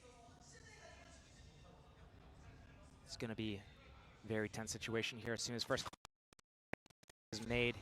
They get enough of a read on that. Maybe just feeling the pressure, but they're close. They're already so close. Deeper towards Maze. Rienz, again, he is the one to watch here, the one with the rifle. Lev cautiously and carefully taking step by step towards the site. You're looking at Rienz closing on the gap, but his Kings take away mini boot. The support system starting to fall. Couldn't get the follow-up, and Lev now should lock this down. This should be security, and it is. There's a reason they are this strong on this map. Heretics yet to fully make an impact here. Heretics needs to find an impact and fast. They have so many ultimates up on the board, but they're bleeding rounds. And yes, this map skews slightly towards that attack side. It's easy to pick up those rounds, especially when you're push pulling so easily with the double controllers. But Heretics, they're not hitting their shots. And it sounds really vague, but they're also not fighting together. Individual, they're isolated. It just feels like they're overwhelmed on these sites. Whereas if you flip it on the other side, if you look through the lens of Leviathan right now, they're moving together. They're making sure that they're taking the time. As soon as those walls go up, they move together. And anytime someone's taking a fight, it is traded at the very worst. Except for that other round where Aspas was floating through the air, gets taken out. Everything has been shoulder to shoulder. Perfect positioning. Really good fundamentals. Now, the way the veto was going to go, the way the traditional bans go for these two teams, you kind of expected Icebox to be the first port of call. Yes. Right? If that's available in your Lev, you're going to lock that in. That's fair. It's what follows that scares. I think even the desk kind of were taken aback for a second there when we saw Haven coming out. Lotus, sure, but that's not a bad map for Lev. And to go down in this sort of fashion, getting kind of overworked here, getting run over, it's very hard to recover. So this is going to be a tough test for Heretics. I feel like Lev have an absolute upper hand here. It's a big test for Heretics. They had to have known that this was going to be the map that's in here. They know that they're not strong on the map. So it's all a matter of how are they going to approach this map? How are they going to deal with it if Lev does pick it up? It needs to be in their understanding. This is likely going to be a loss for us. We have not shown that we're strong on this map, but how are we going to rebound for the next maps to come back? And for a rookie team like this, it's tricky. It's very tricky.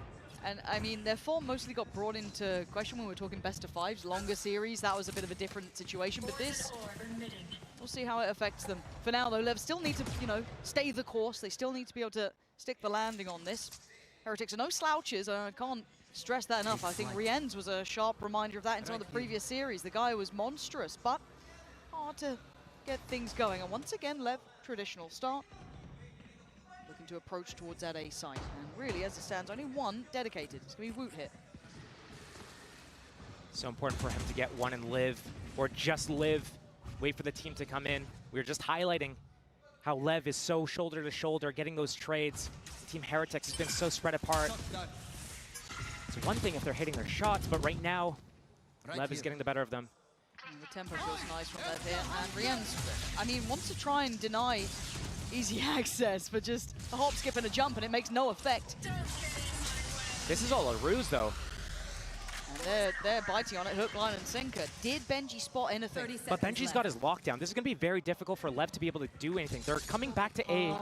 Just a fake pump back to B. Get spotted. Come back into A. The sights is free. The Viper's Pit covers that plant spot. Miniboo. They're playing so them like dangerous. a fiddle. They are absolutely running rings around them. Free side plant. We're looking at the retake, though. It's kind of always postured for Heretics in that aspect. I also looked at Tex. Yeah, Tex, though, trying to catch that rotation. Perfect. Big delivery on towards Boo.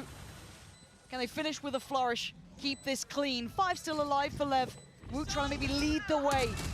Forge them forward. Big Re-ends. kills. Back to back, but it's come on top. 2 kills. Aspas still holds. And it's all on Woot in a 1v2. Problems left and right, and they're going to know where he is. He might be just dead to rights here. He seems to have lost track of where they are, but Tex never did. Lev are the team on this map in my mind, and we're seeing it round by round.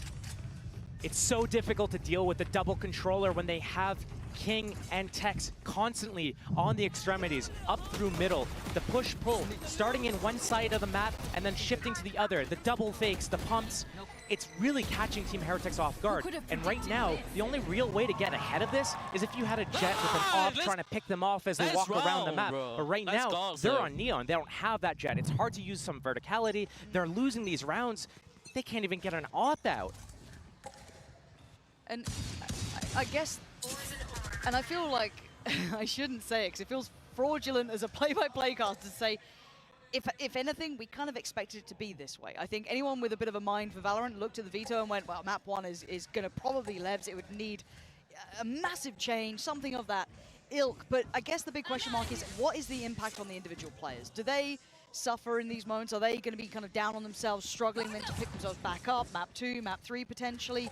That's always the question mark. And how much does Lev get rewarded from a map like this? Confident display, feeling like everything's working too, because that's got to feel great. It's not just like the Aspas show. No, it's this lovely approach, the fundamentals wrapped up with a bow, and everything looking just peachy. Now, outside of that, yeah, they could still get a couple of rounds. This map is never over. I think we've learned that in Val. It can always change like that. But as it stands, yet to see that spark from Heretics.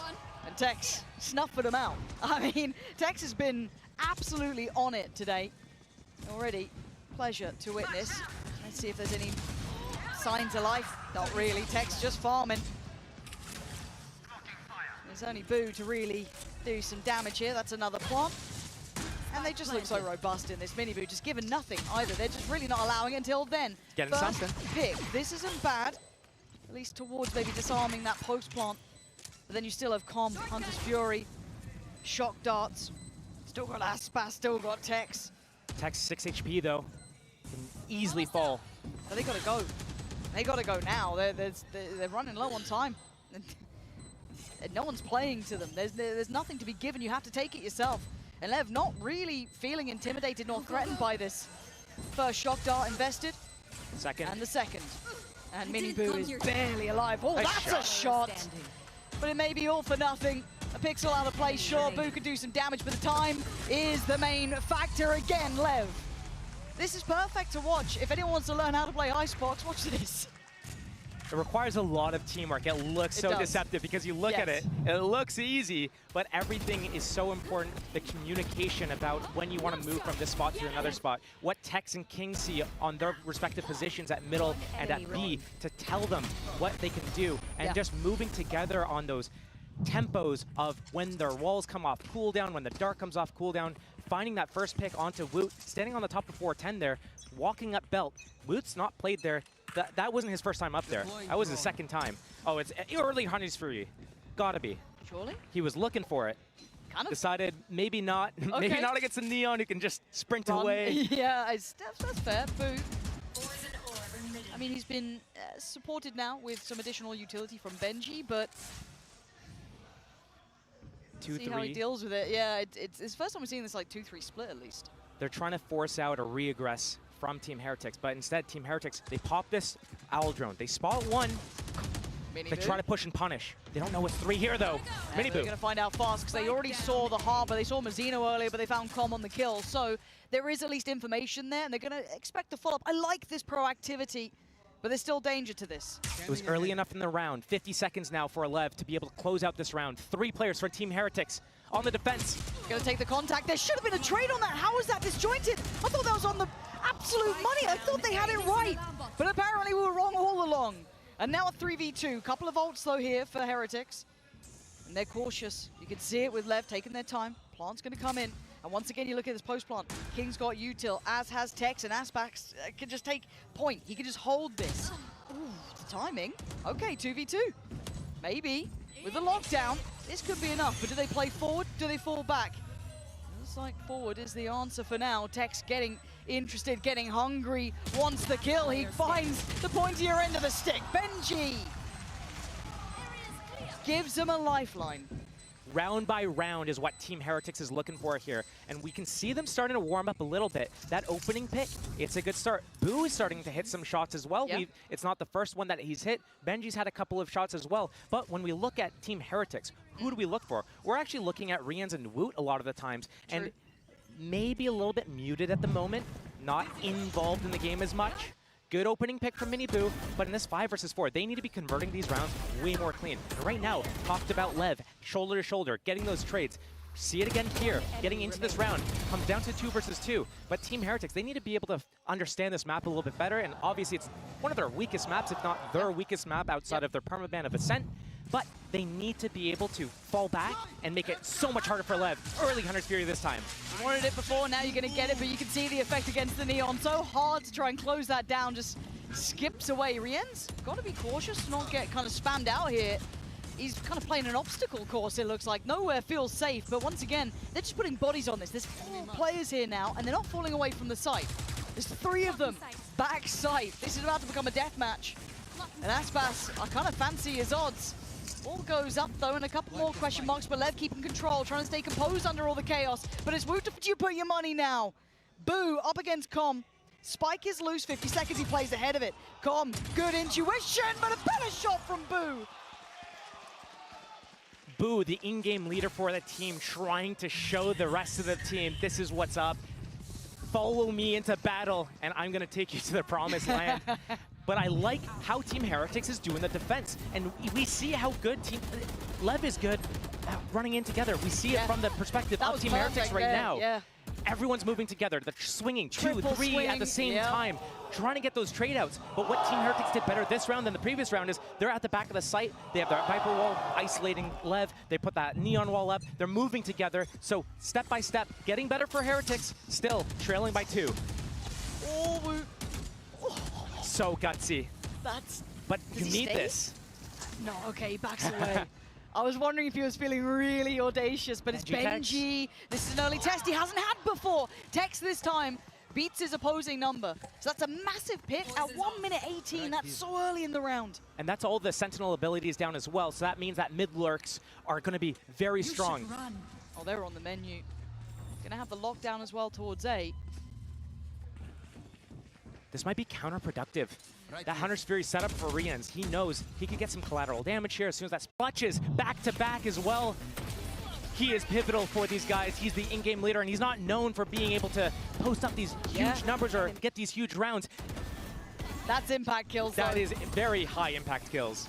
And give me the odds on that 1v1. And Aspas up against Boo 1v1 to clutch it out. Credit where it's due. This is 3 consecutive rounds. Maybe there is life in Heretics yet.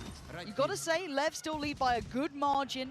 They've shown a very good display, but there are answers being made by Heretics. They're getting that read on the game.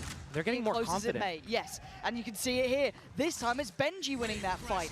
Takes away Tex, and that was the trade out from the last round that went in Lev's favor. And now, they've got control here. They have this A-site control, finally. I believe it was a little bit of a spam duel that Benji got the better. A Killjoy diff at middle there. Boo. Valuing his life, sees this orb. And a spam kill for him. That's so nice. Just catching a second of King. He's trying to get towards yellow, but the plant's going to be coming through. Can he deny it? That's actually going to sting a little on Com there. Does get away. Aspas gets detained. Woot's on the way. Boo's going to find him, and now suddenly they're down to 2. Com and Mazzino suddenly with a wake-up call. This game ain't so easy. And Mini Boo, I feel like he's kind of overcooked that a little bit, but luckily for him, it's only going to be Com in a 1v5. The defuse is happening, and Mini Boo's toying with his dinner. Com tries to stand, but will fall. And now we have a game on our hands. It got closer. Heretics woke up, and maybe there is more to be said about this one. A 5-7 scoreline is not out of the realms of reality here, Josh, but we still put our stock, our faith towards what we know, which should be Lev, but who knows how this one goes. Don't go anywhere.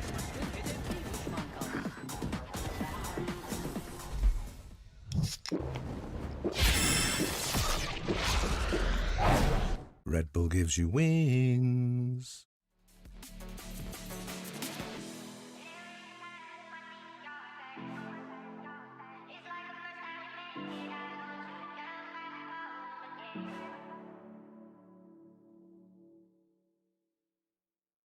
Hey guys, welcome to the stream. When you're relentless, Okay, we got this. you can achieve anything. Reach your impossible. Lenovo Legion. I'm running out of reasons to stay away from you. Ignoring all the signs. Put my head on the line and I just wanna hit reply. I can't believe where I'm at without you by my side. I know that you're not coming back without you by my side.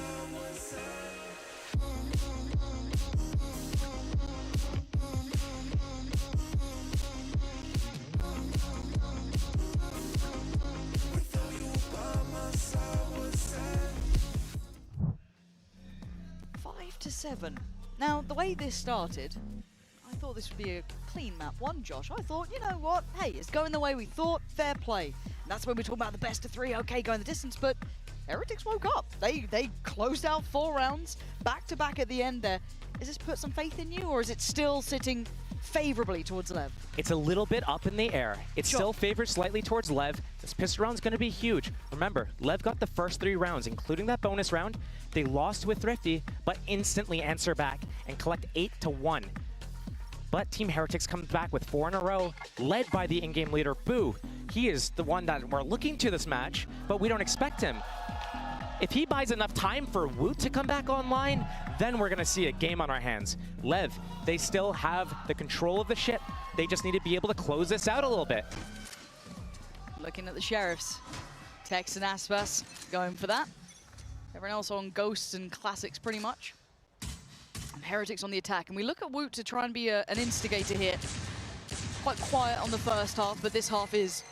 it needs a lot of him to be involved. Obviously with Rienz as well, but still, his value certainly increases here. And a look towards B-Long, but the walk back towards A.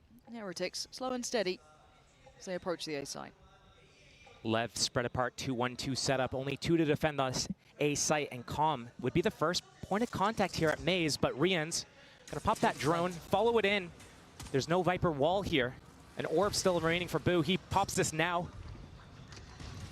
Looks like they're trying to get that spike planted on that wingman. And Com is completely outdone 3. Heretics. Very clean there, actually. I thought they might have been a little bit dissuaded by the harbor wall coming through, but no, very well calculated on the way in. And now down to Aspas and King. They were the ones that were split quite far away. And Heretics not moving away from the site. Hard for any of the util to really force them away anyway. I don't think Aspas saw the pixels crossing through for Mini Boot. This is so difficult. It's just going to need belting shots, really, and no one's giving him a fight. First one does go down, that's Mini Boo, but you're right, time is of the essence. Spots out Boo, but they don't know about the other 3. This is so uphill, so arduous to try and turn around. Great work from Heretics, Josh. This was very well-made plans. Round by round, Team Heretics has been crawling it back. And Lev, not sure if they use a timeout yet this game. They still should have 2 available if this game starts getting a little bit messy, a little bit scary for them. They came into this, one of their stronger maps, Ascent and Icebox being the top 2, trying to come in here, clean this, just take it just by storm. Yeah. But Team Heretics putting up a fight. Lev probably not prepared for this at the moment. If Heretics builds that confidence, if they're able to steal this map away, that changes things. Oof. Yeah, that suddenly becomes a whole new script gets written.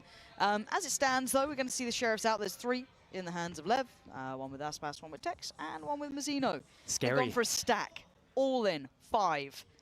Heretics should go through their protocol list. You've got to hope. That should be 2 spotted. Wonder how much more gets revealed in the same moment. And with no pressure over towards B, you're going to be adding question marks for what's around that corner. They saw multiple players there, including Aspas. Benji starts his walk, securing the close space for his team, but I mean, the fast rotation, the pivot, mini boost sliding around the map. It's going to be an orb and a wingman plant here. That's where the Viper wall is. It's going to protect them. Calm. You're going to try to deny that plant? It's so difficult. You have to wait and play the retake. Still, King sits back, waits to see if it's a fake or not. Team Heretics actually didn't go for that plant. They still have that wingman, but now there's 4 players for 11. This could get scary. And I hate seeing it get to this 30 seconds. I mean, 30 seconds isn't so bad, but